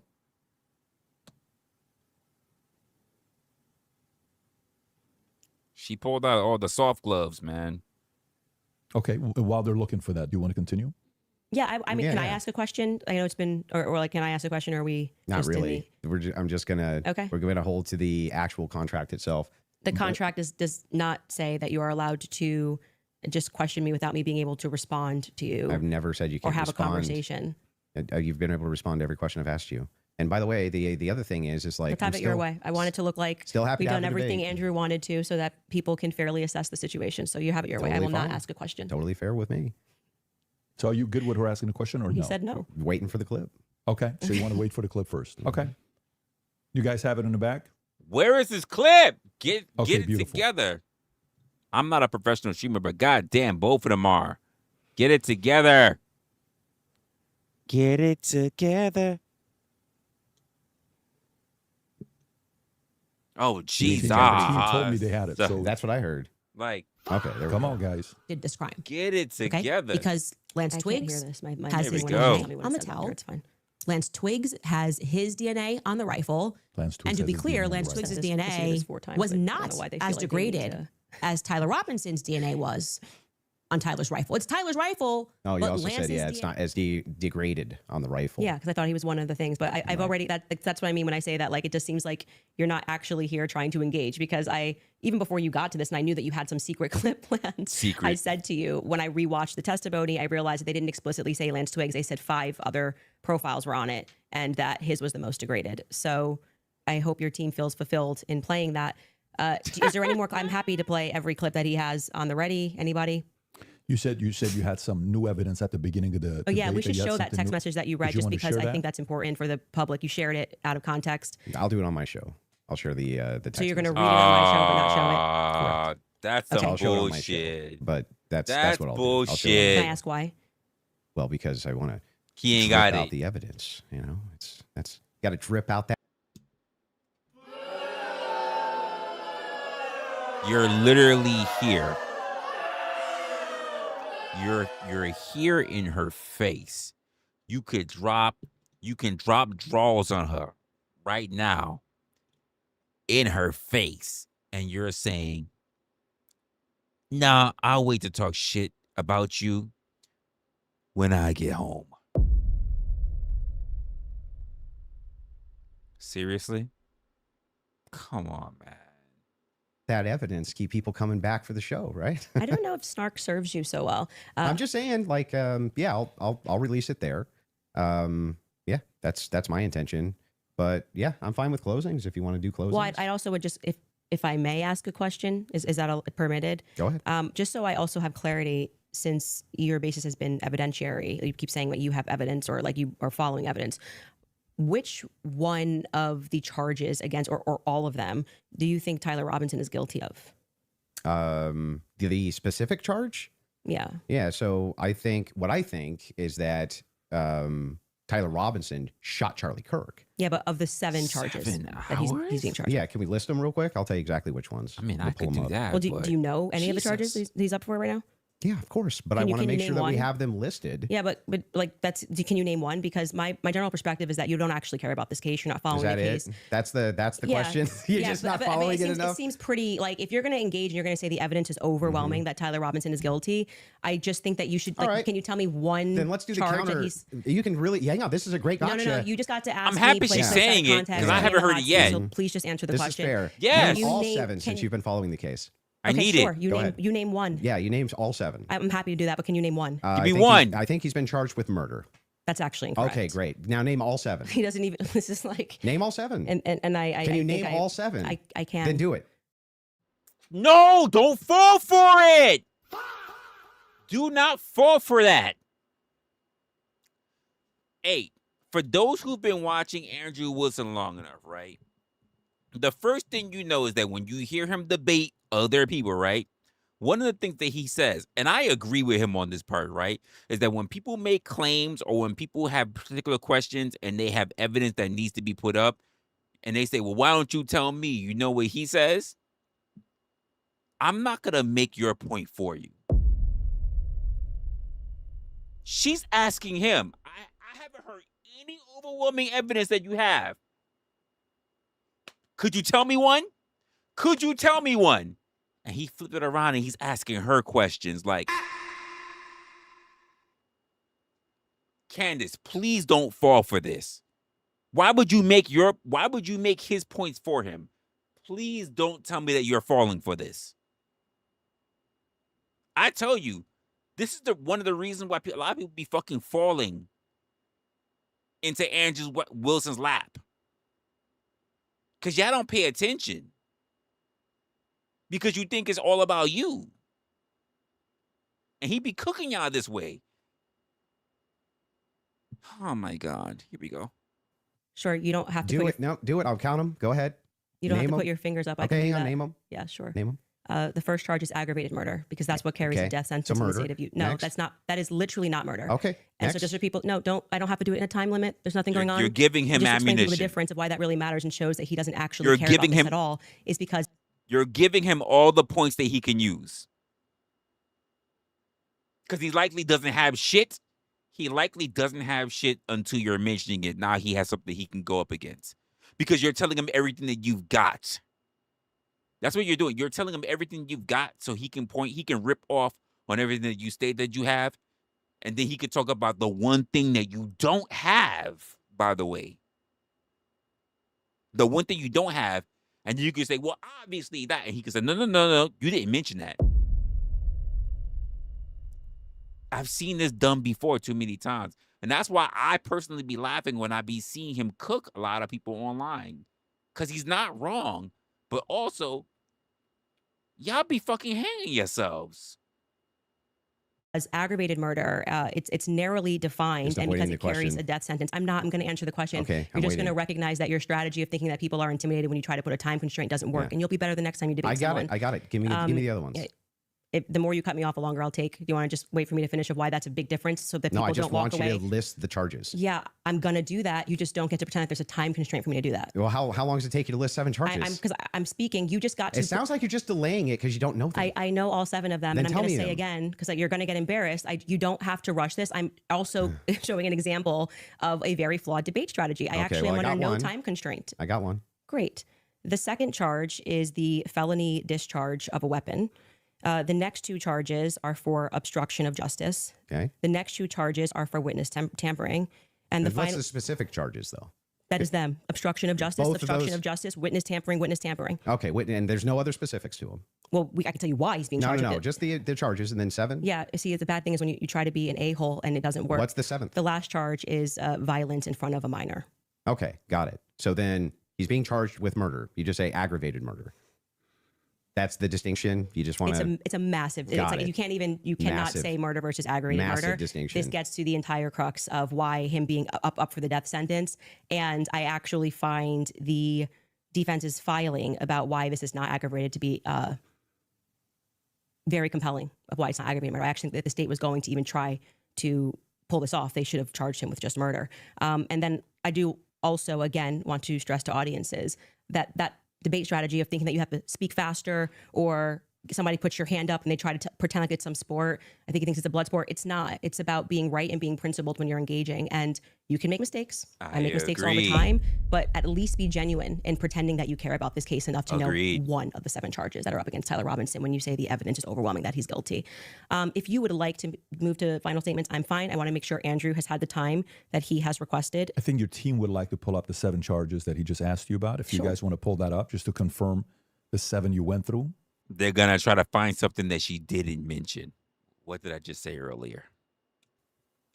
Can you guys zoom in a little bit? For aggravated murder, felony discharge of a firearm, obstruction of justice, which is counts 3 and 4, 5 and 6, tampering with a witness, and count 7 violent I said offense in the presence of a in front minor. of a child. Yeah. That's So what I said. 5, 6, tampering witness, 3rd-degree felony. Now, I did notice something. I just was curious about. If I'm just wondering, when you pulled out your phone just before you asked that question, did somebody by chance text you that question? You can check my phone. I'm just curious. No, you can absolutely not. I have. Come on. Now you got what you have. First of all, you have people in your corner fact checking you, my God. Now, this is where it looks bad for Andrew. I'm not going to lie. You got people in your corner fact checking, just like she's allowed to have people in her corner fact checking.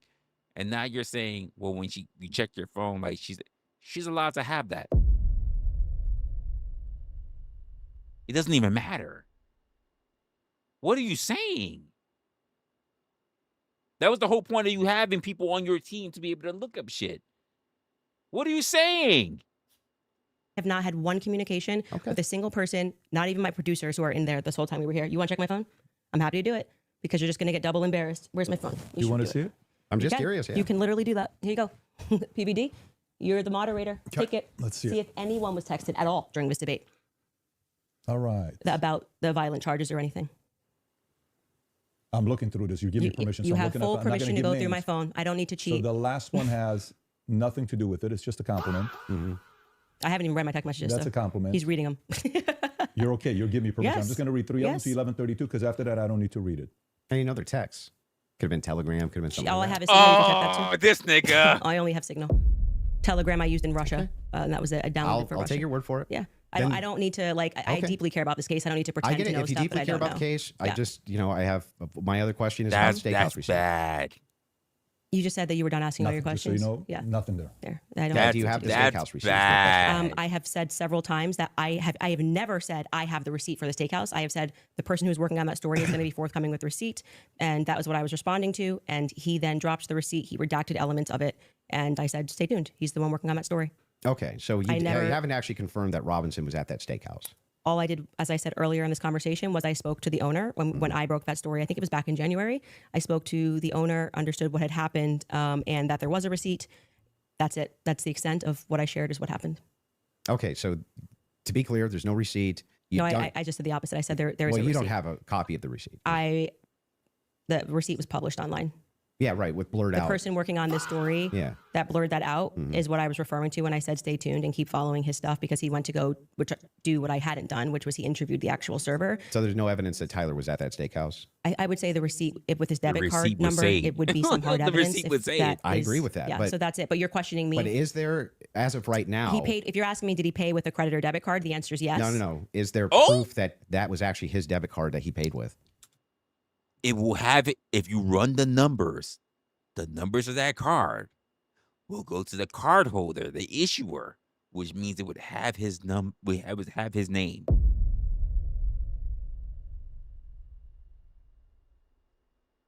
I'm just come on. I think we're all adults and we've all paid for money at a fucking steakhouse. I think you should follow the person that is behind that story. Well, the reason I'm asking you is because you always include it in your timeline that he traveled to the steakhouse. Yeah, we've been building a timeline with things that we feel are But is there any actual Utah 1102 evidence? approved. I think speaking to the owner, knowing that there's a receipt, seeing the receipt is good enough to put on our timeline. But the receipt itself, the question I always had about it is, couldn't you just call the merchant? Like if I've ever had a merchant account, I just call the merchant account processor and say, what's the name on this? Yeah, I would stay tuned. I feel that having spoken to the owner, that the evidence is compelling enough to put onto my personal timeline of what took place on that day. That's where it's going to stay. And if it gets debunked, I'm happy to take it off. If that's what you mean, that's how an investigation works. Like I said, I did more than enough. It would definitely pass the test by the Utah 1102 rule, for sure, for certain. To be submitted as hearsay. Well, yeah, beyond that, because they didn't even have receipts. They were like, Bob told me this. But the question is, the receipt itself, it has not been verified to have been Tyler Robinson's. I just want to say you're holding me to a higher standard than you are. I'm not even holding it. I'm just prosecution. asking specifically. Yeah, I've been very forthcoming. I've told exactly what happened. I spoke to the owner. I got the tip, and so should that be chased added it down. in an official timeline that it's you in give? my timeline. It's my show, and we can add and subtract what we want, and we do. If You we can get do what you wrong. want, sure. But Well, I'm I just wanted to asking, make sure. should you include a thing that you know hasn't actually been verified to be Tyler Robinson's? Yes, you should. If we're trying to build a timeline, you should. Yeah. Yep. You don't think that I falls agree. And then you should under- remove it if someone somehow If it's debunks false. it. But I think that there is very strong evidence that is where he was, and that What's the is- strong evidence? Just the two people who said that they saw him? You know, I'm actually all She good just with said the. it. I feel like Okay. I've sufficiently answered your question about how I got All the right, fair enough. information, what happened next. Would the next stage of this investigation being somebody accessing knowing what his debit card was and confirming it? Yes, and I do believe that will happen. If it does not happen and it gets debunked, I'll remove it from my personal timeline that I share on my show. That officer, the first officer that was up on the roof, do you remember his name? Officer Bagley, Yeah, what was his first name? Christopher. Christopher. When Christopher got up on the roof, you talk a First of all, stop right there. You thought you had her. Stop right there, my guy. You thought you had her. That was crazy. I want to see that again. You thought you had her. She cooked you on that. the first officer that was up on the roof. Mhm. Do you remember his name? Officer Bagley. Yeah, what was his first name? Christopher. Christopher. When Christopher got up on the roof, you talk a lot about how his camera died. Well, he talked a lot about that during Yeah, the about his preliminary camera hearing. died. Yeah. Do you think that he planted that screwdriver up there? No. No. Who do you think planted it? If we're just going on am I allowed to have an opinion? Of course. At this stage, I would say that I don't buy his assertion on the stand that he didn't check to see if anybody went onto the rooftop before he got up there. I do think that it's possible, it's at least plausible that the screwdriver was planted. I don't believe him. What I can say strongly is that his cam died at just the right time. His body cam died at just the right time. I think that, as you were just grilling me about whether or not I'd got the merchant receipt for a debit card, that kind of makes it difficult that we just have to sort of trust that a screwdriver was found and we don't have any should be evidence of a police body cam. But like I said, you accept that stuff and then are like, did you call the merchant and get, like, it just seems like you Well, I'm not adding. hold, I'm like not I said, adding you this hold the to prosecution to Well, a wait a state to second. a higher standard I'm than not you do to adding people. unconfirmed evidence to an official timeline that I'm putting out either. What do you mean official timeline? This is my Well, this is timeline. the- I made it at home. So then it would be official to your show? Sure. Yeah. Okay, great. So then your official timeline, Candace Owens' official timeline, Yeah. includes a steakhouse stop that has not actually been confirmed at all. Well, yeah, it hasn't even been discussed by the prosecution, so it's not like you're debunking that it happened. Well, there's no evidence for it. There's no good evidence for it at all. There's no camera there. And the steakhouse receipt itself has never been confirmed to be Tyler Robinson's. I'm assuming this is just like a talking point they gave you, and you got to like keep pushing this, or like I've been Hey, following yeah, it very swimming, closely on swimming, X. the grasping for receipt. shadows. You weren't even following the charges of Tyler Robinson, but you really You wanted to think know. that I've been because- following it do you very think closely. that on for because- X. shadows, Wait, man. you think- I'm calling owners of do you know steakhouses that- and Trying to having make a most of the conversation. street You're the following 300K. content on I X. literally followed the entire trial or the preliminary live. I was live with an attorney. We stretching the covered all of it. You 300K. think because He I have a long momentary or lapse where I'm like, oh, it's murder? No, it's aggravated murder. Come on. You didn't know any of the That's charges. splitting you didn't, no, that's not hairs. splitting. It means you didn't follow the preliminary hearing at all. No, it doesn't Like mean you that don't at know all. any of That's the charges that are ridiculous. against him. When this is like getting literally to the crux, Oh, aggravated man, murder versus murder. It's a ridiculous. death sentence. Yo, And he's not doing only what he that, did let's with point Coach this Greg out. Adams. He long stroking. One of the major He's trying things to make here the is most that of this it is now. your official timeline. It's mine. Yes. Who else this could it be? Who else? There would be Candace What's your Owens' issue? timeline. I just don't know what his What's your issues issue with my timeline. What's your issue with that? Well, so the issue is that the entirety of the evidence revolves around two people who claim that he was there and supposedly a receipt. There's supposedly a receipt where Tyler Robinson paid for his steak and his soft drink. No alcohol, right? No alcohol, right? You know nothing about the case. But anyway, this particular receipt, they could have called the merchant account, confirmed it, this type of thing. To date, this receipt has only the blurred information on it that would actually give you the information to confirm whose receipt it is. We have today, nobody has confirmed that this was actually Tyler Robinson's receipt. And yet inside of Candace Owens' timeline, which she states over and over again, when she says, this is the longest 13 hours, this is 13 and a half hours, the requirement for about what, roughly 5.5 or 6 hours of that is that he went to the steakhouse. And that's not been confirmed at all. Not even a little bit. I feel like saying that I spoke to the owner of the steakhouse is me, like, not just being on X looking at opinions, but actually doing the legwork. And that's why, like I said, if you think this builds up a rapport with your audience and makes you seem like a serious person, we don't have to keep belaboring the point here. I feel like I've demonstrated that I did as much as I could to confirm this. When it came in, I spoke to the owner of the restaurant, obviously took down everything he said, noted that there was, in fact, a receipt that he pulled. Here's where listen. No chaser. Here's where he's going with it. If the owner said that he ordered a porterhouse, that wasn't Tyler Robinson, because I believe he only eat flank steaks. That's where he's going. Only a real man will eat a ribeye or a porterhouse, and he doesn't see Tyler being that type. So if it's not those two, couldn't possibly be Tyler, which means that however Tyler paid, he didn't pay, which means he wasn't there. And I'm going to discredit Candace. That receipt Not that was that she published said what is kind real. of meat he was devouring, a debit by card the way. and a credit card was used. If for some reason somebody misidentified something down the line, or we find out it's a different Tyler Robinson, I'm happy to remove it from my timeline. But for right now, I think that there's enough under the Utah 1102 rule for me to keep it there. I don't really think we need to keep going into circles about this receipt. It's my timeline. I don't know why the 1102 rule would apply here for your because timeline. You will constantly cite things that are said in that courtroom that have less evidentiary support than me contacting and speaking with the owner of the restaurant. It's not like I dreamed it, as to use your expression. So it's in my timeline, and I'm going to keep it there if that's Sure, cool. you can keep whatever you want there. I'm just saying that there's no evidence he was ever there. Okay, thank you. I think No we hard covered the evidence point. anyway. Yeah, I'm fine with closing. Is that all? So the last thing we're going to do before we go into ad break, right after this, will be final thoughts. I'll be asking both of you if anything on your opinion, thoughts changed on the case, and then we'll finish it up from there. So with that being said, a 3.5 minute break, and then we'll come back for final thoughts. You kidding me, PBE? Right, you guys, if someone followed you Nothing everywhere that changed. you went, Not recorded a what you searched, and goddamn studied your thing habits, changed. you'd call Come on, y'all. Come on. Neither one of them has moved a position because neither one of them has really gotten. It's been stalemate this entire goddamn time. Nothing has happened. Come on. this 10 at checkout. All right, we are finally at the This end. is For sad. those of This you is that are dope. watching it, maybe a good. I'm not gonna lie. This is the saddest debate I've seen in a long time. I've seen college kids spurg the fuck out on goddamn Destiny and have a more decent point than these two. And and by the way, professionals. And I'm gonna be honest. This is the reason why I'm kind of leaning in the way I have been watching this whole thing. The person I'm disappointed the most with is Andrew fucking Wilson.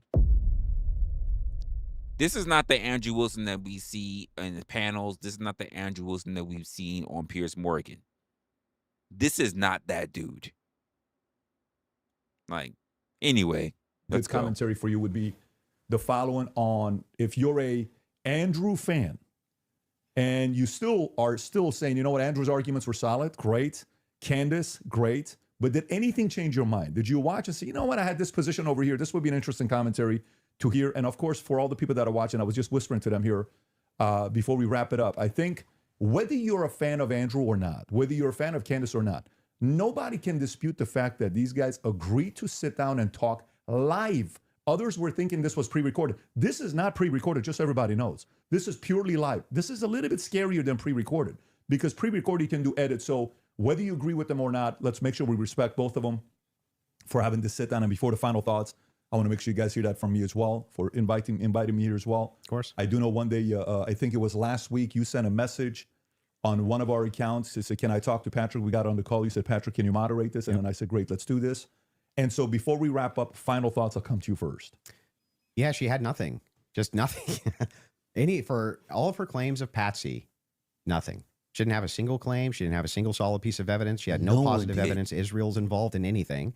No positive evidence that France is involved in anything. No positive evidence TPUSA is involved in anything. No positive evidence that Erica Kirk is involved in anything. When I ask her about her claims about Erica Kirk, yeah, it's just funning. It's just funning, you know? So what I just heard, by the way, let me just put it out there for everybody. What I just heard is that Candace sat down. Let me go look at the time. This is a 3 hour and 11 minutes. We're at 3 hours and 4 minutes right now. What I just heard is that Candace Owens just sat down with you, right? She didn't prove anything to you according to what you're saying right now. And she basically made $100K an hour. Is that what I'm hearing? And you didn't even smoke. She made $100K an hour. Is that what I'm hearing right now? Let us continue. Or yeah, I do think that she needs to sit down and ask some questions, but or answer some questions. But you know what? I don't even know if she has. Like maybe she has. I have no idea. Yes, I'm going to have an official timeline with unconfirmed evidence. That's just fine. Hey, it's hearsay. If that's good enough for the state, it's good enough for me. But my biggest problem with the state is that they're admitting all this hearsay. It's like she's a contradiction machine. Crazy. On top of all of this, the thing that I wanted to get out of this more than anything else was to just demonstrate one thing. Yes, it's true. I'm not perfect on the case. I'm not going to ever pretend that I am, and never did. But what has been made very clear to me is that there's nobody with an alternative theory that has any evidence for it at all. None. Zero. And the continuous kind of expression, we're running an investigation. What kind of investigation builds a timeline out on a receipt that they don't even confirm? What kind of investigation tries to make these bold claims that Israel's involved and France is involved and all these different players are involved and never shows any evidence? We're just asking questions. It's again, like I said in my opening, it's always intuition, my feelings, how I feel about things, how I think about things. Andrew, how many times did you hear this today? Andrew, you can't tell me how I'm supposed to think. Yeah, nobody's trying to tell you how to think. But you should rationally come to your conclusions based on evidence and facts. And the truth is that 90% of what you're saying is simply intuition based. It came to me in a dream. It's intuition. Almost none of it has any evidence at all. Just I'm skeptical because these people over here said things, and that makes me skeptical. It's like, but no evidence. Note this to the audience, to everybody watching. You might hate my guts. That's fair enough. I get that. I'm not the most likable man. I understand that too.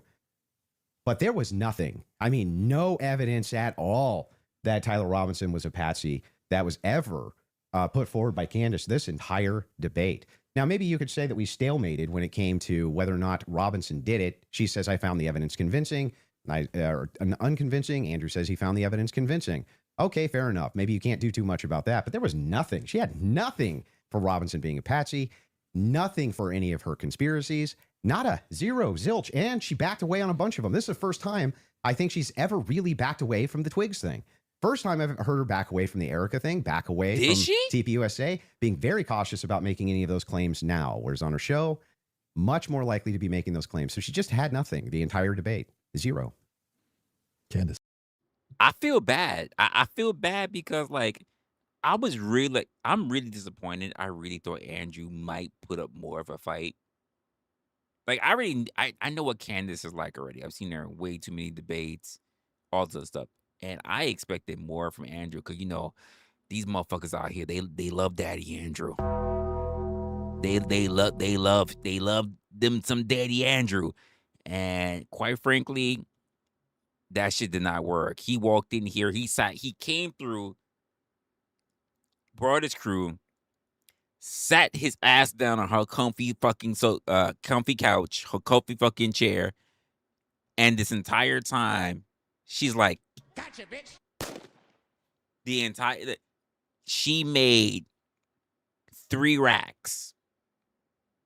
Like, she made some serious bread an hour. Because you said she didn't substantiate anything that she's talking about. Guess what? You didn't disprove anything that she said. Everything that you said she didn't fucking put up is everything you also had no proof of disproving. At least if you're gonna challenge her on it, have all the information you and your team to disprove her, and you did not do that. So you're not gonna be able to back that up? Okay. Can we pull up this over here that proves that you're wrong? I didn't get that. And she did this whole thing with him for 3 hours. She made $100K each hour. And she pulled no clips of this guy. And he pulled up, what, 4, 5 clips of her? That's crazy. That is crazy ass work. Well, I think that is quite a conclusion. Admitting somewhere maybe Amateurish. we stalemated, it probably signifies what I've been Sophomorish. saying from the beginning, that you didn't feel that you were strong on the actual facts and the evidence, which I was willing to engage with you. I wanted to go over the screwdriver. I wanted to go over the towel and the things that you've mentioned, and you wanted to then move the conversation into a defense of Erica Kirk and her character, and what I've said about Erica, which is my opinion, and I have not edited that opinion after discussing with you. I would like to extend a compliment to you for being willing to sit down and to have the conversation. I still walk away feeling that the people who are jumping on the bandwagon about this case don't care about this case. They don't care about Erica Kirk. It tends to be follow that they take a meeting with Turning Point USA and they come out and suddenly have a lot of junk to say about Candace Owens. And I do want to also stress that Turning Point USA tried to pepper him with something as a surprise. He showed clips that were meant to be a surprise. I did no such thing. I stressed to PBD from the beginning that I was grateful he was taking this on and that I wanted this to be a clean debate because I believe I can win this on the merits. And I believe that I did win this fully on the merits by engaging the evidence of what has happened. I do still believe that there is more evidence which supports that there are more people involved and that Tyler Robinson has been set up, and that none of the evidence that was presented was in any way overwhelming, which is why I think you wanted to move to end that discussion quickly and to speak to me about France and to talk about this Panguitch receipt and my timeline. I want to remind people that a lot of the at-home investigators, which you were open to, as you called them, internet sleuths. I think it was on a show that you did right after Charlie was assassinated, that internet sleuths would solve this. This is the reason why Charlie, a year on, is still a conversation every single day trending on Twitter. I knew Charlie. I cared about Charlie. I care about finding out what the truth is here. My heart is in the right place. I think anybody who watches my show or even just watched this debate knows that if I get something wrong, I'll instantly correct it and own it. I'm not arrogant. I don't need to sit here and pretend that I didn't misspeak on the Lance thing. It hasn't been ruled out. But you saw that he just really wanted to hammer that point. You know, part of being a well-meaning person is to concede when you are wrong, to take something off a timeline when you know it's not right. And I would like to think that that is why I have earned the audience that continues to follow me, because they know my heart's in the right place, that I deeply cared about Charlie and I deeply care about the answers.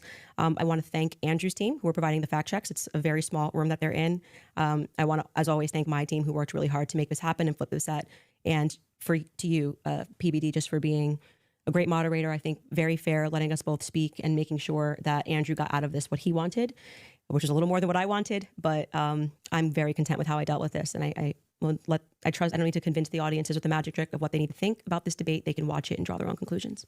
Beautiful. Fair from both of you. I think the audience won. And again, from the beginning, all of this is because of how much love and respect we have for Charlie Kirk, a great man that's no longer here with us. His 1-year anniversary is coming up here. I can't believe it's that quick that is here. The audience, I think you also won if you did support the Crucible, support the Candace Show, support the PBD podcast, subscribe to the channel. This is how you help these voices get out even more, especially going into future when this happens. You want a lot of independent creators to have these types of discussions. And last but not least, the two of you, I respect you guys again for having this conversation. It is not easy to do so. Hopefully this will lead to more discussions. A lot of different things we talked about. I'm sure there will be a lot of follow-up. With that being said, take care, everybody. God bless. Have a great weekend. Bye. Okay. Hold up. First of all, does anyone feel, just for free, again, we're open here. Does anyone feel that PBD did a goddamn thing in that goddamn moderating? Does anyone feel like PBD did anything moderating? Because if he did, I don't recall it. I think the one time, it was only one good time, one solid time where he wasn't actually a moderator. Other than that, I didn't see it, you know? And here's the sad part about that. Like, he didn't do shit. There was only one good time where he was actually going back and forth. And here's my honest to God feeling. That would have been a good opportunity for the Raging Tomato. She would have said more. She would have done and said more. Not as big as PPD. I get it. But I believe, me personally, I believe Sarah would have did more. Sarah would have been more on the questions, more on making sure there was clarifications, than sitting there for fucking 3 hours just doing this.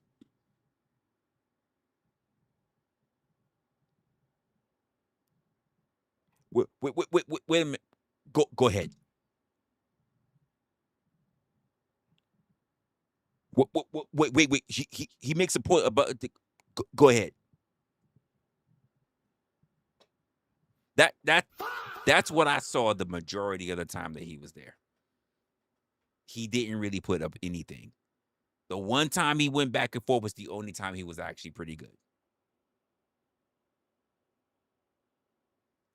That's my thoughts on it. That was my thoughts on it. I'm not gonna lie. Of all the debates I could have looked at, I was highly disappointed. And now some of you guys will understand wholeheartedly why I'm like, I am debate out. People be saying, oh, this person did this and did. They were getting cooked here. And I'm like, man, when it comes to me watching debates, man, the shit is cooked, man. People don't know how to debate anymore. It's over. It is over. OVAH. Motherfuckers is not doing a goddamn thing.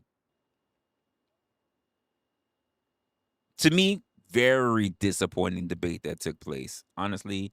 But I got some other stuff I want to take a look at, so I'm not going to look at it tonight. And we're going to have a stream tomorrow where I think we're going to go over some stuff on social media. With that being said, we've been past fucking 4 hours. I can't believe that debate was already fucking 3 hours. We can't get that time back, so I'm going to give you whatever you got left, all right? See you next time.